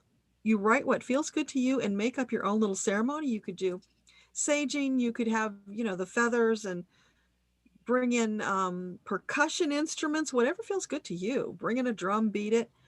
We can all do this for ourselves. We have that power. It's like, one day I realized I had the power to simply call on the angels and ask them for anything I wanted, including clearing, right? But I didn't know that before. And I didn't. So when somebody tells me that they're needing something, I just very freely call in angels to help with whatever's going on. So this lady posted yesterday on Facebook that her husband was recovering in the hospital from open heart surgery. So I sent a couple of big burly angels to keep him in line while he's recovering, because that's what it felt like he needed. You can do that. You have that power. So use it. Call in what you need. You just simply declare, I release all of those connections that no longer serve me. And honestly and truly, that's all you have to do. If you want the candles and the sage and all that, you can do that too. It's really what feels good to you. So create your own ceremony. If you need help for that, reach out to me and I'll give you some more information. But that's something to start with. See how you feel about that. You know how much I love that I release that which no longer serves. Yes. It's all about releasing. Sister of Six ask if there's a link to donate, and you have put the link in there. And go ahead and put it in again, because it's half past. There we go. It's excellent. Just put it in again. And Desert Dawn, I've had say the word. Help me with that word. Anaphylaxis. Anaphylaxis. Thank you. Anaphylaxis. I'm relearning the word. Anaphylaxis. Thank you. Issues, and my doctor told me I was not a candidate for the vaccine. Is there a specific vaccine or some way I can mitigate the risks and take the vaccine? Okay. So Desert Dawn. Yeah. So for Dawn, is there a way to safely take any of the COVID vaccines for Desert Dawn? I get a yes on that. Okay. So is there one vaccine that would be safer for her than the others? Yeah. Okay. So I know one of them is Pfizer. Is Pfizer a safe one for her to take? No. What about Moderna? That's the other one I remember. No. And then there's a Johnson & Johnson one. Okay. If you're going to do one, Dawn, Johnson & Johnson shows up as the least precarious for you with your issues. So let's just ask another question though. Would it be a wise and highly optimal choice for Dawn to take the Johnson & Johnson vaccine?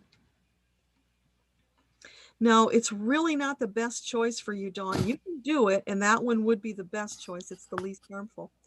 But with the issues going on with your body, you are better off boosting your immune system, up your vitamin C, your vitamin D, get out in the sunshine and keep doing the social distancing, keep wearing the mask, take the precautions. But right now for your body, it would be stressing it unnecessarily. So I hope that helps. But ultimately, it is up to you, Dawn. So you have to follow your gut. Linda K. Do my guides have any messages for me? Okay, so for Linda, do you have any messages?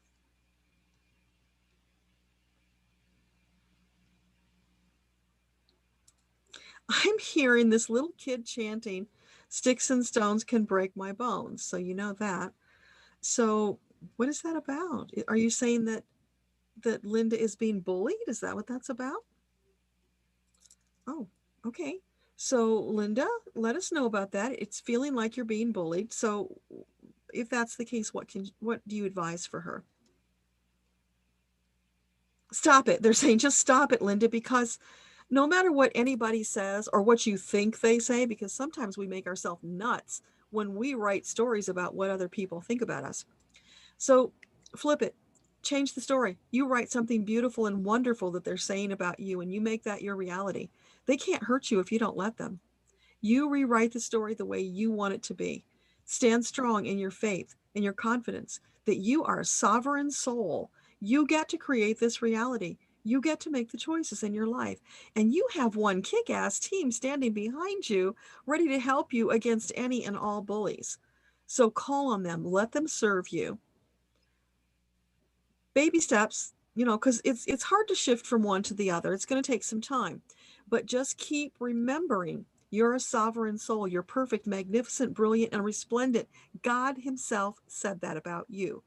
It's true. Doesn't matter what anybody else says. Who is going to outrank God, right? So who cares what these other people say? Don't listen to it. That's their story. It's their problem. When you stop engaging with those people, you will start growing stronger. They will start noticing, hey, we're not having an effect on her, and they'll go find somebody else to pick on. Or maybe they'll get with the program and they'll shift their energy and become better people. So you have the opportunity to positively impact those people by not allowing them to bully you. So let us know if that helps, Linda. And a thank you for Marty for jumping in there and saying, responding to Sister of Six to scroll up or down and look for the highlighted link in the chat. So that's what you want to do. And once this is finished, Deborah will put it into the post that goes along with this. And JD, she's back. And she said, wondering if there are any messages, and apologies, she's not sure the first time she was here, and she was about the RV question, but ask if there's something else that they would like to share with her. Okay. So is there anything you'd like to share with JD? This is really, really peculiar, JD. I am getting in my mouth the taste and the feel of custard. Oh, delicious, creamy, rich custard. So I don't know if you've been craving some custard, but that's going on right now. So what's that about? It's savoring. JD, for you, it's about savoring everything. The food, the air that you breathe, the nature around you. Air, the earth, everything around you, savor it. So they're asking you, JD, to slow down a little bit. Take notice of your life. Don't rush past it, because you're just going to waste all these opportunities. So it's be present in the moment. Savor your life. Spend more time in each moment, because guess what's going to happen? You're going to get all these new insights because you stopped to look. You've been missing so much, including messages from your guides. Slow down a little bit. Stop and get those messages. Act upon them. And then there's going to be even way more stuff to savor. It's just one delicious, juicy adventure for you, JD. So get out there and start enjoying it. Excellent. And Janet mentioned that she's on her iPhone and looking for the link, and hopefully by now she's found that. And I think it's good that you're putting it in, because it does give a clickable link, which is wonderful. And Marie F, sending you lots of love, Deborah. I'm here now and I support you in this cause 100%.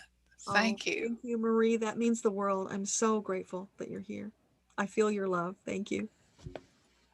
Oh, and Sherry, we have 3 acres. Remember, I was talking about building 3 acres on a river paradise. Oh, beautiful, beautiful. And by the way, 3 is the perfect number as far as I'm concerned, because but the number 3, by the way, look at the number 3, and if you look at the structure of it, it's 2 mouths. Okay, it's communication. It's the number. It's communication.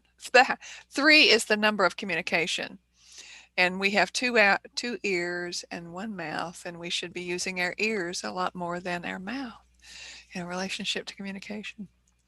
So Noreen, oh, hello from the UK. How wonderful. The Global. I'm so excited about this. Just started reading your book, Deborah, Akashic Unleashed. Wonderful. Excellent.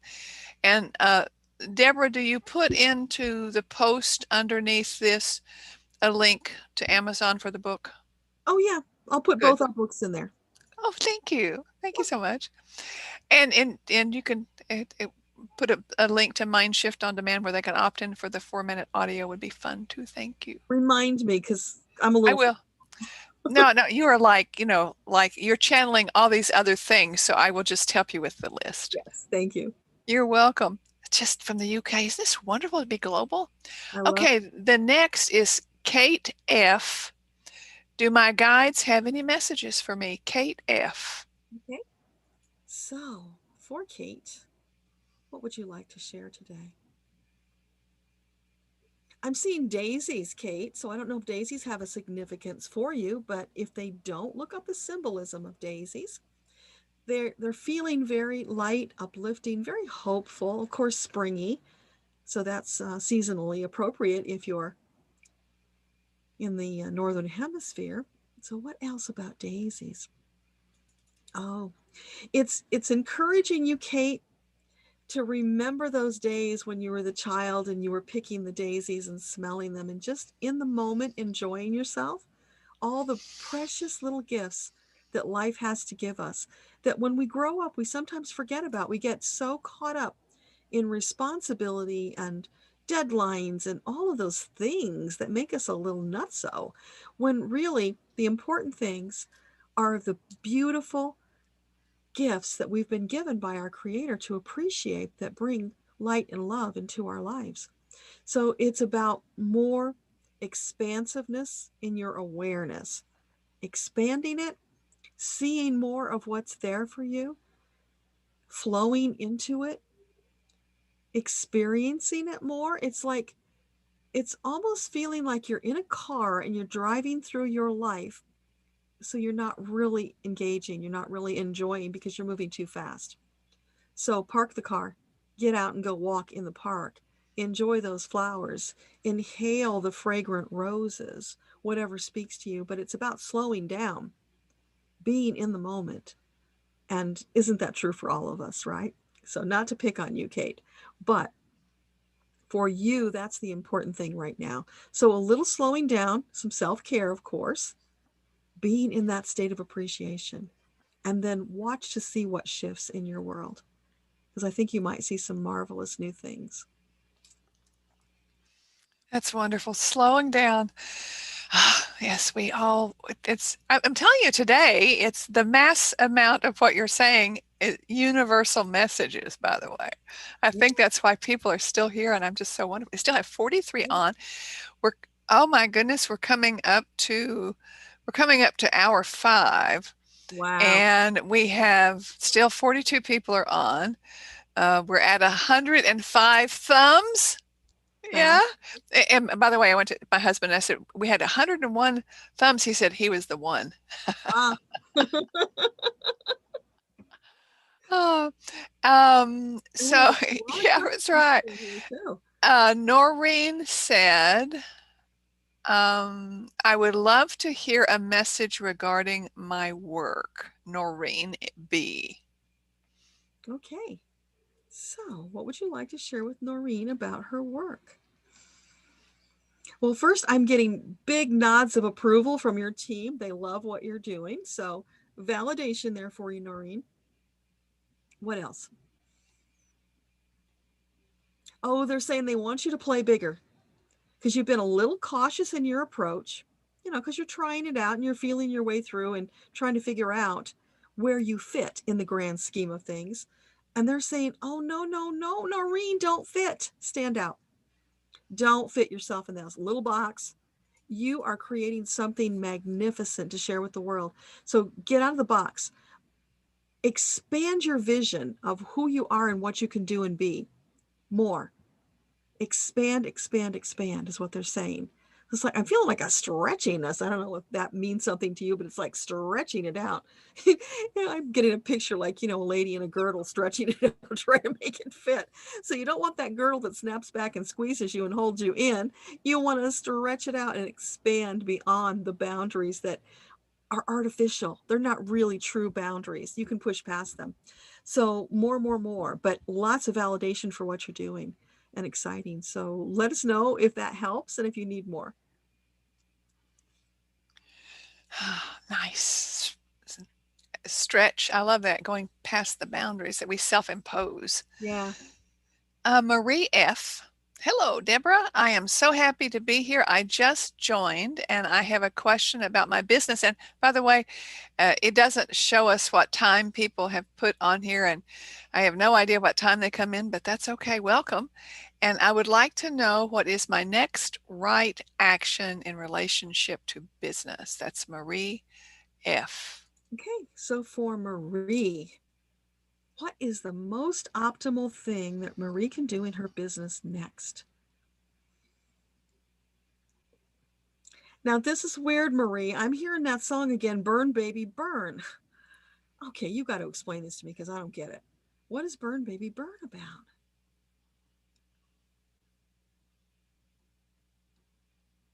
Okay, so it's like they're being facetious. So it's like a reference to, when you really get into the action and the movement, when you're exercising, you're burning calories, right? So you're doing that in your business. They're encouraging you to step it up. There's not enough movement and action going on. You need to lift it up another level. So don't be afraid to do that. And if there's something you've been thinking about doing, you weren't quite sure, you're on the fence about it, now is the time to jump in with both feet and try it.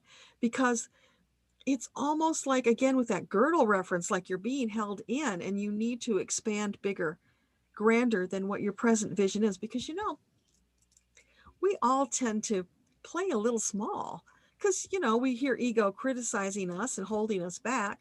So we are in that conflict between what ego is saying and what soul is saying. And soul's saying, oh, come on, Marie, let go already. Let's go soaring together. We have so much more exciting things to do. So take the lid off the box, just float right out of it and expand more. I'm not getting anything about what that expansion is, Marie, but it's feeling like you know what it is. You've been holding back. You just weren't sure if that was the right step or not. And remember, when you're in that place of indecision and you don't know whether it's ego or whether it's soul, if it's something exciting that will take you further, that's not ego. That's your guides. So lean into it. Let them grab you by both arms, take you soaring into that next up leveling of your business because you're ready. It's time. So let us know. Excellent. Well, it's 3/4 of the hour. Why don't you go ahead and post the link for the donation page again, please? Okay, it's done. Excellent. And remind everyone about the women's donated and what they do. And I think it's okay to spend 30 seconds each time telling people again what it is. Well, it's very simple. It's Women's Resources of Monroe County, Pennsylvania, which is my local area. That's why I chose them, because I wanted to make a local impact. So this organization services the women who are victims of domestic and sexual abuse. They are helping them to start a new life, bringing in the resources and support they need. And in some cases, providing protection because, some of them need to literally hide. In fact, Melanie from Women's Resources had asked about some of the women they serve coming on the call and asking questions, but of course they couldn't because they can't compromise their identity. So we'll have to take care of them in a separate stream for their privacy. So what we're doing here today, you guys, is so impactful in their lives. We're helping them to start over, to have a fresh start, to have a chance at life that they thought they didn't have anymore. So my deepest thanks to all of you for being here, joining in and helping us to do this. You will be blessed beyond measure for your contribution today. We all will. Thank you from the bottom of my heart for being here, for supporting this effort, and just being the amazing souls that you are, because I feel your energy. And you are the ones who are keeping me going, you and the glorious Donna here with your energy. So thank you. You bet. Thank you. And Annie A is the next one. Her first time here.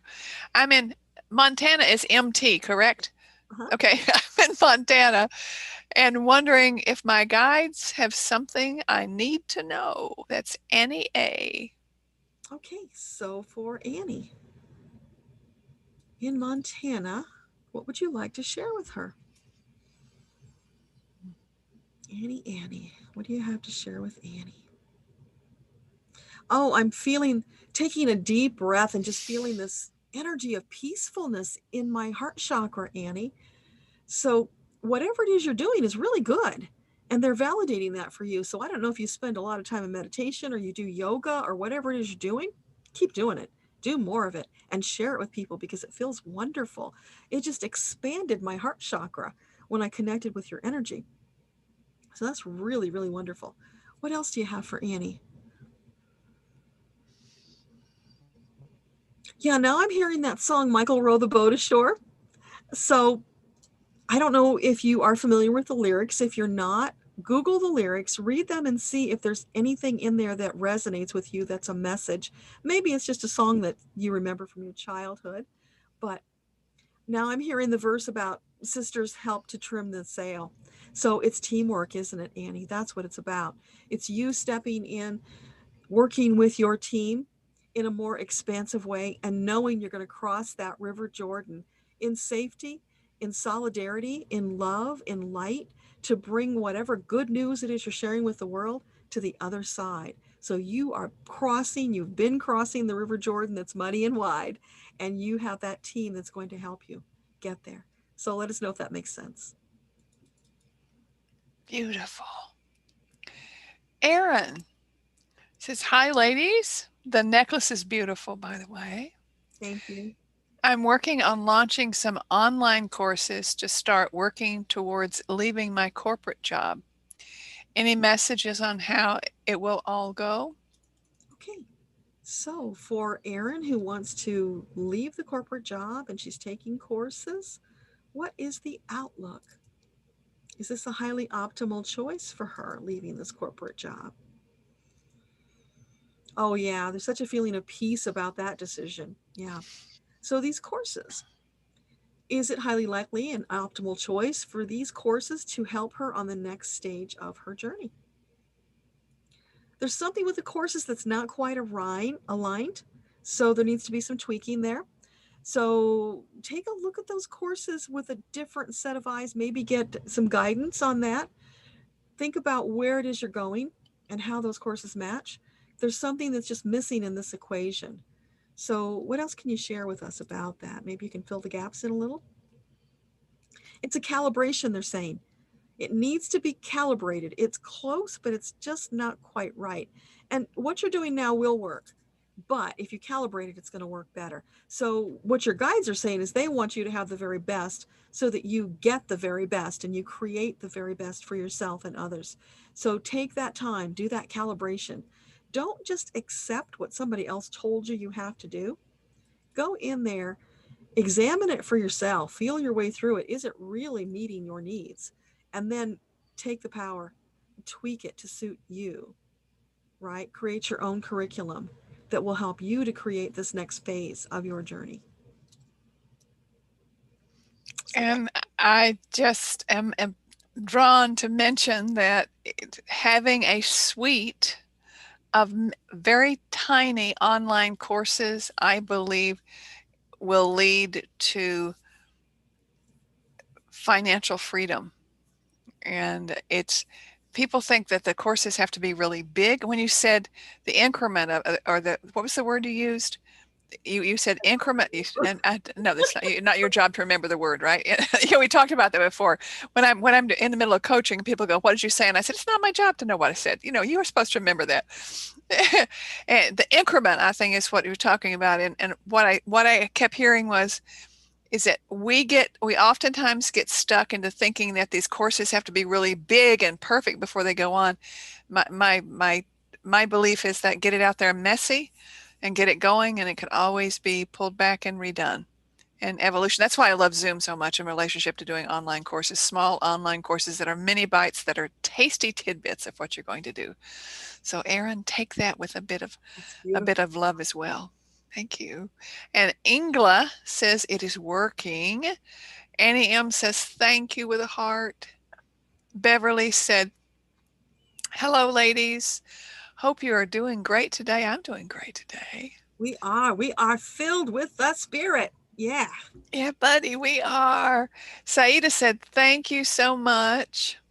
And Dana said, hi, are we meant to move? Thanks, Dana. So for Dana, is it an optimal choice to move? I get a yes on that with the caveat, Dana, that yeah, if you want to move, you should absolutely follow your heart and move. So what about a time frame? Is it optimal to move in the near future? Yeah. Okay, so are we talking like less than 3 months? No. Less than 6 months. Okay, so less than 6 months. What about 5 months? Less than 5 months? No. All right. So between 5 and 6 months, Dana, is the optimal time.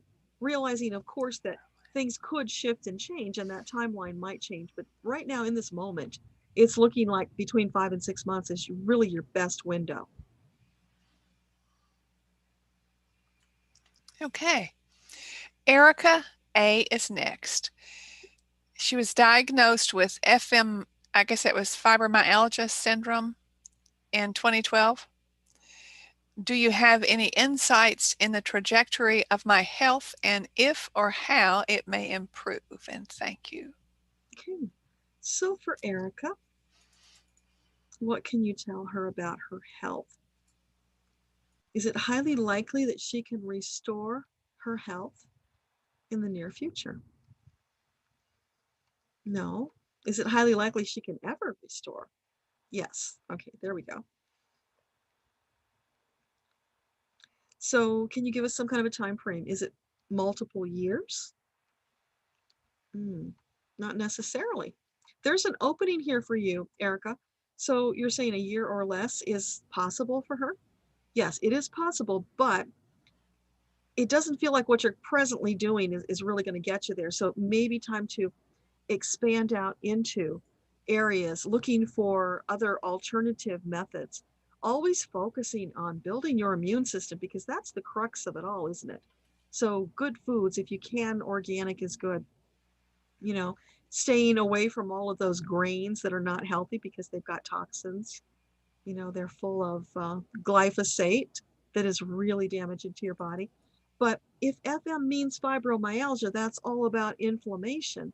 So, Erica, that if you were here earlier, you might have heard I was talking about um, extended fasting and certain diets out there that are really good for inflammation, that are healing a lot of illnesses for people. So Google Dr. Jason Fung, F-U-N-G, if you don't already know about him. He's got multiple books. He's got tons of videos on YouTube explaining different methods you can use to heal the inflammation in your body. And that's golden, Erica. And that can be done actually really quickly. He's getting people who are practically lifetime type 2 diabetics healed off of insulin because they healed the inflammation. And he explains, which was phenomenal to me, that giving insulin actually causes more inflammation in the body and causes the problem to expand rather than to fix it.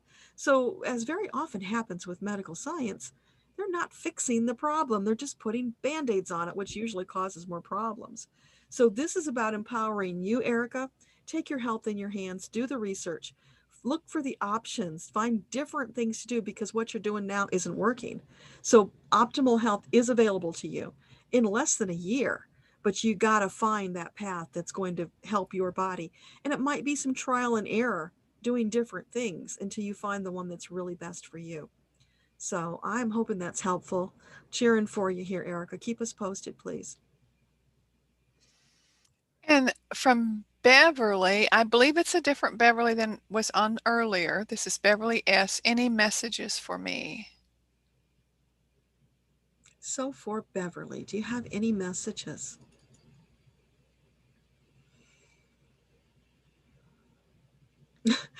Beverly, I'm hearing that song, Bebop-a-lula, she's my baby. I don't know if that means anything to you.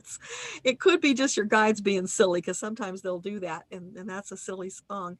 But it's also, think about that song. It's got kind of a slow pace to it, a slow and flowing pace. So it could also be about flowing. Is that what you're trying to tell, Beverly? Slow down and flow? Yeah, that's a part of it. So it's stop rushing, Beverly. Stop, slow down, enjoy your life, savor the moments. Don't be rushing here and there and everywhere and allow yourself to get caught up in the chaos of this world because, oh my gosh, we're all getting that. We're bombarded with it daily. And it's so easy to get pulled down into the muck and mire. Rise above it. Use your clarity of vision. Allow your guides to lift you up above it. Every day find that joyful thing to do, that thing that you're in gratitude about, spend a little time. And it would be really helpful to journal it, Beverly, to make note of what you've observed that's shifting and changing and that you're grateful for in your life. But look for ways to slow down. be more purposeful and mindful about what you're doing. Don't just do it because you've always done it.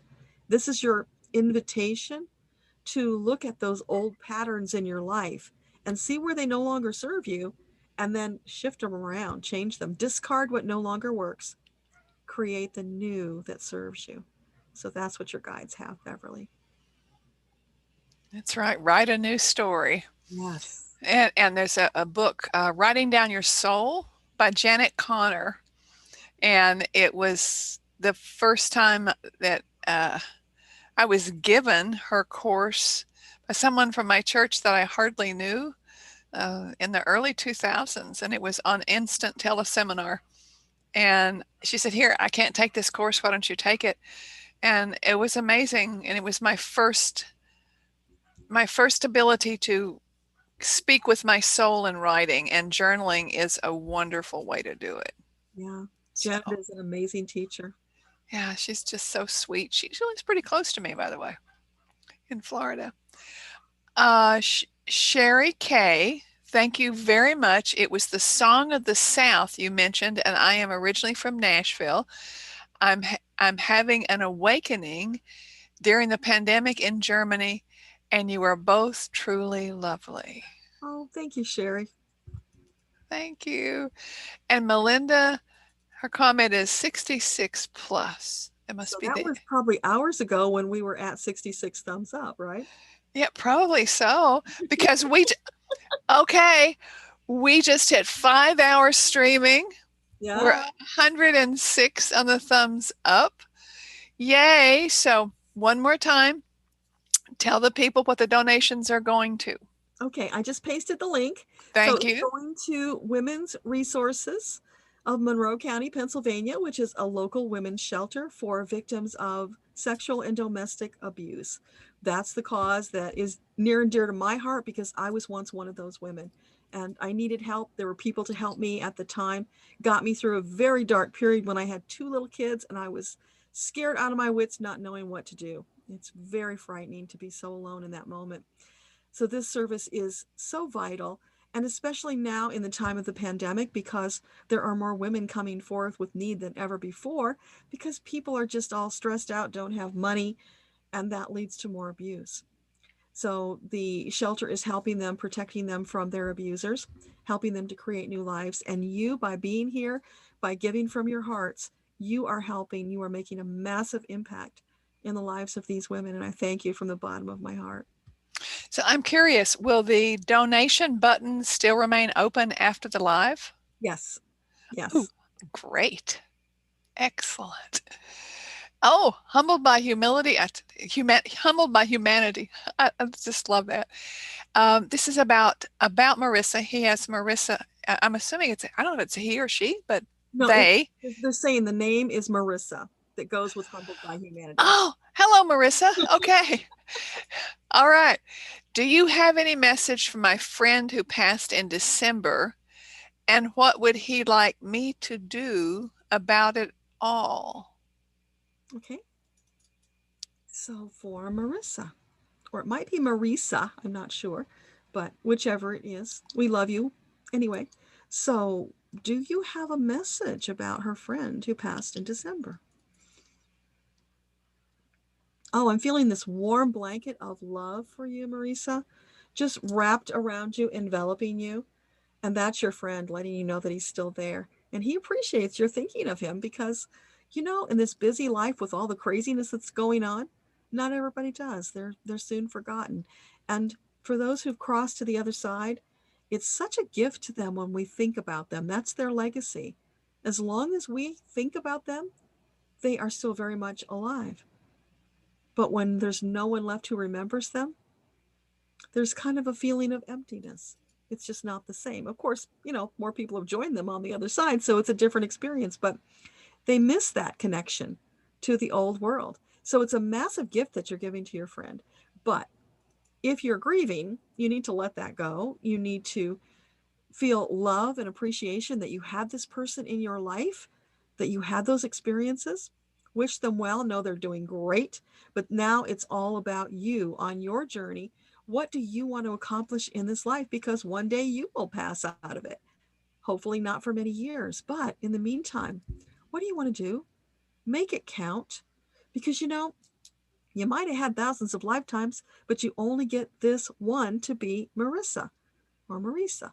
So make the most of it, because when you get to the end and you do your life review, you don't want to be filled with regret at all the things that you didn't accomplish, because maybe you were stuck in grieving, or you were stuck in self-doubt, or you allowed people to distract you from your purpose. You always want to be out there pushing for your own soul to expand into your purpose as fully as possible. Because then when you get to the end, you're like, whoopee, look what I accomplished. I resolved all this karma, and now I'm going to jump into yet a new life without all that old karma, because you've cleared it all. So that's a big part of your journey. Know that that's the focus. It's all about you. It always was. And that's perfect. So sending you lots of love, wishing you well on your journey. Next is Gina B. This is so cute. I have never seen so many Ginas asking questions during a live stream. I am one of 4 who has had a question answered, but all of the questions were relevant to me. Amazing. Oh, how interesting. Thanks for that, Gina. That's really cool. What have I said continually today? It's like, oh, that was just for me. Well, yeah, I got that too, because I'm saying this is so much universal wisdom that's being presented today. Yeah. So much of it. Awesome. Oh, and Katharina, hello, sweetheart. Hi, Deborah and Donna. Any message for me from my guides, especially regarding my health? Okay. Great to have you here, Katharina. Thanks for joining us. So what can you share with Katharina about her health? It's feeling a little wobbly, Katharina, like maybe you were hit by an illness that's kind of knocked you off your feet a little bit, but just know that's temporary. They're saying, oh, you are strong as a horse, baby. You will bounce back. So just slow down for a little bit. Take that time to allow your body to heal. That's super important. You deserve that. Make sure that you really allow the complete healing. Don't cut it off at the knees. Let it, whatever's going on, complete its course before you get back out there with your boxing gloves on, ready to take on life again. So give yourself that gift. But I'm not seeing that there's any long-term issue here. It's a temporary setback, but do give yourself the gift of time to heal. That's super important. Again, a universal message there. It is. Marty with an I says, I needed to hear that. Thank you, ladies. So the message that went to Marty. So whatever it was, we're glad. That's right, whatever it was, because, and I don't know if people understand this or not, but it's like when I'm in coaching and people are going, what do you say? And I'm going, it's not my job to remember what I said, or they tell me something and I don't want, is it that I don't want to remember? It's not my job to remember it. No, it's flowing through you. Yeah. It's not for you, it's flowing through you. Yeah, so it's not my job. And Sue P, any suggestions for weight loss? And I'm curious if I don't think she was the one we were talking about weight loss before. No. I've tried lots of things, hormones. She's 61, starting belly dancing again. Good girl. I love that. I did belly dancing for a while. Did you? Yeah. Yeah. Great way to keep your body flexible. Yeah. I'm too short-waisted to be really good at it, though. That's the problem. So any suggestions for weight loss? Yeah. Sue, go to YouTube and look for Dr. Mindy Pelzer, P-E-L, P like Peter, E-L-Z-E-R.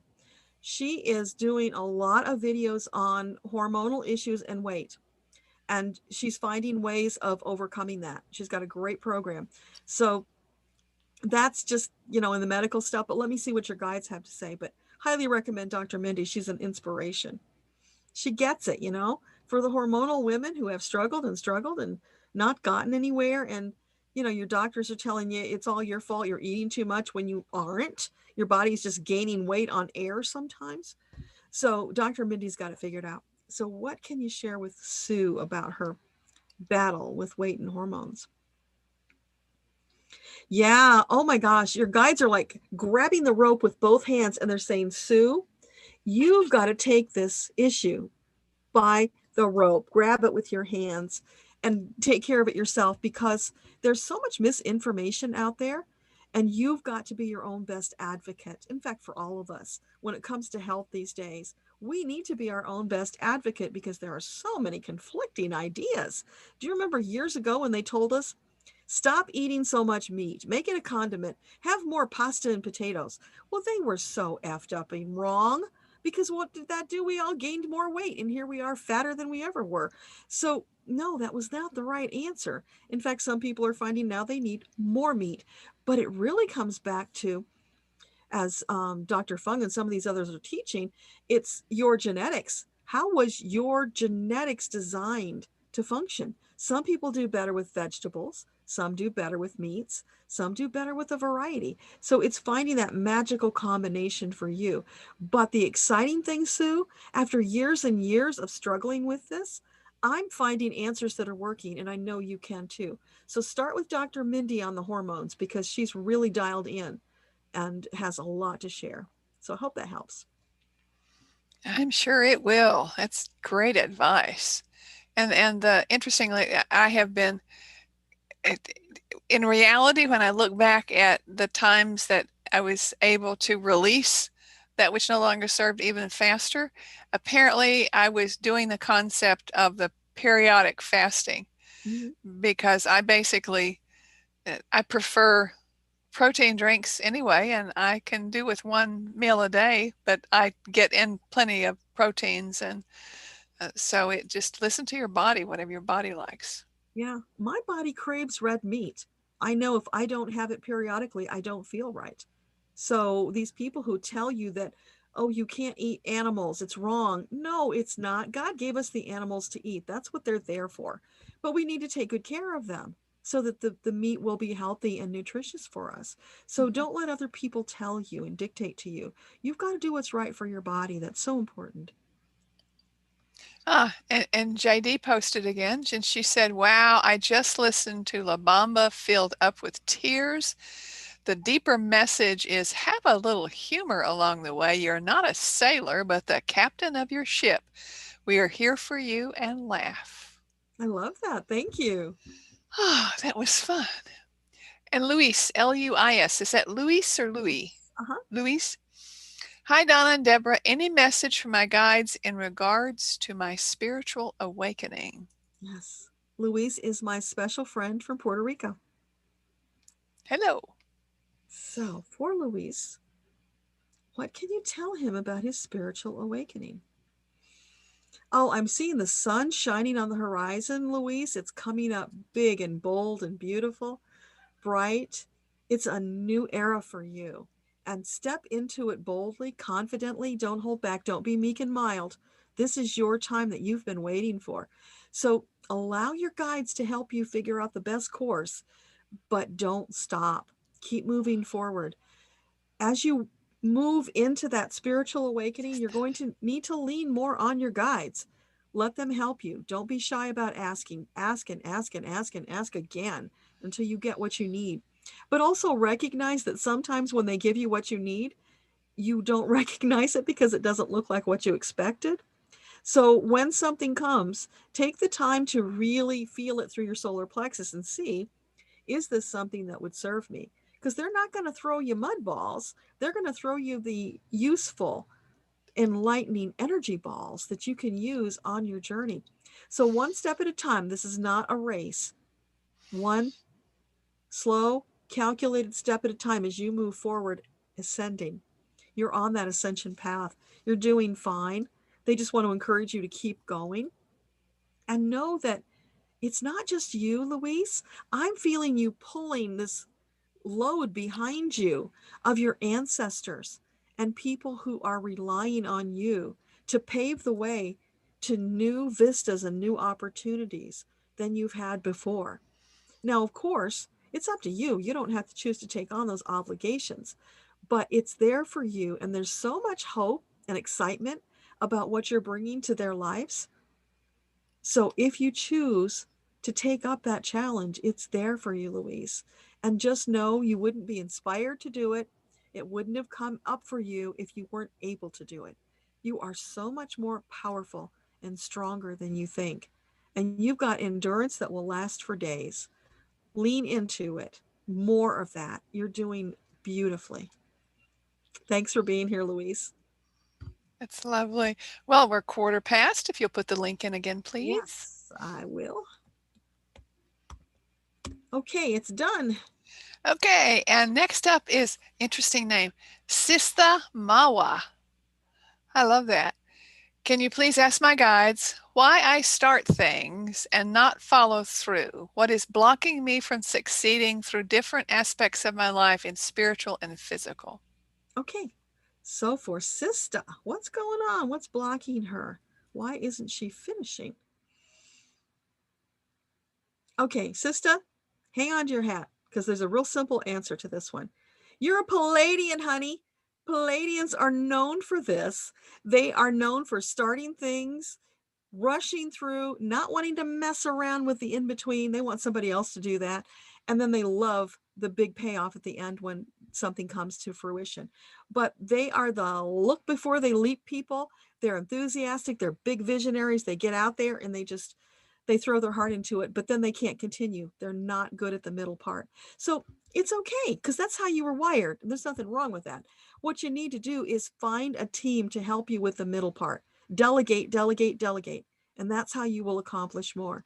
But no criticism of yourself for being who you were designed to be. It's all perfect. So let me know if that makes sense. Lovely. And JD said again, I felt like I was touched by spirit. Thank you both. Oh, it's beautiful. Thank you. And Janet said, thank you for the lovely message from my dear brother Jim. I had a dream with Jim dressed in white a few weeks ago. Oh, I think that was the guy who was showing me himself in the tennis whites. Yeah. Interesting. I love that. Thank you, Janet. And Janet says, and I can hear you now loud and clear. Love and light to you both. I'm so glad you finally got on. Oh, and speaking of, thumbs up, everybody. Give us the thumbs up, please, because that will help YouTube to show this video to more people. Yeah, and we're at, let's see, we're a quarter past 5 hours, and we're at 110 thumbs. And the positive works are Darielle made a donation. It does take a bit for it to show. Thank you so much for your generosity of giving and helping others. It has been a pleasure. Oh, thank you, Darielle, for letting us know. I really appreciate that. And thanks for being here.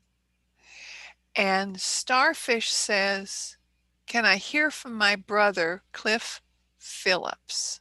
Okay.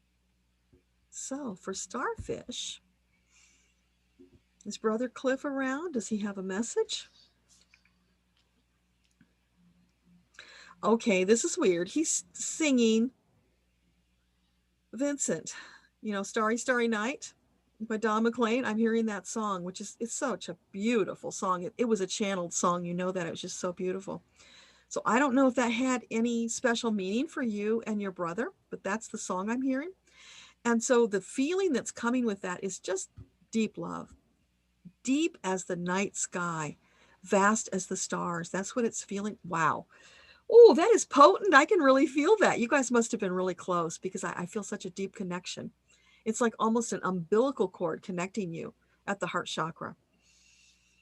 Wow. So what else do you have to share?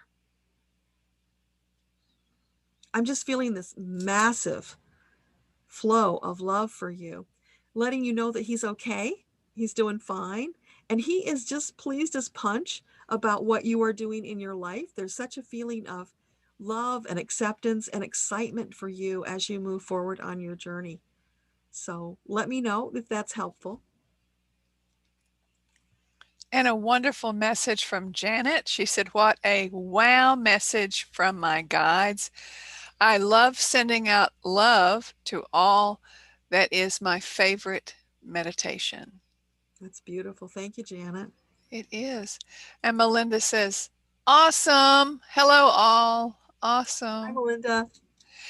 And Positive Works, Darielle said, does Ken have a message for me? Okay. So for Darielle, does Ken have a message for her? I'm seeing lots of balloons, Darielle. So I don't know if balloons and Ken have anything to do with each other, but it's like all these balloons being let off in the sky. So what's that about? Can you tell us any more? It's kind of an odd vision. What else can you share with us? It's just a feeling of flatline. Oh, a feeling of flatline? Are you saying like in dead flatline? Yeah. So I don't know if Ken has passed over, maybe that's what that's about. Or maybe letting you know. Very strange. Okay, let's see what else we can get. Come on, you got to give us more than that. That's just too odd. What about Ken? What can he share with Darielle? Oh, so it's like, don't let the opportunities pass you by. Get on the train, get moving. Because it's feeling like you've been holding back for some reason. And he's encouraging you. It feels like he has a lot of regrets. And he doesn't want the same for you. So he wants you to get out there and take advantage of those opportunities that are showing up. More, better, faster. More joy. More action. More being you. Because you've been holding back. I'm feeling you holding back. And of course, there's a little uncertainty, questioning yourself. Less of that, more feeling your way through life. Stop letting ego lead you around by the nose. You need to do that meditation we've been talking about. So watch for that link later today. We'll put it up.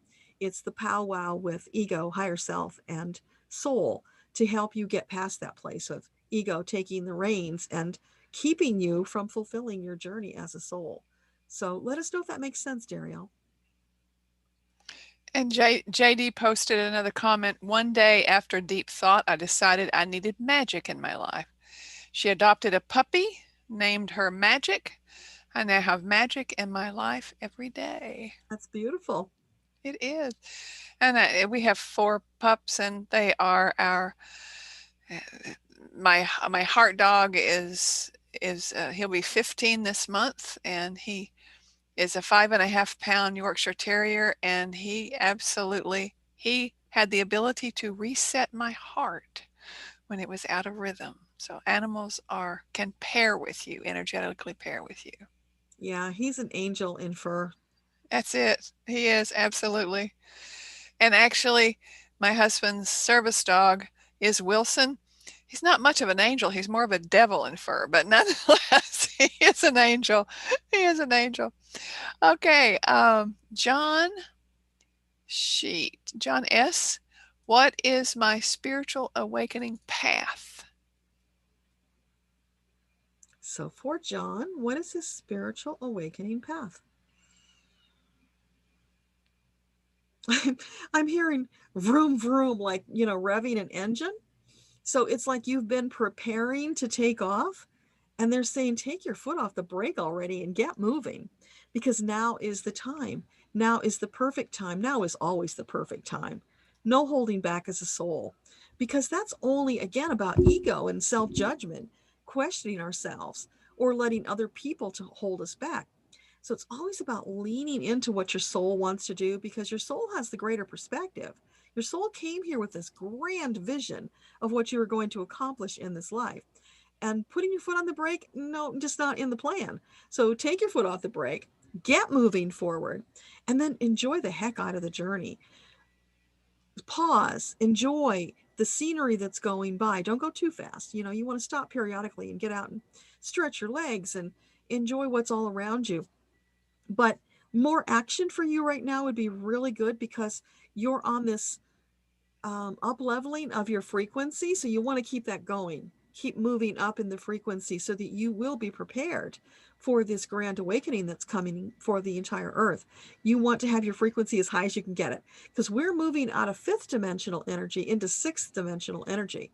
That's going to be really important. You want to be up there with the light workers so that you can stand arm in arm with them and banish the darkness, so that we can bring this golden age of earth and enjoy it sooner than later, because we need it now.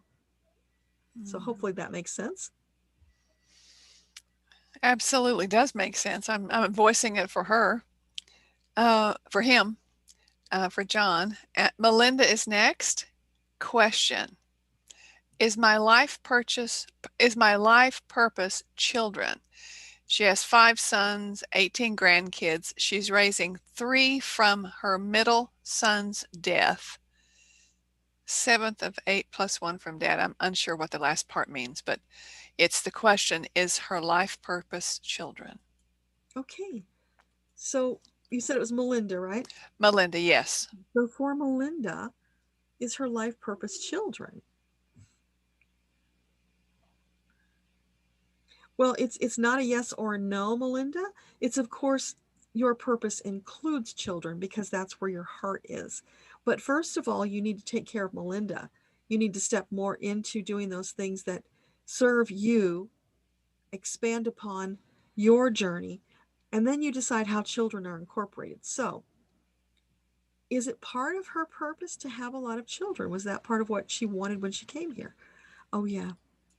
It's like you wanted to create an instant family for yourself. That was a craving that you brought forth from a past life where you didn't have that. It's feeling like you were an orphan in a past life, and it left that deep imprint and that neediness to have the family. So in this one, you fully intended to have a big family so that you could enjoy that. But don't get so caught up in doing and doing and doing for the family that you leave yourself out of the equation, because guess what? If you do that, you're going to get depleted, and then you won't have much to give back to the family. You won't be that supportive rock that you want to be for them. So always remember to incorporate your own interests and activities. Don't be joined at the hip with the children that they're your end all and be all. You still need to be that independent soul taking care of you and your journey. But yeah, kids are a big part of what your journey is about. The next is Engla, E-N-G-L-A. Hi, Deborah. You found my mother near the lake. I have had a message from my mother a week ago about our young friend. Can you let her guides know she can go? And then the question is Nahum, Nahum, my guide or angel? Okay, so are we letting the friend know or the mother know? A week ago about our young friend. I have a message from my mother a week ago about our young friend. I think it's the friend, not the mother. I think it's the friend. I think mother was saying, let the friend know that her spirit can go. Okay, so for Engla,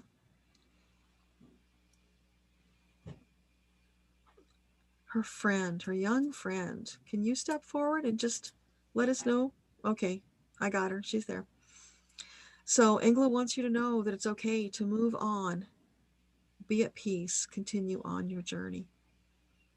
She's nodding and smiling. She got that. She understands that. But she wants you to know that you can let go. It's like I'm seeing these laces connecting the two of you, and she's untying the bow and saying, yes, I am moving on. And that's the validation for you that she's doing that, and she's fine. So now you get back on track with your life. And she's saying, hey, it's okay to check in with me once in a while. Let's have a conversation. I would love that. But don't get stuck on grieving and not living your life while you're missing me, because I'm going to be busy moving on with my journey, and I want you to do the same so that when you get over here, we can party and celebrate all the wonderful things that you did. So Nahum, is that one of your guides or angels? Is there one named Nahum? Yeah, they validate that for you. Yeah, you're feeling that correctly. So just call on Nahum anytime you want, and know that you can call any name you want as well, because you've got that whole team. So when you call, they all come forward at your service. Because you know, the thing about our guides, I've mentioned before, it's a legion, it's vast. So if we're not asking for help, they're sitting around twiddling their thumbs because they don't have anything to do. Their entire reason for being is to serve us. And that's each one of us has our own individual team. So keep them busy, keep them happy, do it for them, because they give so much to you. Give them challenges to do, ask them for more. And it doesn't matter how little it is, anything at all. Like one of the things I do when I get in my car is I invoke protection for my vehicle. I want a protective shield. I ask my team to do that for me. And it's so far working. So little things like that you might think are too silly to ask angels and guides for. Nope, nothing's too small. Ask and ask and ask again. And I actually asked Archangel Michael to please put guardians at the corner of the car, and it's like I'm driving along sometime, and it's like I see the wings spread out, and there have been instances when I first started doing that when it's apparent that I was protected because of it. I even shared the incident, what happened with some highway patrol when they're going, it doesn't make sense why you weren't hit. And I shared the thought with them, and I said, I know this sounds really woo-woo. And two guys in their uniform, I mean, a fully pressed uniform, looked at me and said, it makes perfect sense. And I was surprised that they even bought into the concept. Delighted to hear. It's beautiful to be able to bear witness like that when they have the evidence right in front of them. Yes. Sister of Six says, thank you. That makes total sense about playing it small. Oh, awesome. Good to hear that. So bloom, baby, bloom. That's right. And CL says, thank you. Do my guides have any advice for me with regard to my current situation and next step, please? If the next job is iffy, is there something else in the pipeline financially? Would you like me to read the first part again? I think I got it. Okay. So for Karen, what can you tell her about the next steps in her career? Any guidance you can give her, a direction, a hint, a clue. Come on, a clue, a clue, a clue.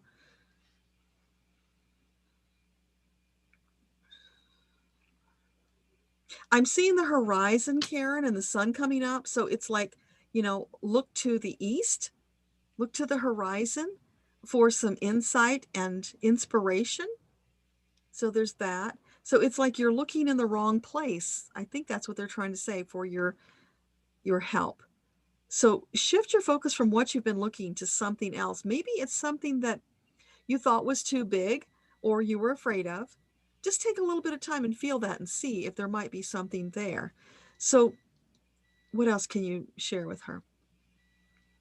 They're nodding their heads vigorously. Yeah, it's about scrapping that whole vision that you had before and allowing that new one to come in. It's right there at the back of your head. It's waiting to come in, but you're blocking it because you're afraid. So let it go with it. Know that they would not give you this inspiration if you couldn't do it. So if you really are ready, take a deep breath, jump into the deep end. Your guides are not going to let you drown. They're going to help you, but you've got to let your vision be bigger so that you don't miss out. So about the iffy job. So she's needing something financially. Is there something else coming up soon in the pipeline that she could do to help her in the meantime? Something financially helpful for Karen in the near future. There's a block, Karen. I'm not getting anything right away. So would it be like more than 6 months? Is that what you're saying? Yeah, more than 6 months. Okay, more than a year? No. More than 9 months. Okay, so 7 months. Yeah, somewhere like around 7 months, Karen. But now you can change that. You can make it come faster if you lean into whatever this inspired thing is and start doing it. And look for ways of doing it that are not conventional, because it's feeling like you really got to get outside the box and do something that's so different, but yet it feels right to you. So I'm not getting a hint on what that is. It's feeling like you've got an inkling, but you're just afraid. So let me know about that, Karen, and maybe we can get some more insight if that doesn't help you. And Janet celebrating, she said she figured out how to donate. Thank you, Janet. She said, thank you for sharing your beautiful gift. And Dana says, I love listening to you both. Thank you so much. Thank you, Dana. Ingla says, I cannot drink light soda. After I stopped that, I lost 20 kilos in 2 years. Those light drinks and sweets make your brain go wonky. That is true. They're very dangerous. I wonder if that's about my little drink here. Yeah. I do that when I need the caffeine hit to keep going. So I don't do very much of it. Well, and I need to reconsider. I will reconsider. Forget the need word because it indicates lack. But I have gotten in the habit with my husband of going for a soda run with him. And, it's just like our time to get out. And so maybe I'll go and not get the soda, but I'll get him one. So, but I do like my one soda, but I don't drink many, just one. Yeah, sparkling water, And that's I do love spark, but I do like caffeine too. But I can only have just a little bit of caffeine. Yeah, I take way less than I used to. Me too. Oh, me too. In 2011, when my AFib flared, I was like mainlining coffee, getting a program ready to go to Las Vegas and present it in the poker industry. And it was like my body said, naughty girl, we're grounding you. Yeah. Yeah. So take care of yourself. You come first. I would get heart palpitations if I drank too much diet soda. So I have to limit it. But sometimes you need that extra caffeine. So it's okay. I balance it with other things. But yeah, that's really important that you discovered that angle and you honor your body in that way. Yeah, that's wonderful. Dana said, I would love to know if my guides have a message for me. Thank you. And before that, Susie B said, so Mitch is just the banality of evil. Yeah, kind of. Okay, so for Dana, what message do you have for Dana? Dana, I am seeing you as a gardener and you're cultivating the soil. You're wearing an apron, you've got gloves, you've got all the accoutrements that you need. So you're prepared for what it is that you're attempting to do. I don't know if the gardening is literal or metaphorically, but whatever it is that you're engaged in, you're getting validation that it's really good. It's in alignment with where you're going. You're prepared. So go for it, baby. Enjoy it. Allow the fruits of your labor to be harvested, to be enjoyed, to nourish and share, whether that's, again, literally or metaphorically. But they're giving you a big applause, standing ovation for the efforts that you have put in. They want you to know that they see, they acknowledge, and they're encouraging you to do more. You're on the right track. Oh, I missed the half hour. I missed the half hour, so put the link in again for the donation, please. And I might have, but I'll do it again. Okay. And remind everyone to, still there's still time. We still have almost 40 people on, and we still have a bunch of asks. We're at 112 on the thumbs up. Message your friends and get them on so we can get some more thumbs up and some more people. We will go as long as it takes. We can take our breaks and we'll get to it. Allie B said she missed the question. She had to pop out for something. She lives in the UK and she wants to ask, did the guides say yes or no? And only if there's time. She's apologizing. No apologies. Thank you so much for coming back. And she said if there's a replay, she can listen for it. Well, yeah, but we don't ask you to kind of sort through everything. And can you go ahead and ask her guides for a yes or no? Because I am unsure what the question was. Okay, so for Allie, was the answer yes? The answer was no? It was no, Allie. I don't remember either, sorry. So there you go. And I just got an update from Melanie. We're now at, what did she say? $858, and that was at 4 o'clock. So it's more since then. How wonderful. Thank you all so much for your generosity. We're attempting to pay it forward. Give you, and then you give on forward. Oh, Journey to Self. What a cute name. I love that. Journey to Self. Hello. I would like to know what message my guides have for me at this time. Journey to Self. Okay, journey to self. What would you like to share with journey to self?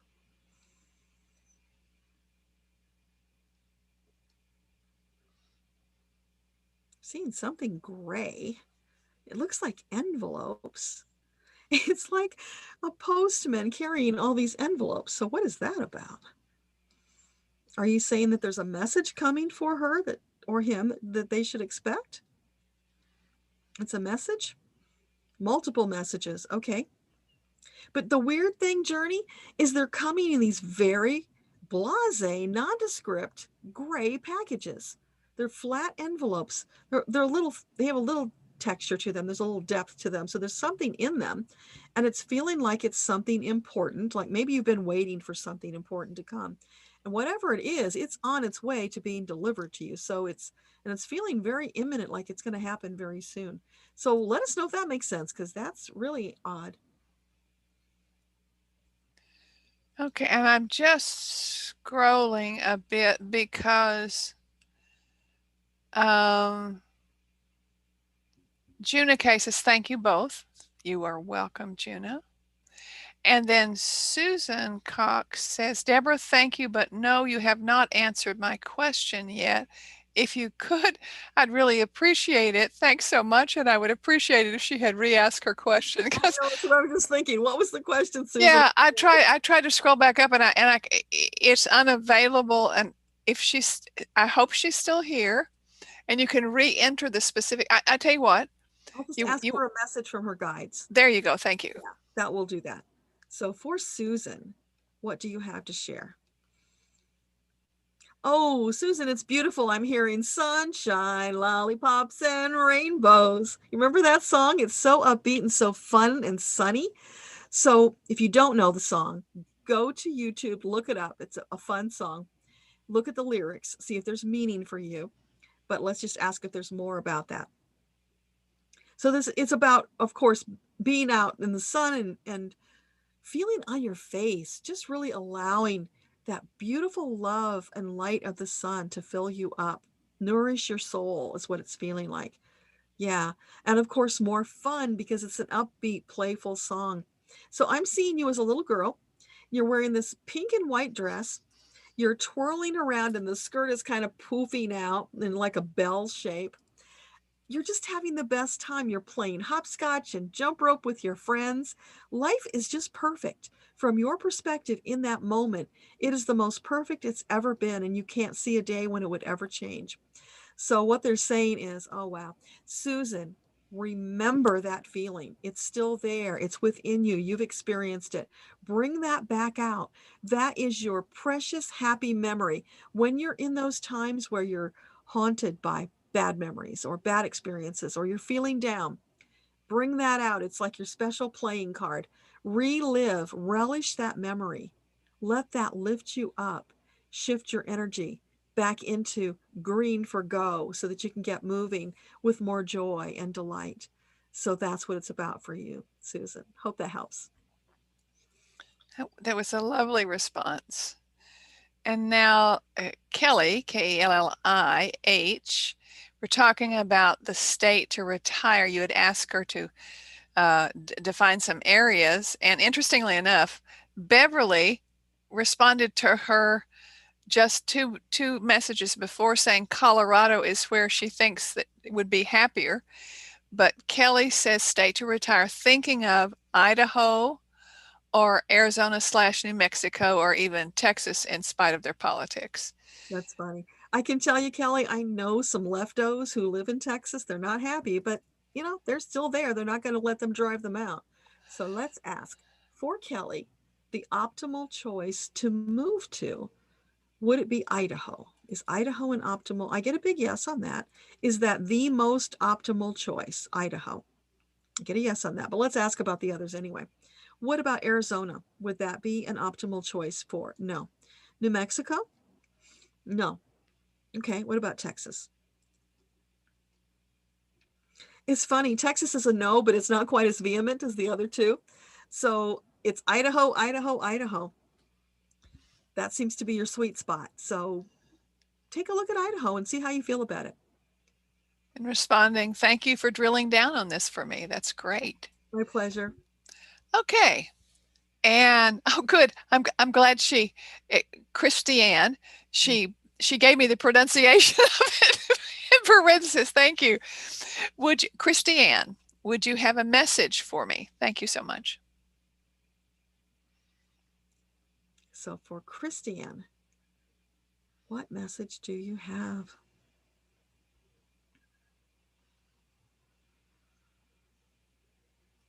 This is interesting. I'm feeling like I'm a flying carpet and I'm just drifting through the clouds. So this is for you, Christiane. So it's like effortless, just allowing the wind to carry you, flowing with that energy, no resistance. So whatever it is, you're on the right track, and they want you to know that that's a beautiful energy to be in. Not a care, not a cloud in the sky. Everything is just beautiful, moving forward. So keep moving forward. Don't forget to have some fun along the way, but you're on the right track. They want to validate that for you, and they want to encourage you to keep going, because just up ahead of you, I'm seeing like an oasis. There's beautiful trees, there's glistening water. It's just gorgeous. And so you're moving into another phase after the one that you're in. So now you're in the gliding phase, taking a little break, just flowing, and then you're going to get onto the next stage where there will be some work to do and some new adventures to be had. So it's a little of this and a little of that, and it's just beautiful. So hopefully that helps and makes sense. That is lovely for sure. Marie F. says, amazing marathon. Thank you, Donna and Deborah. You are a dynamic team. I'll take that. Thank you so much. Thank you, Marie. I'm always amazed on how you can tap in so easily to everyone's guides. That is impressive. Yes, you are impressive, Deborah. It's them. I'm just the translator, you guys. It's really interesting because, and I usually keep my mouth shut because I get like, okay, that's it. And I'm going, just, don't interrupt her. Don't add on, because we could go twice as long if I said, okay, well, I heard about that. So I usually keep my mouth shut about that, but it's just so much fun. And Roberta says, thank you so much for your time. Great cause. And Desert Dawn says, thank you so much regarding the COVID vaccine. Sounds like I need to continue to boost my immune system. Thank you so much. I trust my doctor, but was hoping there was something I could take. Yeah, understandable. You want to let go of that fear, but you're doing fine, Dawn. You keep taking care of you. You'll be fine. And Craig D, my mom is her dad in her dreams. Oh. Why? My mom is her dad in her dreams. Why? Let's just ask. I don't know. So for Craig,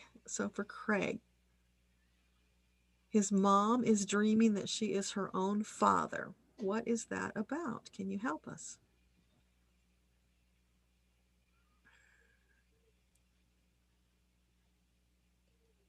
It's feeling like it's just a validation of their connection and that they share a lot of characteristics, and that's okay. It's like, it's almost like she's afraid of embracing the testosterone side, the masculine side of her personality, because women aren't supposed to be that way. But that's natural for her. She's got a big part of her father running through her DNA. It's okay to express it. Don't worry about it. Don't hold back. Let it go. There's a lot of women out there who have male souls, and so they do have more testosterone. They are more assertive than other women. So understanding that is really important these days, because there are so many people who are torturing themselves when they feel like they don't belong in their body. And that's because in many cases, their physical gender and their soul gender are not the same, because we get to choose when we come in, whether we're male, female, or androgynous. But when we were created, we got a gender that stays with us through every incarnation. So we're just having experiences as the different genders as we go. And at some point, it's seeming like the soul gets to a place where they're like, not liking being the opposite gender anymore. It's uncomfortable. So it's important to know about that. But for your mom, what I'm getting is she's feeling that testosterone and she's trying to suppress it. And dad is coming forward and helping her to see that it's perfectly okay. It's natural. You were made this way, honey. Let it flow. It's perfect for you. So be more fully yourself. So hopefully that helps, Craig. That was super. And Linda says, thank you for the message. It made perfect sense to me. That was Linda K. And then she put, I love this, she put 6 hearts, and there's actually in the color range of the chakras. And she's going, where's that indigo blue for the 6th chakra? But she has 6 of them in there. And I'm going, where's the 7th one? Thank you for what you're doing.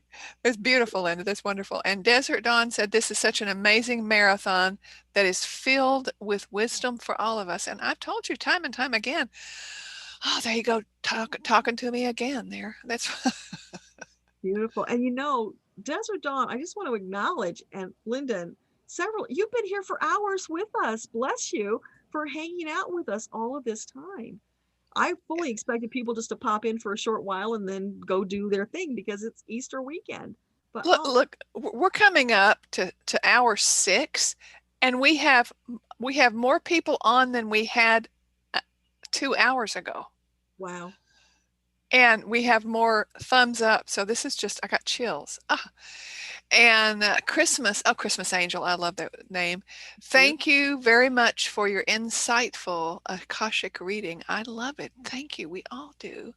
Susie B says, thank you, ladies. I have heard so much today that I needed to hear. So much that I needed to hear. Best wishes to you both. Excellent. Thank you, Susie. And Glinda, oh, great. We have a request. Does my guides have any advice from my grandchildren? Okay. So for Glinda, do you have any guidance about her grandchildren?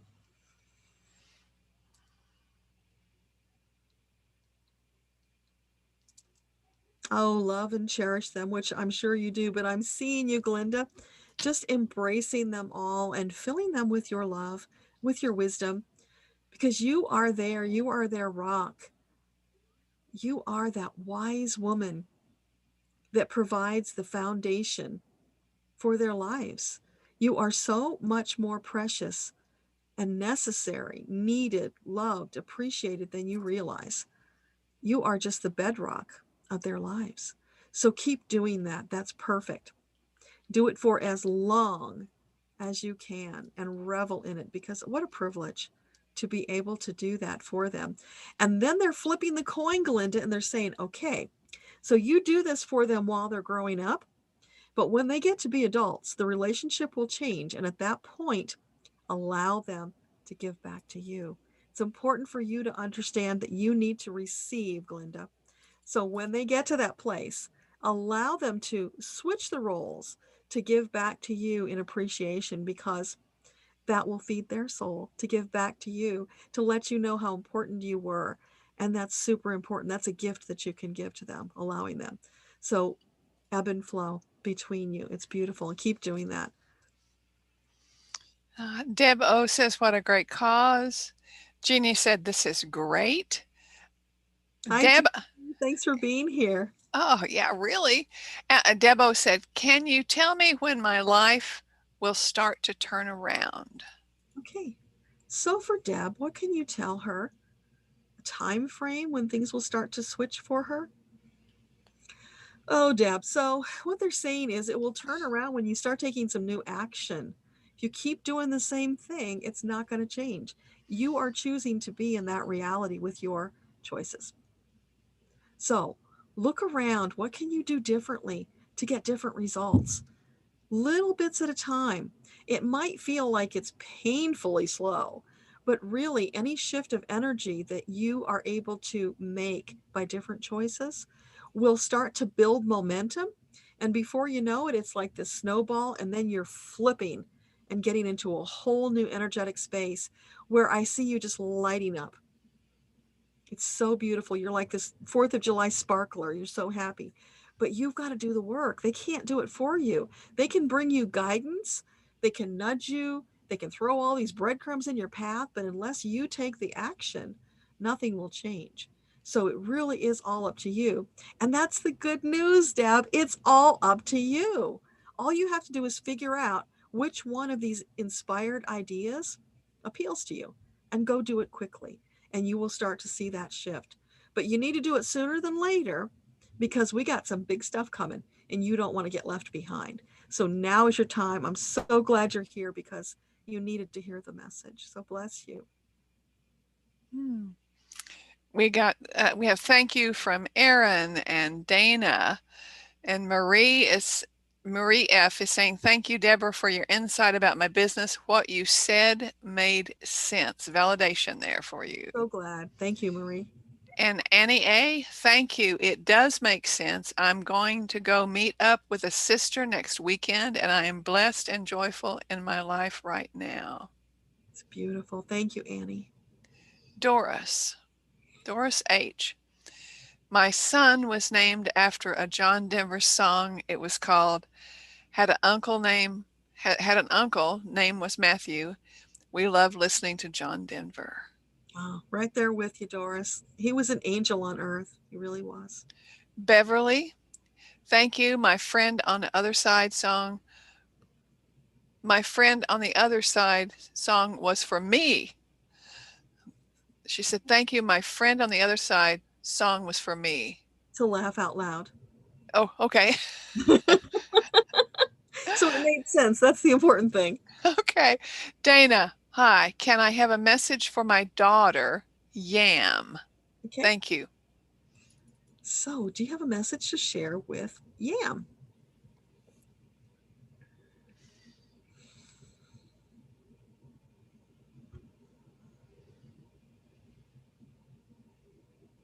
I'm hearing that song, Moonlight Becomes Her. And I can't even get enough of it to give you the melody, but Google Moonlight Becomes Her. Isn't that like a classical song or something? I'm not sure, but I have a trace of it, just not enough to grasp. So Moonlight Becomes Her, what is that about? So Yam has this ethereal quality to her, which is just beautiful. And let her know that that is the way she's supposed to be. If she starts feeling like she's too different because of this quality, no, it's perfect. It's how she was designed. So lean into it, be more of it, allow it to lift her up. It's almost like she's so light her feet barely touch the ground. She's one of those souls that just has this lightness of being about her. And you know what? So many of us need that lightness of being. So encourage her to get out there and be all of that she can be. Share it with the world in whatever way makes her happy, because she's a beautiful gift to the world and we need more of her, that gorgeous light that she is. I'm seeing her, she's kind of like, almost like a fairy with that lightness of being, very ephemeral and beautiful. It's lovely. And Doris is asking, if you please ask the guides for information on how to reach her son. He is in a very dark place in his life. He was so loving and so kind when he was younger. Okay, so for Doris, is there anything you could share with her to help her reach her son, to help him with his darkness? They're saying love, Doris. Love is the key to everything. So all you can do is work on yourself. Work on beaming love to him without any expectations. You have to detach from the results because, Doris, it will break your heart if you don't. All you have the power to do is to beam him that love, light, and energy from source. Keep sending it to him. Don't stop. You can send it unceasingly. Get your angels to help you with it. I'm seeing them rolling this big boulder of love, light, and energy to him. They will keep helping you do that. At some point, he will feel it. Whether he chooses to acknowledge it or do something about it is up to him. But that's what you can do. That's positive action you can take. Whether he ever appreciates it or understands it in this lifetime, again, is up to him. But don't let that derail you from your soul journey, Doris. You still have to have your life and your purpose, your mission fulfilled. in spite of whatever's going on in your life. And if you do that, Doris, if you focus more on your journey, less on him, you might find he shifts, because he could be feeling too much pressure from you. Maybe he's feeling that disapproval. It's kind of, there's a heaviness that I'm sensing there. So focus more on you. Keep sending him love. That is the most positive thing that you can do for him right now. I know that's hard, Doris, but day by day, just do the best that you can, and you will see some changes. So we just reached 5 o'clock, which is the 6-hour mark. Oh, wow. And Jeannie said she just donated because she loves you. She loves us. She said she donated her time to the Women's Resource for years. Thank you, Jeannie. And it's time for you to go take a bio break. Let me look at how we are. We have, I think we'll probably go to the bottom of the hour. We can get through the rest of the messages. We're going to get through all of them and respond to them. I think we are, unless we get a whole bunch more people showing up. Yeah, it's looking like we'll get to the end of the questions. Awesome. But I want you to drop the link in it one more time, please, for the donation link, which is a page where you will scroll down to the page to donate. And sometimes the donate pages are a little clumsy, but you can get through it. And it's time for you to go do your bio break, girl. Okay, and Melanie did say if you have trouble with that link, just look on their website for the donate button and go to that page, and then you can just put in there Akasha, so they'll know that it came from this event. So if you can't do it one way, you can do it the other way, hopefully. All right, see you guys in a few minutes. Okay. Okay, so what am I going to do? I'm going to tell you another story. So I think the story that's appropriate to end the day with has to do with what happened in 2013 when my book was ready to be published, my book, Mind Shift on Demand. My baby, the one I birthed, by the way, I gave the labor pains for the book. I mean, yeah, we hold on to things. It's like is it going to be good enough to get out there? And in reality, I'm standing up at this location right here. This is my retreat, my office. And I had 3 large screen TVs that I worked off of when I was writing. I've only got 2 right now. And I'm looking up at one of the mind shift exercises that was up on the screen. And I stood up from here and I put my hands on my hips, and I'm looking up and I'm going, I want something that proves my mind shift exercises work, and I want proof now. And I stomped my foot, and a few moments later, lightning struck in my head and I had a center left brain stroke, and I was muted, except for, it's your speech center, except for 2 words. I could say Donna, and I could say crap. And when I hit the floor, because I went down fast, hard, when I hit the floor, I said, be careful what you ask for. And let me tell you, it's the words you choose. But it was a blessing. It was a gift that I had. I was airlifted to the University of Florida Teaching Hospital, and all along the way, the healthcare team is saying she will never be able to speak again. It'll be 8 to 9 months before she can speak fluidly. And I chose to detach and observe rather than to buy into the illness, because the biggest problem that we have in our own healthcare is when something is diagnosed or we are told we have something, we begin to own that disease. We claim it, and then we become it. So I chose to do something that I had never done before in this instance, and I chose to detach and to observe and to be the witness rather than to be the one that was the one completely engaged and to own it and to become it. And I started doing the mind shift exercise that I was looking up on the screen, the one I said, I want proof that this mind shift exercise worked. It's the second one. There's 12 mind shift exercises in the book. And they're simple. They're straightforward. They're easy. The 7-Eleven that I shared with you earlier is not in that book. It's in another one, and I just shared that this year. But the one that I was looking up at the screen saying, I want proof, I started doing that mind shift exercise, and I probably did it for close to 100 times in a 3-day period. And I'm in the hospital, and in 3 days, I was able to speak fluidly. And it was interesting because I was asking, where are my words? And I couldn't write. I'm going, well, I picked up a pen and I wanted to make a list of the words that I would want to learn when I went to a foreign country. And I pick up the paper and it would go like this. I'm watching my hand because you're cross-wired, and when you have a stroke on the left side, it affects the right side. And some aphasia on my face because my right side of my face was kind of droopy down. But I chose to detach and observe. And I said, where are my words? And I started kind of meditating, like close my eyes and I'm thinking, where are they? And what I saw was a long room, big room. It would be able probably at least 10 feet across between these 4-drawer filing cabinets that line the walls of this room.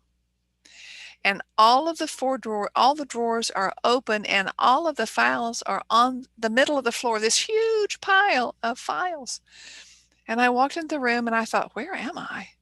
And in my mind's eye, I backed out of the room and I looked up, and over the door it said Word File Room. And I'm wondering, do we have that? Do we have a Word file room? So I went in there and I thought, well, what's the first word I would want to know if I'm going to a foreign language? Because in essence, my job was to learn a foreign language, because in that moment, English was my foreign language, because I was unable to speak. I was unable to find the words, unable to think the words. But I was able to come up with a list of 100 words, kind of. Some words I'd go, what is that word? And I was unsure what it was, even to write it down in my mind's eye. So hello was the first word I wanted to find. So I'm looking through all of these file folders, and I came up with one that said hello. I opened it up, and up popped, how you open up a kid's book and there's these little pop-ups, the word hello. I looked at that and I said, oh, there's hello. Hi, how are you?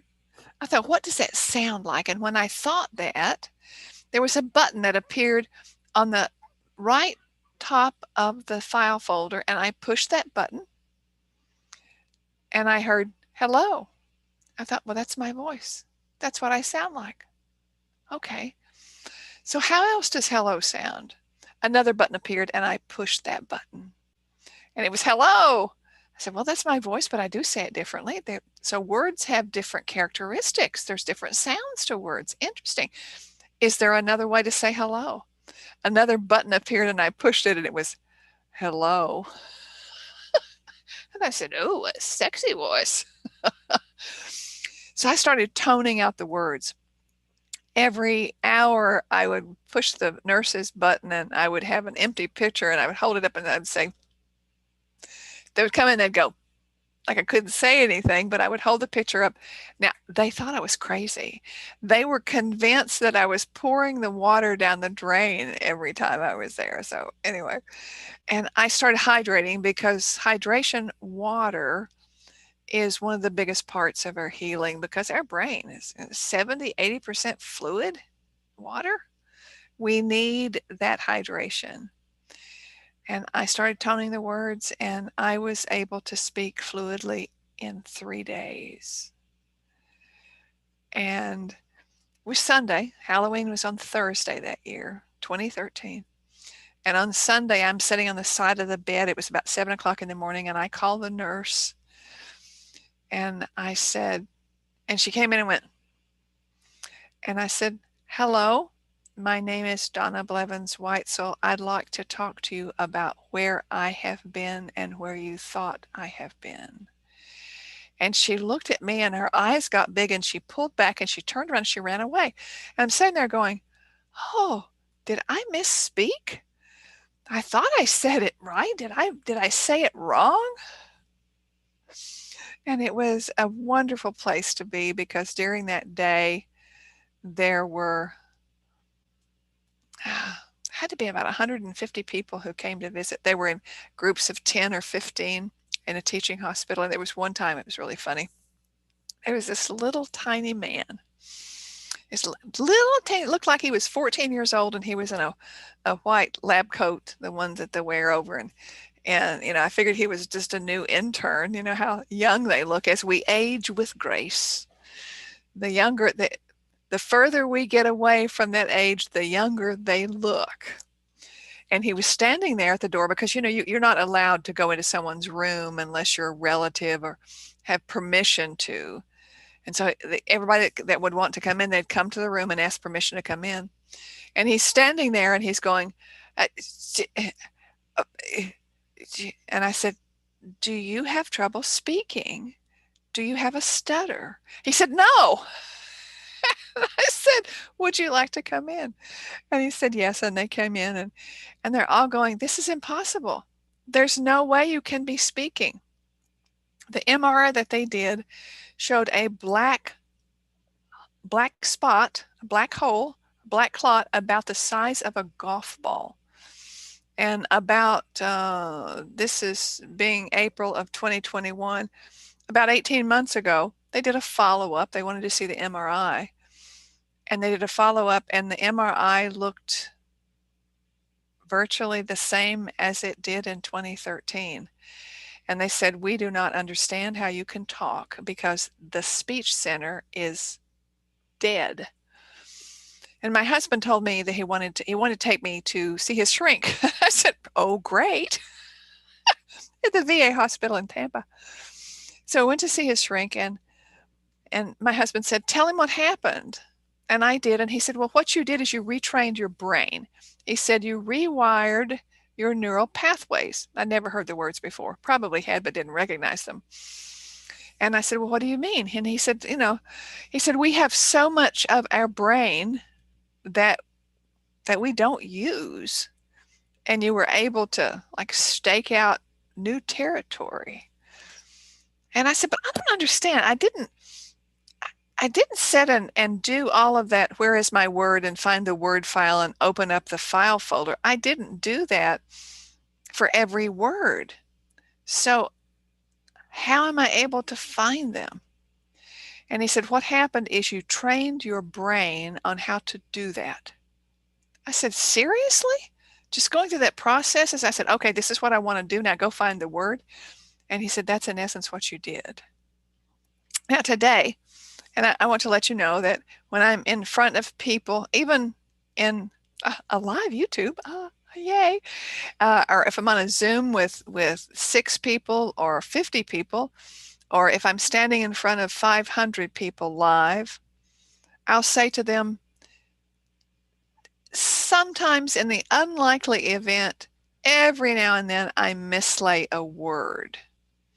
And if while I'm on, I'm having difficulty finding a word, will you help me find that word? I call it a missing in action word. And they say, sure, of course. And it's a wonderful place to be, because when and it's seldom, but sometimes it happens. But rather than get upset about it, I just say, where is that word?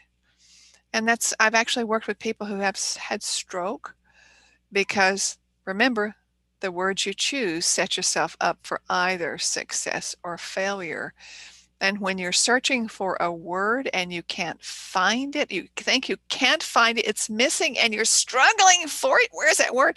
When you do that, you push it down away from you, and it gets further and further away.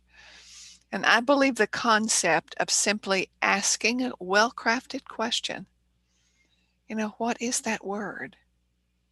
And let me ask you this. Have you ever mislaid Have you ever mislaid your keys to the car? Now think about that. You're going, where the heck did I put my keys?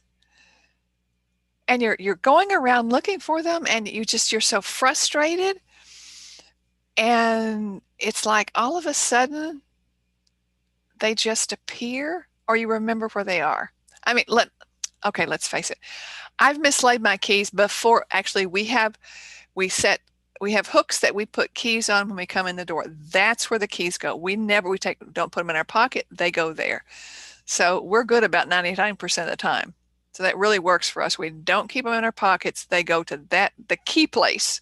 That's where the keys are kept. It's kind of like when you valet park, they'll hang the keys up. Well, that's what we do just inside the door. But I mean, I've gone to the refrigerator looking to see if I put the keys in there. Let's face it. I mean, I'm going, what happened? It's really interesting because when you're trying to think of something and you get up out of the chair and you're going so fast, you go into the other room and you go, what am I here for? And you go back to your chair and you sit down, and then all of a sudden you remember what you were looking for, and it makes me think that my brain is in my butt. So welcome back, girl. Thank you. Thank you.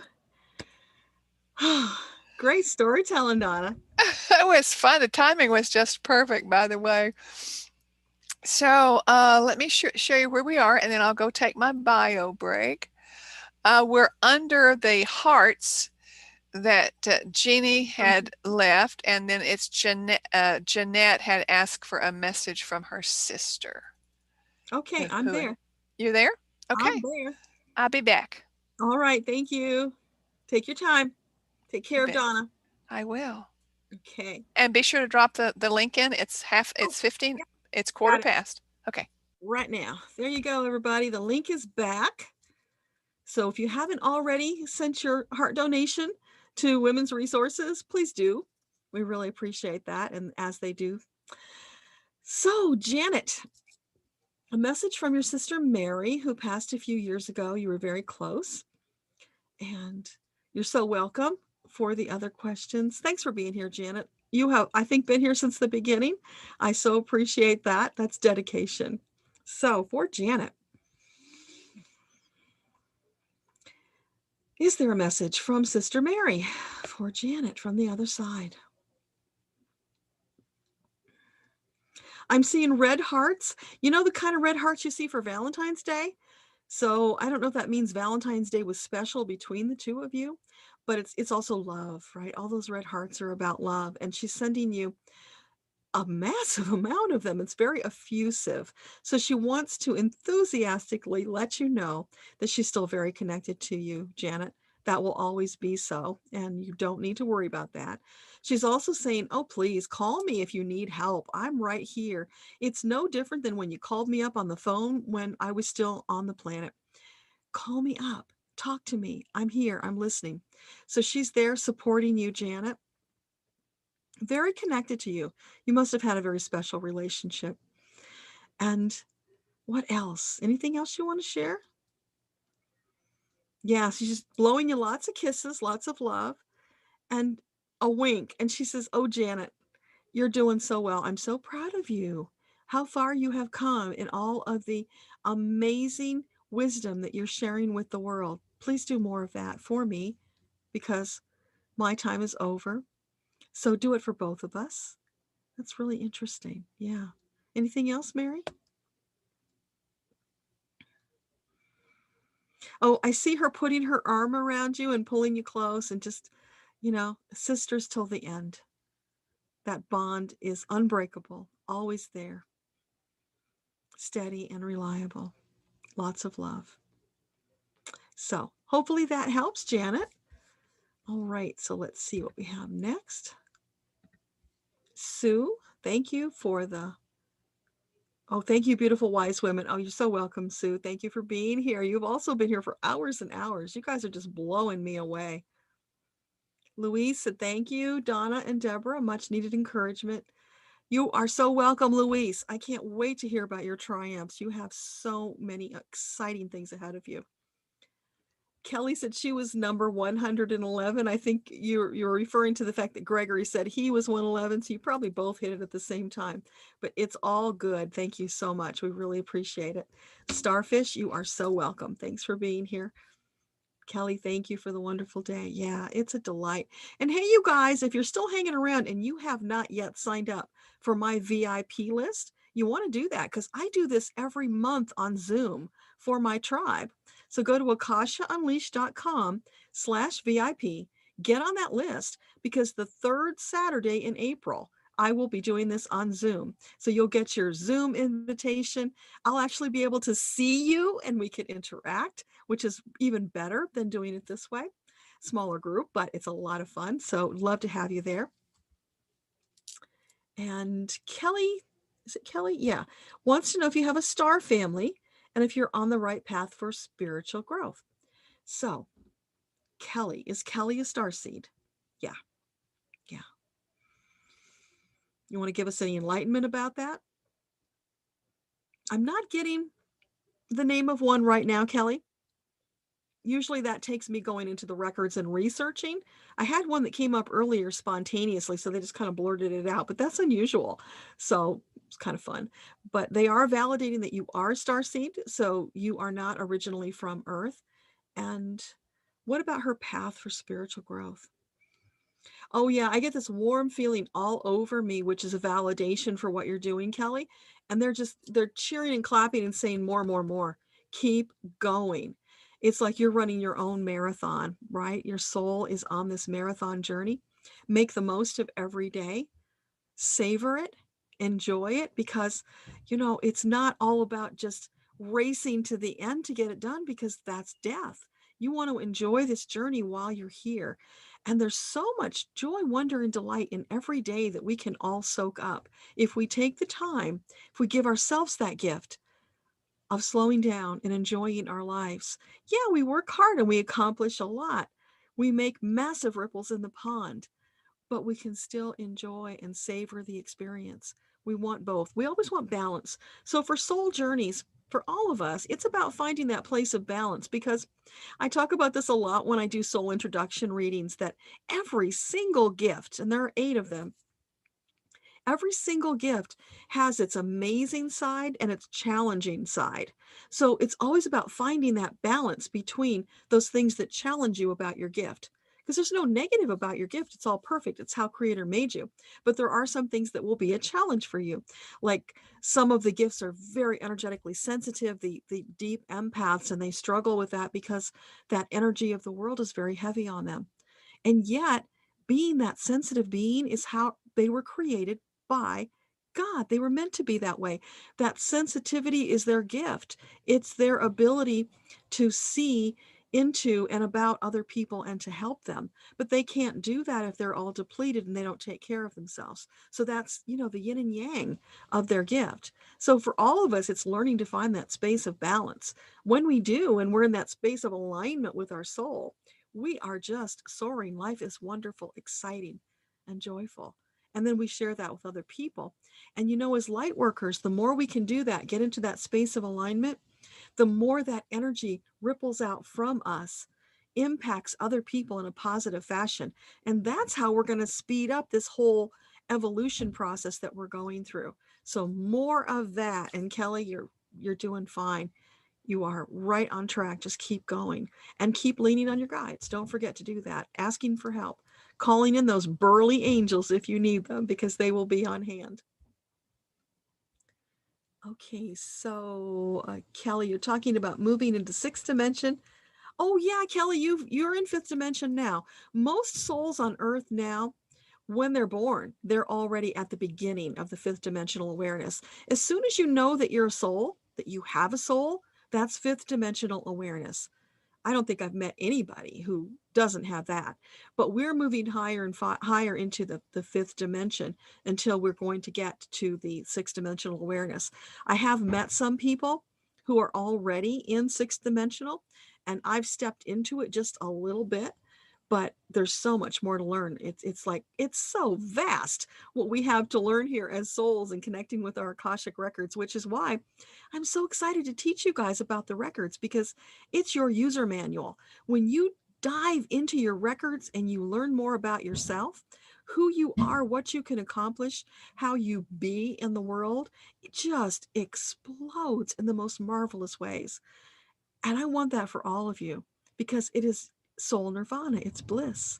And you all deserve that as souls. It's we're all working towards getting that space of bliss and being more fulfilled on our journey. So yeah, you are definitely well into the fifth dimension. Melinda says, thank you. You're so welcome. Thanks for being here. Carrie, she lost contact with a friend years ago. Alana, can you tell me if she's still here or on the other side? Okay. So Alana, Carrie's friend Alana, is she still in a body on the planet? Alana. Is Alana still in the Alana body? I'm getting a yes on that, Carrie. So is there anything else you want to tell Carrie about that? She's here. It feels like she's doing pretty well. And they're saying, Carrie, reach out and find her. If you feel that connection and the need to do that, reach out and find her and see what more you can accomplish together, where your friendship can go, because there's still a connection there. You wouldn't be here asking about it. So that's worth following up on. And social media is a great way to track people down that you lose through the years. So I hope that's comforting, Carrie. JD, you saved a baby in the middle of the road. Can you tell me if she has passed? And is her name Catherine? I'm not sure if you're asking whether she's died, so we'll just ask. The baby that JD saved, is her name Catherine? No.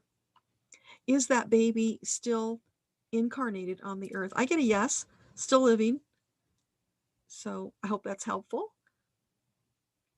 I think it's Rita. Yeah, Rita. Thank you. Looks like my question got missed. Posting again. Thank you, Rita. Appreciate you doing that. Don't want to miss you. What do the records say about why I have flat warts and sub health? What do my guides say for me to do to let them go? Okay. So what can you tell Rita about these health issues that she has? Wow, I'm feeling like a witch's brew. So what is that about? It's feeling past life, Rita. So it's a past life issue. All right. And so what you're saying is that these physical manifestations in the present are connected to the past life. And they're clues for you, Rita, to help you resolve this karma. So is it something that she can change in her way of being, her way of eating, or anything to improve her health? No, that's not the key to improving it. So are you saying that it's like an energetic clearing or something to clear the karma? Can she do that? Yes. Okay, is this connected to a vow that she made? Oh, okay, yeah, that's a deep one, Rita. It's a vow of suffering. Yeah. Okay, it's a vow of suffering. And can you tell us when this came to be? I'm getting that it was 5 lifetimes ago, Rita, that you took on this vow of suffering, and it's remained with you, and it will remain with you until you release it and clear it. So what is she to learn so that she can clear it?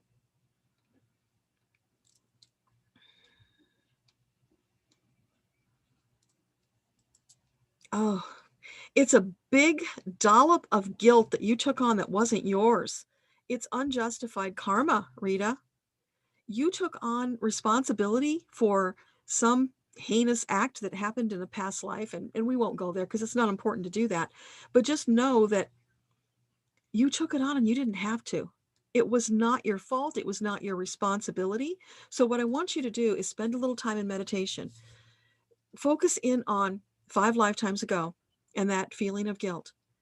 Let it go. Forgive yourself for taking it on when you didn't need to, and for whatever feelings were attached to it. It's over and done with. Oh my gosh, it's 5 lifetimes in the past. You don't need to keep holding on to it. So if you want to do a little ritual, if you've got some clearing that you do for yourself, if you don't have any of that, email me and I will help you with that. So just let me know. But hopefully that helps, Rita. Welcome back, Ms. Donna. Hello. And that was Rita K? Yeah, that was Rita K. Excellent. Excellent. So super. How are things going? Perfect. And I'm going to pop that link in again because you just reminded me it's another. It's half past. That's exactly right. Yeah. We're at our 6.5 hour mark. Wow. Yay. I can see if Melanie texted me again. Oh, we're at 935.80. Yeah, we're so close to 1,000, you guys. And she sent that at 5:20. So yippee. That's fantastic. Yeah. And you know, I'm expecting some people will continue giving after the event because maybe they couldn't be here. And so the link will be posted for a while. I will send it out again in my newsletter, probably post it on social media too, in case there's anybody who is connected to the cause or perhaps watches the video after the fact and wants to contribute to this really worthy cause. So thank you one and all. We are so honored to have you here. This is fun. This is really fun. We're creating a tradition. Yeah, I didn't quite know what to expect, but it is. It's so delicious. It really is. And Marie H says, please, I'm stuck, overwhelmed. Any advice from my guides? She said, please. Okay, for Marie, what beautiful wisdom do you have to share to get her unstuck? I am seeing you in a rowboat. No, it's a motorboat. I'm seeing the motor. So there you are sitting at the back of this boat where the motor is, and you've got it turned. So you're going in a circle. That's the problem, Marie. You're focusing on that motor. You're focusing on this limited little space of your life, and you're holding yourself in that pattern. So all you need to do is relax. Let go on that rudder. Straighten it out. Let yourself move forward. You deserve it. Don't keep holding yourself back. So to translate that into, reality rather than metaphor, for you, that's about looking around like we've talked about a lot today. What is out there that would feel wonderful for you that you could do? What is that thing that maybe you've been afraid, scared that you couldn't do it or you weren't good enough? You're ready. It's time. You would not be here asking this question if you weren't ready. So that inspired idea that's been kind of niggling away at the back of your head, it's time to do it. Step into that. Tiptoe in if you have to. Take your time. But just know your guides have got you. They're going to support you all the way through it. And once you get into it and you start experiencing it, it's going to feel so wonderful. And you're going to wonder, why did you ever hold yourself back so long? So for you, remember, the visual is the motorboat that you're holding in that circular pattern. You want to stop that. Which reminds me, for everybody who's still here listening, I highly recommend you go back and you listen to your answers again, because what will happen is you will get just a piece of it today. And then as you absorb the message and all the messages that resonate with you, you will shift energetically. So if you come back in a few days or a week and you listen to the message again, so bookmark where you're at if you need to. When you do that, you're going to get more insights because messages always come in layers. So you get the first layer, you shift a little bit. Then if you are wise and you come back, you'll get another layer. And maybe later on you get yet another layer. That's the way these things work. It's so magical how all of our guides weave in these layers of information that we will get bit by bit when we're ready. So don't deny yourself that. Come back and look again, listen again, get the fullest extent of your message because it's all there waiting for you. Excellent. You just have to pay attention to it. Sometimes we hear it and we ignore it. It's kind of like I oftentimes wonder, is my mother really deaf or does she just ignore me? I think you know the answer to that. Yeah, it's probably, I'm sure it's a hybrid. It's probably a little of both. Yeah. Chris C., what messages do my guides have for me? And the second question was, and let's see if if it has in it, do we meet our animals again after we pass? Okay, so for Chris, what message do you have for Chris?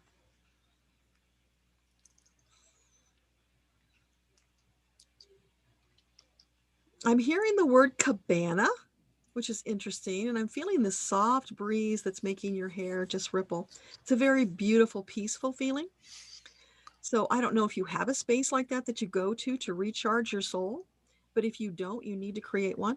A place that is peaceful, that's beautiful, that's harmonious, where you can go there and do a little self-care, a little meditation, whatever it is that you like to do in your quiet alone time. You need more of that. So do that. And if cabana figures into it, so much the better. Okay, and so what else for Chris? They're nodding their heads. Yes, yes, yes. More of that. More self-care, more feeding your own soul, more allowing yourself to be refueled, infused is the word, infused with vital force energy. And allow yourself to be filled to overflowing. Don't stop when you get to the top of your vessel. Overflow. And then when you go out in the world, you're sharing with people the overflow. Never share from the main vessel. That's for you. Because everybody has the ability to go back to source and refill their vessel anytime they want. So you never give from the vessel, always from the overflow. And what about the animals? Yeah. Animals for sure. They'll be waiting for you when you get to the other side. In fact, I had the pleasure of seeing a little boy who passed at 10 years old. And when he got to the other side, he was greeted by this huge amount of animals, all there happy to see him, some that he knew and some that just came along because they wanted to be part of the party. And because his life ended with cancer, he was also greeted by all these little children who had died of cancer. And Jesus was standing there because he was a believer in Jesus. If he didn't believe in Jesus, it would have been someone else. But so you know that. So they greeted him and they made him grand marshal of this parade that they threw in his honor. They had a red Corvette and he and Jesus climbed on the back of it and they rode there through the parade. And it was just beautiful and amazing. And that's how he was greeted on the other side. That was his first entrance. And then when he got to the end of the parade, there was a playground. He took off and he just played his heart out on that playground because his young life, 5 years, had been spent fighting cancer. So he really didn't get the chance to be a little boy. So he got that chance when he arrived. And then after he played and he was done, he morphed into an adult version of himself.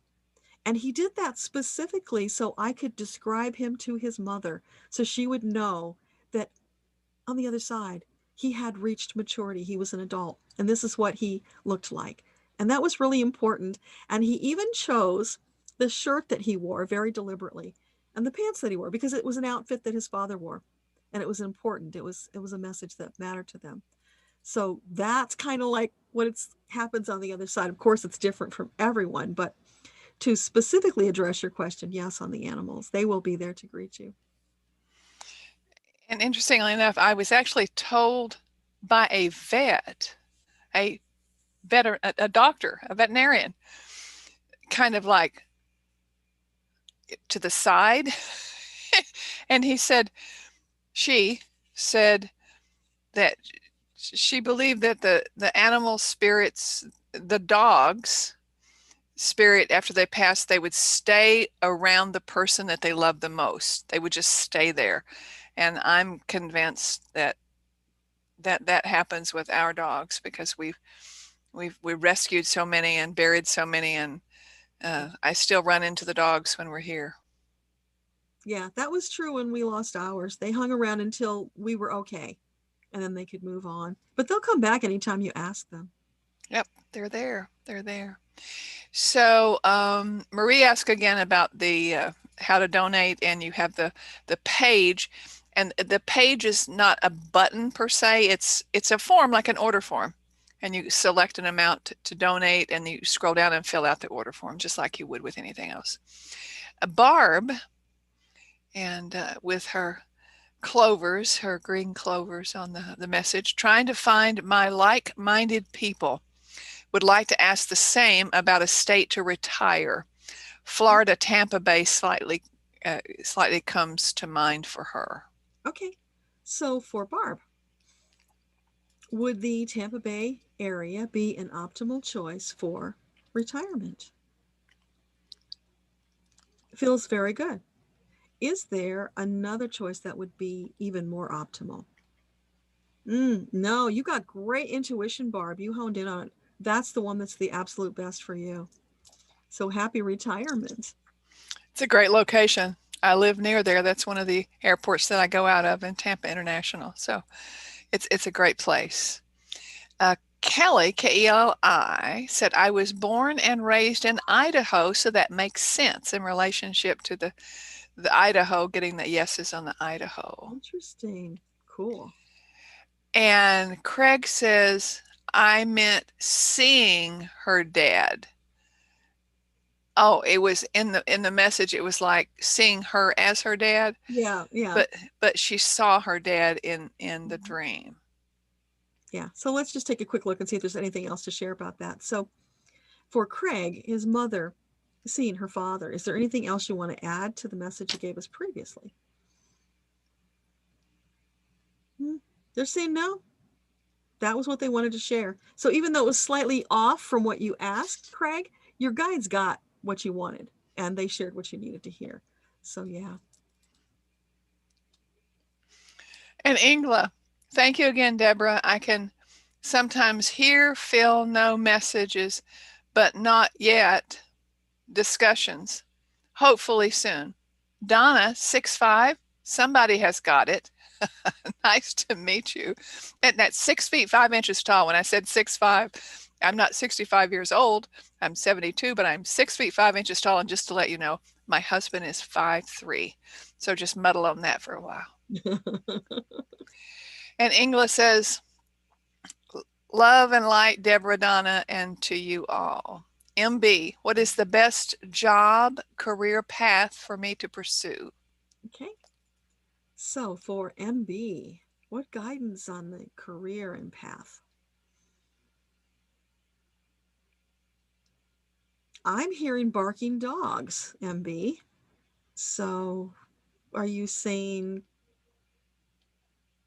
like a veterinarian? Is that what that's? No, not veterinarian. Okay. Like dog sitter? Give us a clue here. What are you talking about? Dog sitter would be good. Something to do with dogs. Okay, so is it a particular breed of dogs or all dogs? A particular breed. All right, so can you show me? Give me a clue. What kind of dogs?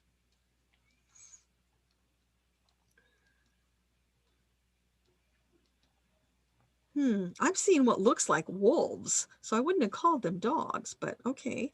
So dogs that look like wolves. So you're talking like huskies or malamutes? Huskies and malamutes? No, huskies. I get a yes on huskies, MB. So I don't know if you have an interest in huskies or not. Maybe you're in Alaska and you do sled dogs. I don't know. Let us know about that because that's really intriguing. But something to do with dogs. And if you wanted to focus on a breed, huskies is a really good energy match for you. Just be sure you're in cold weather if you're going to do a husky. Please. Yeah. We've had some, poor those babies down in Florida, and I'm going, oh, please, hard on the baby. Glenda says, thank you so much. I needed to hear this. Susan says, thank you so much, Deborah and Donna. Your channeling made me tear up. I just listened to the Sunshine, Lollipops, and Rainbows song, and it took me back to being that child. Blessings to you both. Thank you. Oh, this is really cool from Vanessa. I'm popping in and out to you ladies. Thank you very much. It's been amazing hearing all the divine messages. I've been told I have turtle medicine in me. Can my guides explain that better for me to understand? Okay, that's very interesting. So what can you tell Vanessa about turtle medicine? I'm getting that feeling very grounded, Vanessa, very connected to the earth. Slow and deliberate movement, of course, synonymous with turtle. So can you give us any more information about what that means? What does she have to do with that? It's about being more you, being more confident, because, you know, turtles aren't out there questioning who they are and what they're to be. They just be turtles. So for you, it's shifting into that way of being with confidence, moving slow and steady with very deep purpose and something connected with the earth. So I don't know, that's kind of vague. Can you tell us a little more? What is this about turtle medicine? Okay, so what I get is a visual of you, and you're like this really wise woman sitting with your feet on a turtle, and you are sharing this wisdom that you have from the earth, because you're connected to the earth by the turtle. It's really cool. It's like I don't know how to describe it. It's like the connection to the earth is coming up through the turtle, and the turtle is the conduit. That's the word I wanted. It's the conduit between you and the earth. So you're very much an earth mother type. You want to lean into that and share that with the world, especially, oh yeah. Okay, so especially right now, Vanessa, because the earth is going through all of this shifting and changing herself, she needs our assistance.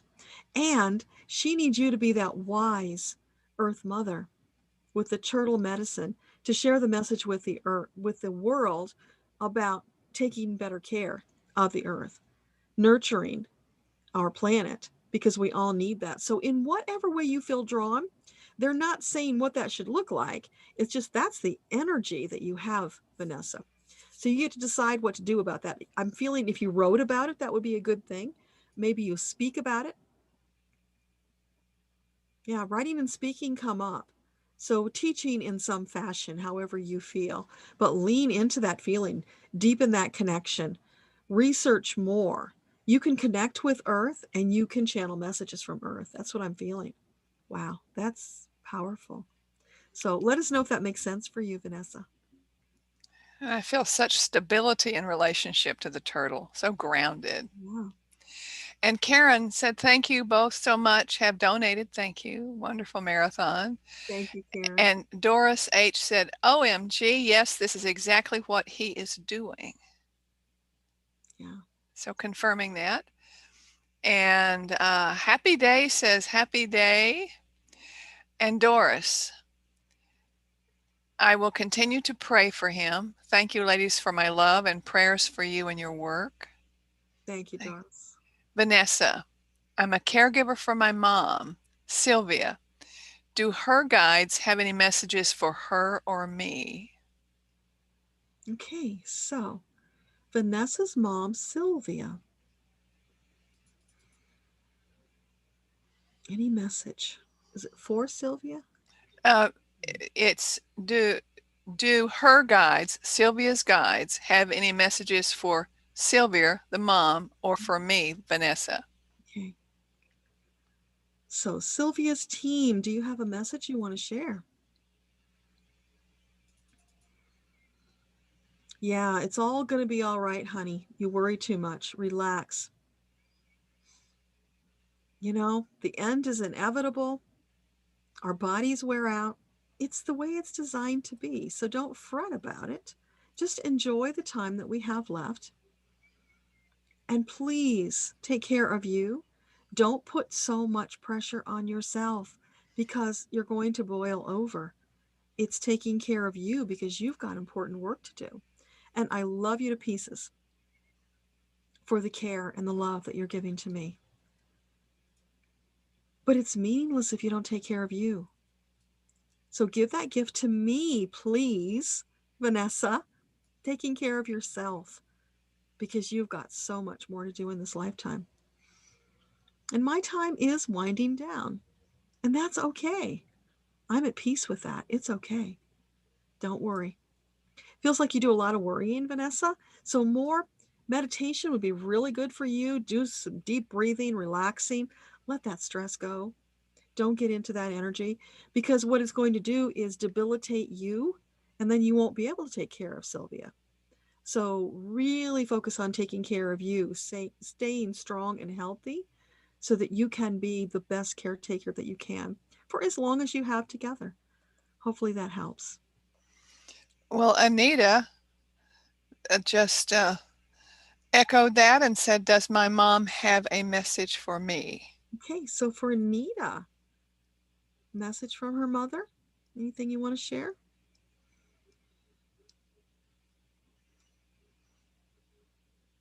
I don't know if your mom was a big woman, but I'm getting this image of this really big woman, and she's coming and throwing her arms around you and just squeezing you to let you know that she's still around, and that she loves you, and she wants you to know that. It's really powerful energy. It's like an Italian mama is kind of like what I see her, and just bringing all that love. And yeah, you can almost smell the food because it's part of her essence. It's who she is. And what a blessing to have her in your life. All of that love and that energy. And she's so happy. People loved being around her because she just had this beautiful energy. And know that you have part of that in you, and you can share that with the world. So she's your role model. And leaning into and being a little more like your mama is probably a wise choice for you, because she showed you so beautifully how to do it. And of course, you'll do it in your own unique way. But she role modeled for you the map so that you can take that and then shape it to fit your life, to serve the world in the way that is best for you. So let us know if that makes sense. It sure makes sense to me. And by the way, I think Vanessa's mom was also talking to me and telling me that my mother, Mama Peggy, told her to tell me what you just told Vanessa. Dana said, wow, Deborah, you just described my daughter, Yam. She is very special. Is there anything I can do to help her? And thank you from Israel. Oh, how wonderful. Israel. We are global. Yeah, so for Dana, is there anything she can do to help Yam? It's just be her rock, Dana. Be there to support her. Listen to her when she has fears and worries, and share the stories with her about how her angel team is there to support her and she can lean on them. Help her to develop that trust, that faith, that confidence so that she can be strong. Help her to be a little more grounded. That would serve her well in her life journey. And really, it looks like you're doing a pretty darn good job already. So it's just a little tweak here and there. Mostly just be you, because that's what she needs. And that's perfection already.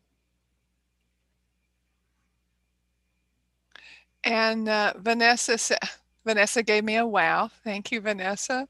And Carrie chimed in and said, awesome story, Donna. Thank you so much for sharing. I'm sorry you had to go through that, but what a miracle. You sound awesome. Thank you. I love being awesome. God bless you. And back to you. And Marie said, everyone needs a food drink break. Yes, we do. We did. We always did. TK, is there a message from my brother who passed away in 2017? That's TK. So for TK, any message from his brother? I'm seeing a salute. I don't know if he was in the military or not, but I'm seeing a salute. And it's the energy of everything is good and in order. There's a feeling of discipline and kind of a straight shooter type of person. And he's waving at you from afar and letting you know that he can see you. He's around. He knows what you're up to. And then a thumbs up to let you know that you're doing pretty darn well. Keep doing it. But he's not an overly emotional guy. He's kind of guarded with his feelings.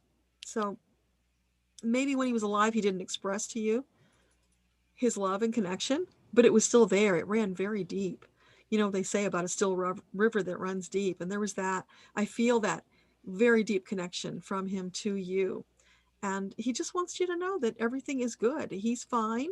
You don't need to worry about him, but he is around. He's keeping an eye, and he'll be there when you call him, if you need a little extra help, he will chip in with your guides and your angels to help out. So you can ask anytime you like. And he's kind of somebody who doesn't talk a lot. So that's pretty much all he has to say. I love that. Terry, with one R, could you please ask my guides how I can help? What is it I'm here to do? Okay, so Terry, what can she help with? How can she help? What is she here to do? What do you want to share with Terry? Oh, I'm hearing the Beatles song, Love, Love, Love. So you're here to share love with the world, Terry. That's what you can do. And more, more, more. The world needs that love right now. So you be that bright light of love.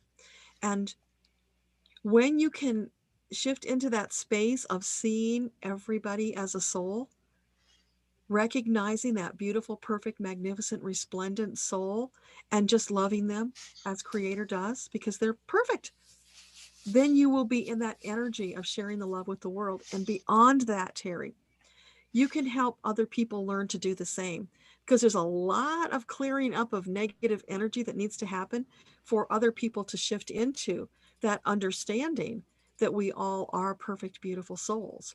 So wherever you have the opportunity to teach that, to share that, to demonstrate, role model that, that's what you can do.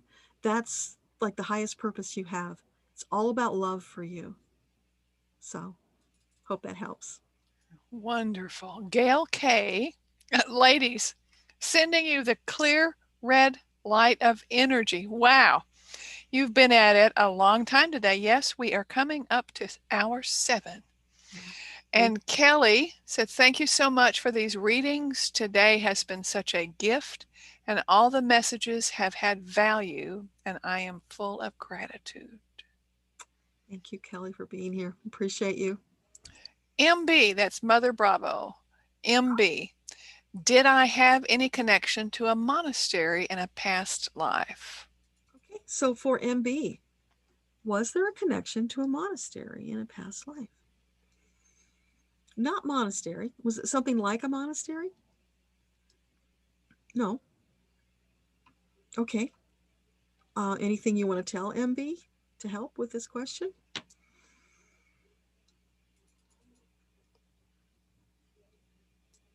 He was a scholar, or he or she. You said mother, brother, so she. Yeah, just Scholar. well, no, just MB. That's the. Oh, you made that up. Okay, I got yeah, it. Okay, it's so for MB, you were a scholar, and you might have worked with the monks, and so that's why you got that idea it was a monastery. But you were a scholar, you were studying, and you were scribing. So this is quite some time ago. So yeah, you were involved in that endeavor. A wise and learned person who was sharing that with the world, which is beautiful.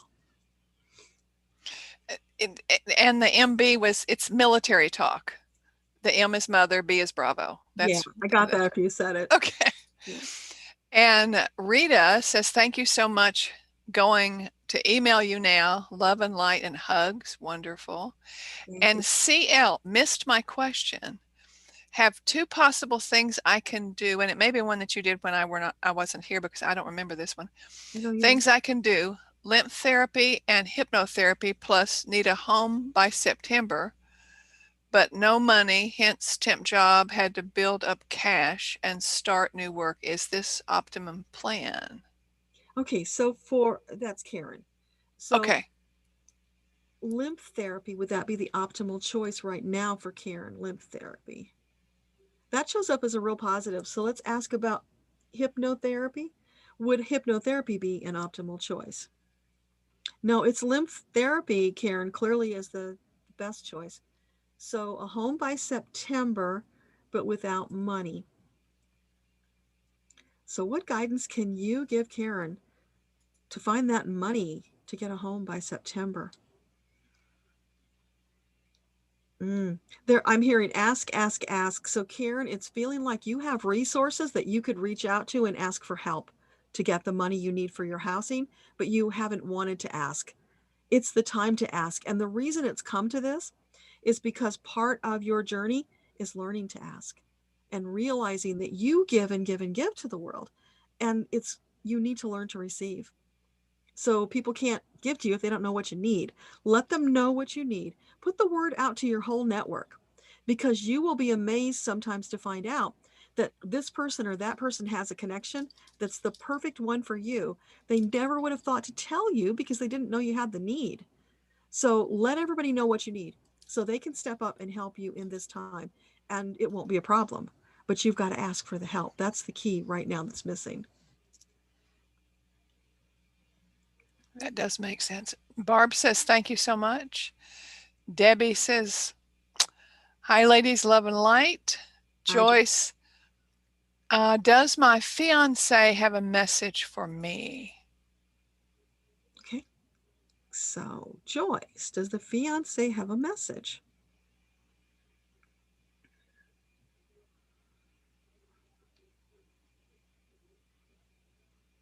I'm getting nothing, Joyce. Anything at all you want to share? I'm getting blowing in your ear. That's helpful. That's tender. This must be a person of few words. Is that it? Is this person somebody who doesn't talk a lot? No, this person does talk a lot. Okay.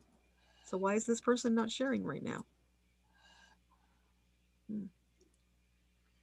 It's feeling like there's a rift, Joyce, and a not wanting to talk right now, needing space. That's what I'm feeling. So let us know if that makes sense.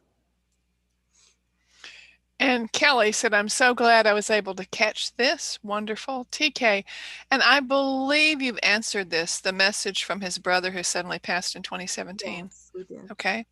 And Terry with one R, am I on the correct life path? Do my guides have a message for me? You answered that, didn't you? I think so. If not, Terry, let us know.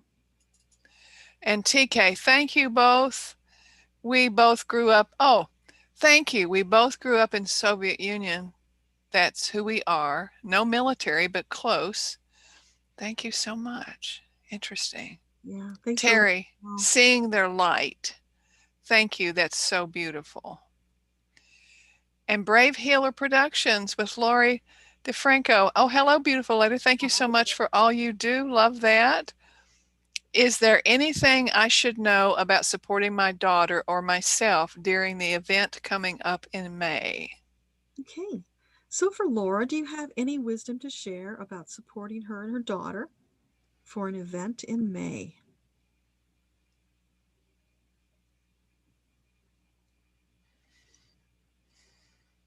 I'm just feeling this real peaceful, like a still river.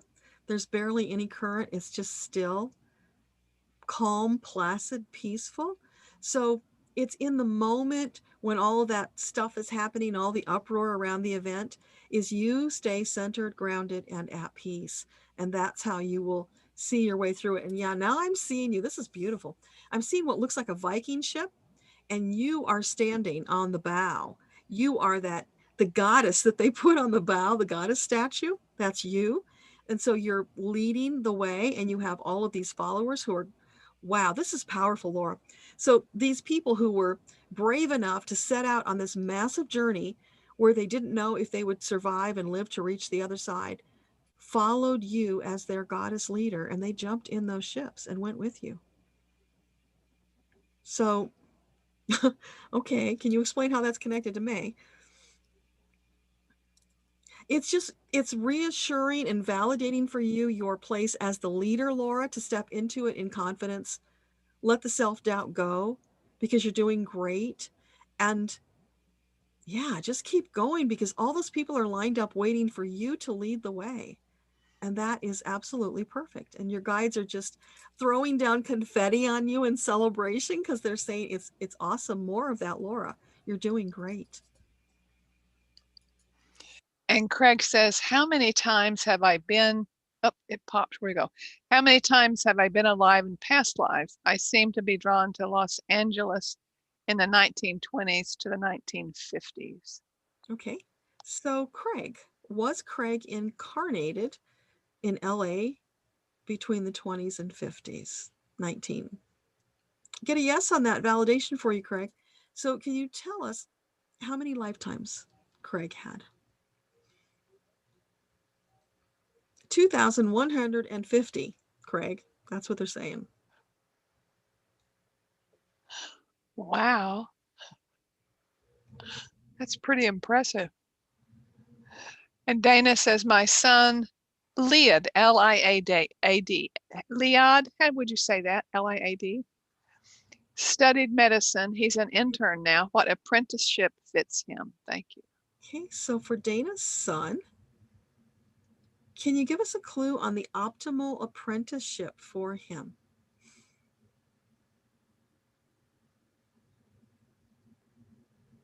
This is really strange, Dana, because I'm getting a feeling that it's not medicine. Even though that's what he studied, it's feeling like he needs to take a detour from medicine and do something else, because it's like medicine's not resonating as his optimal path. So can you give us a clue what it might be?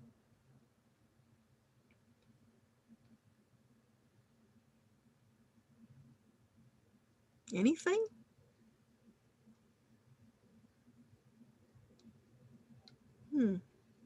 Very mysterious. Okay. Need a clue here. Waiting. Liad and his apprenticeship. Oh, okay. That's the clue. I missed it. So the clue is he's not ready for the apprenticeship. He needs a break. He needs some space in between. So he's got time to reflect and decide what's best for him. He doesn't want to rush into it.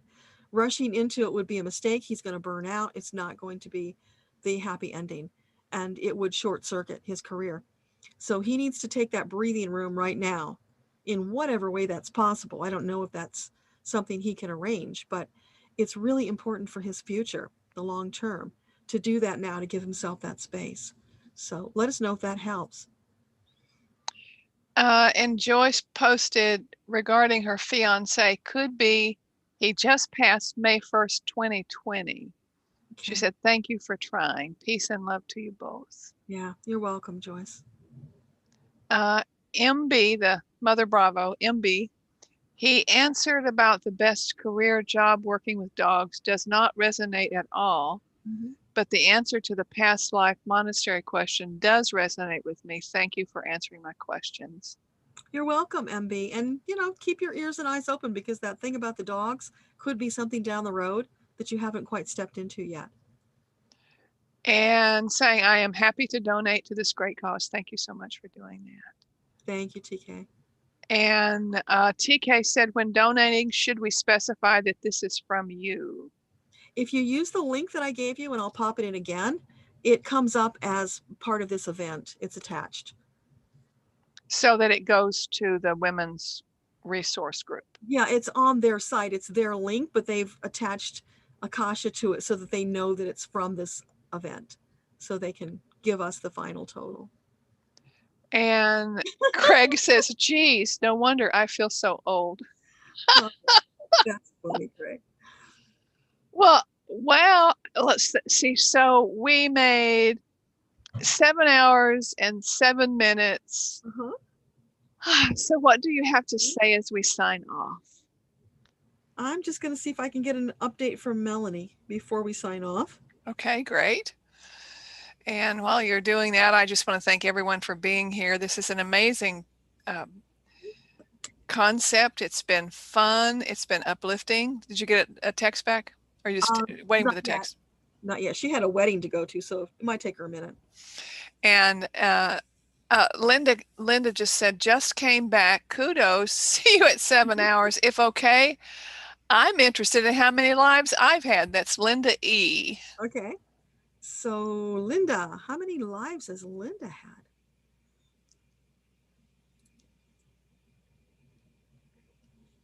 Well, Linda, I think you have the record. I'm getting 4,028. I think that's the most I've ever gotten. You are an old soul, Linda. And TK said, we went to Paris in 2001, and when we visited the Louvre for the first time in this lifetime, the first thing I said was, they ruined everything. When was I there? He wants to know when he was there. Okay. So for TK, when was he at the Louvre before 2001? Was he at the Louvre in a previous lifetime? Let's ask that first of all. Yes. So how many lifetimes ago was that? It was 3 lifetimes ago. So 3 lifetimes ago, TK. So that's probably quite a while, depending on how long you lived each of those lives. No update yet. So Linda said, wow, I'm told this is my last life. About time, she said. Okay, this became a question of note. And so Carrie H says, how many past lives have I had? It's like the what do my guides want to tell me question. Once somebody asks it, everybody asks it. Okay, so we just got an update. We're at 961.55. Oh, so close. All right, so where are we at? Carrie H, how many past lives have I had? Okay. So Carrie H. Carrie, how many past lives has Carrie had? 2,817. And soul. Carol Ann says, what are my soul gifts? Okay. So what can you tell Carol Ann about her soul gifts? I'm getting that love, love, love thing again, Carol Ann. So it's about being and sharing love with the world. You are that bright light who's bringing love and light. So if you feel called to do that in whatever fashion you choose. Working with groups of people, that's a good thing because you're good with groups. So just lean into that love. But the thing to know, Carol Ann, is don't let yourself become a doormat and get depleted, because when you start giving that kind of love out to the world, people will really take advantage and they will just suck you dry like vampires. So you need really healthy boundaries so that you don't get depleted. You take care of number one, and that way you can continue doing this for your entire lifetime. So for you, it's about love. And I teared up because Deborah McNair said, I will do another $50. Oh, thank you, Deborah. That is so wonderful. And JD says, well, then how about me? Last life? And I don't know if that's the kind of answer you get from soul, whether it's supposed to be it's last life. Is that the kind of answer if somebody says? Is it her last life? So, okay, so for JD, is this the last time she will incarnate on the earth? No, there's more. And you know the thing about that, for all of you guys that are thinking about it, you know, you can take a break from incarnating. Like I met Einstein in one of my meditations, and he explained to me that he stopped incarnating because he was working on this special project over there. So that's keeping him busy right now. But at some point in time, when he finishes that project, if he wants to resume incarnating, he can. And eternity is a long time. So to just hang out and not get into a body gets kind of boring for souls after a while. So they do their thing, they go to school, they learn what they got to learn, they get the lessons. And then they're most of the time anxious to jump back into a body because that's the delicious life experience that they're all craving. So most likely you got more lifetimes coming, but you get to choose. Nobody's going to force you. And Deborah asked, what are my soul gifts too? Deborah M. So what can you tell Deborah about her gifts?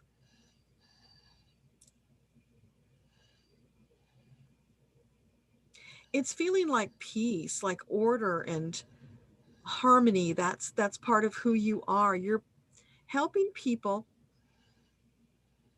to find that space of peace in all the craziness of the world.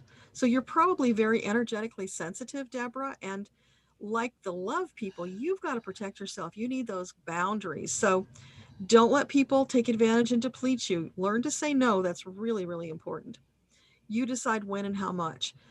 And also bring creativity, your great aesthetic. Bring that into the equation.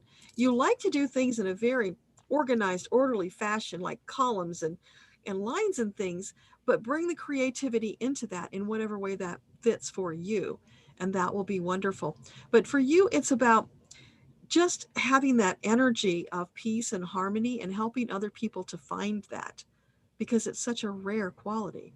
And that's what you're bringing to the table. So we have 2 more comments, and I'm going to say we're going to be done. I'm drawn it because Carol Ann said, thank you for working on boundaries. So I'm making a boundary. I and JD said, what was my last life? Okay, so for JD, what can you tell us about the last life? I'm seeing you as a fisherman, so you're a man, and just a, run-of-the-mill fisherman guy, and looks like you got some little kids tagging along with you. So anything else you want to share about that? It feels like you're happy because you're whistling. It's like that Andy Griffith kind of song, whistling and going fishing. That's what I'm seeing. So it was kind of like that. It was a very happy life with your family. And Doris said that my 4-year-old granddaughter is so compassionate and loving. How many past lives has she had? Okay, so Doris's 4-year-old granddaughter, how many lives has she had?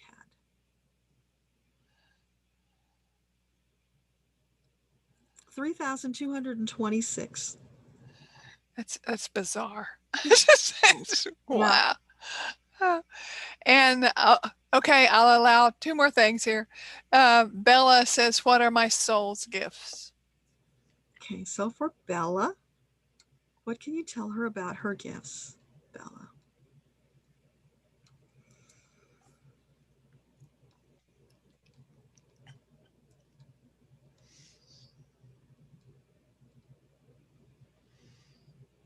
I'm feeling a very nurturing energy,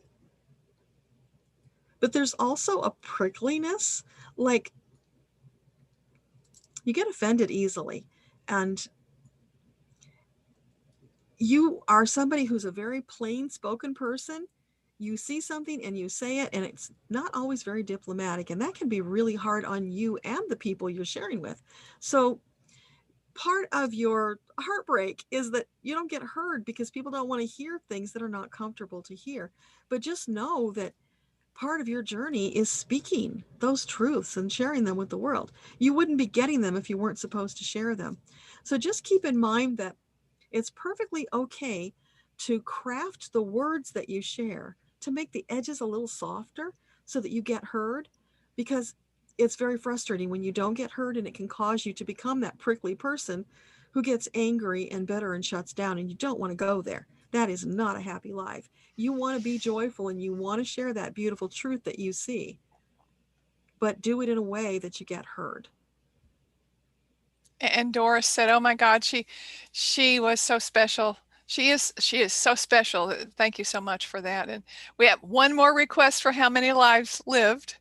And I'm going to put the word boundary. I'm going to say, we're done. Put that in the comments. And Carol Ann, how many lives? Okay, so for Carol Ann, how many lives for Carol Ann? It's like thinking. You got the right Carol Ann? We connected to this Carol Ann? Yeah, we got the right one. Okay. So how many lives has Carol Ann had? 3,227. I love numbers, by the way. And JD says, thank you so much, the both of you.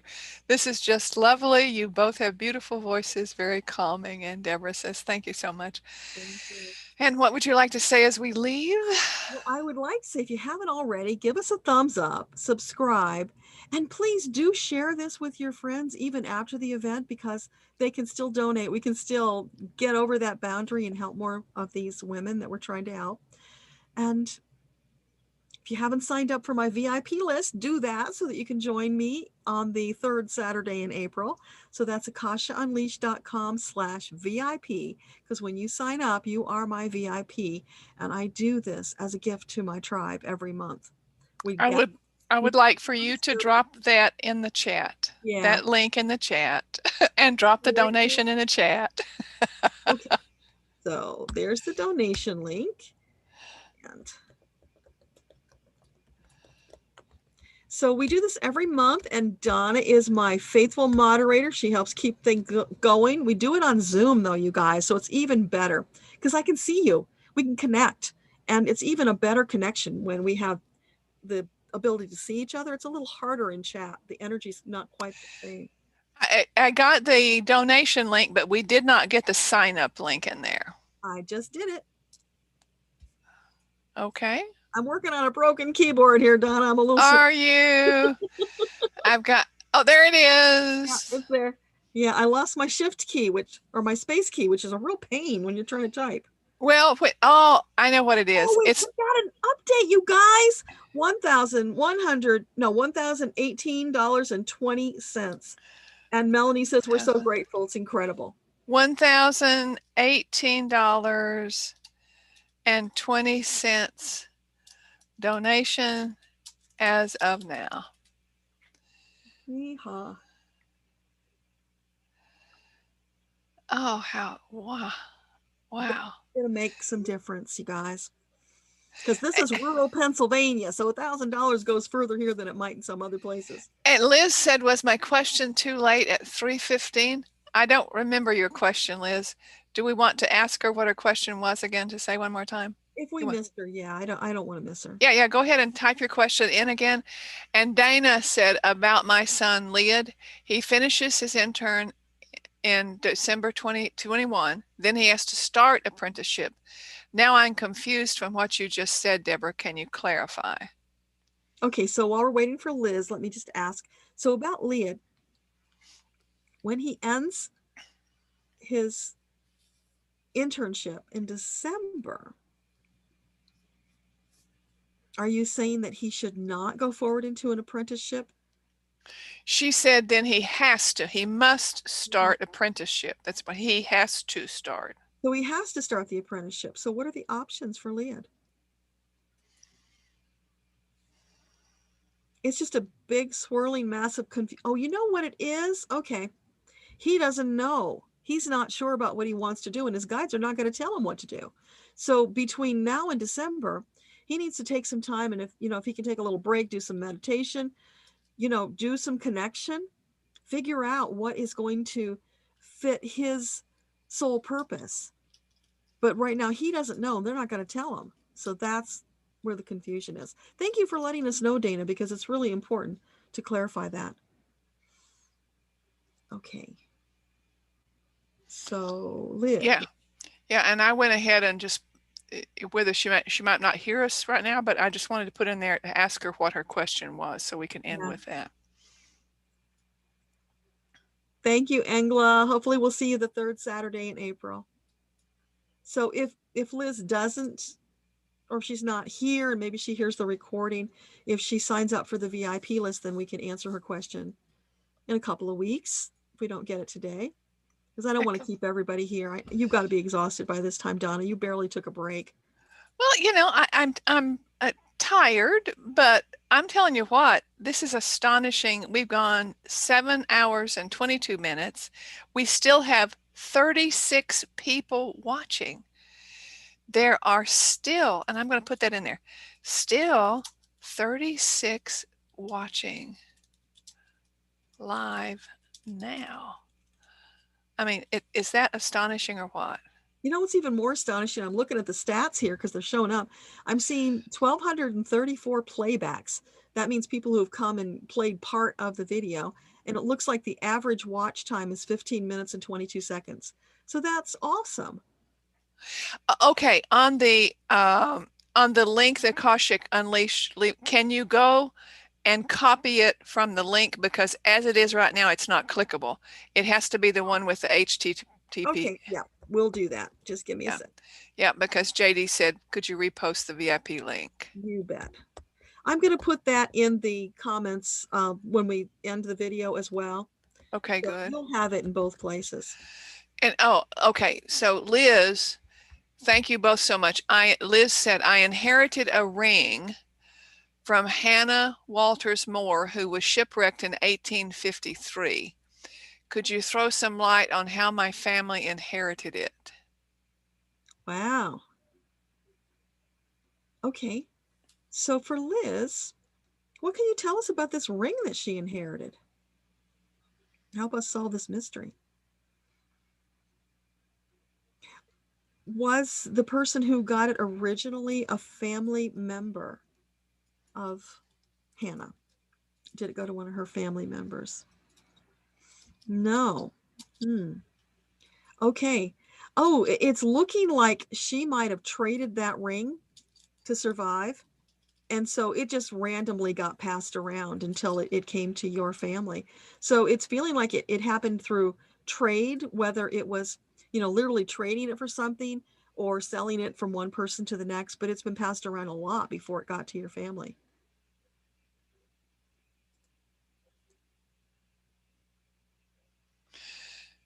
And it's really, interesting. Rosie, who just got here, said that her niece sent her a link to get here. And I think that's absolutely phenomenal. Well, then whoever's here, be sure to give it a thumbs up, please. Yes. Thumbs up and subscribe, you guys, because I got a lot more videos coming for you, lots more teaching. And if there are questions you have about the Akasha, leave them in the comments, because I might just make a video just for you. So I love being inspired by your questions. That's where a lot of these videos come from. I never know what it's going to be about. I have to wait to be inspired. So help me out there. Excellent. And I'd like to close by saying that I am Donna Blevins. I'm an international professional poker player. I'm a mind shift coach. I simplify mind shifting. I've taken the woo-woo out of mind shifting, and I guide entrepreneurs to up their game in 7 seconds. And I have a book, Mind Shift on Demand, that you see back there, my lovely book with the gear head, because it's shifting mental gears. You can go to mindshiftonDemand.com and opt in for a 4-minute audio about with my signature mind shift exercise. And if you're on social media and you like to connect, I'm on facebook.com/biggirlpoker, because I'm 6 feet 5 inches tall and they call me the big girl of poker. So I hope to connect with you in the future. I do mind shifting deep dives, and I'm also going to be doing a program on how to create a mini course and get the brilliance out of your brain and into your bank account. So get on my list and you'll hear about it too. You betcha. And for Rosie, who just posted that she's sorry she missed it, Rosie, sign up for my VIP list, that link I just posted, because we're going to do this on the 3rd Saturday in April on Zoom. So if you're on that list, I will send you your own private Zoom link so you can join the meeting, and we'll be there again. Yeah, because we can have up to 100 people on that Zoom. We usually only have about 20 people, you guys. So come and join us. The more the merrier. So thank you so much, Donna, for being my trusty right hand. I could not have done this without you. I deeply appreciate you. Well, you're welcome. Let me know when, and I will do the hugging the way that I hug to end us. So you tell me when to do that. Okay. Thank you, everybody, for joining us. It's an honor to have you here for all of these hours and hours you hung out with us. It's a delight and a privilege, because, you've helped us to do something amazing for these women who have been sexually and physically abused. You're helping them to start a brand new life, to have hope for them and their children, because often there are children involved. That is massive. And that does not go without notice. You guys just accumulated some massively good karma. So if you're watching this after the fact and you'd still like to help out, grab that donate link that we'll put in the description as well as in the pinned comment. Join us in helping the women. Join us on the VIP group. Check out Donna's book. Check out my book. I'll leave the link for you, Akasha Unleashed, the missing manual to you, because everybody needs their manual, which is the Akashic Records. And I teach you about that in that book. So with that, I think we are at the end. So Donna, do your thing. I want you to take your hands and I want you to give yourself a hug right now. And I want you to feel the hands there and know that those hands that are touching you are mine, because I am hugging you. I'm holding you to my chest and my breast, because I love you just the way that you are. Thank you, Donna. Blessings to all of you. I hope to see you soon. Much love. Bye for now.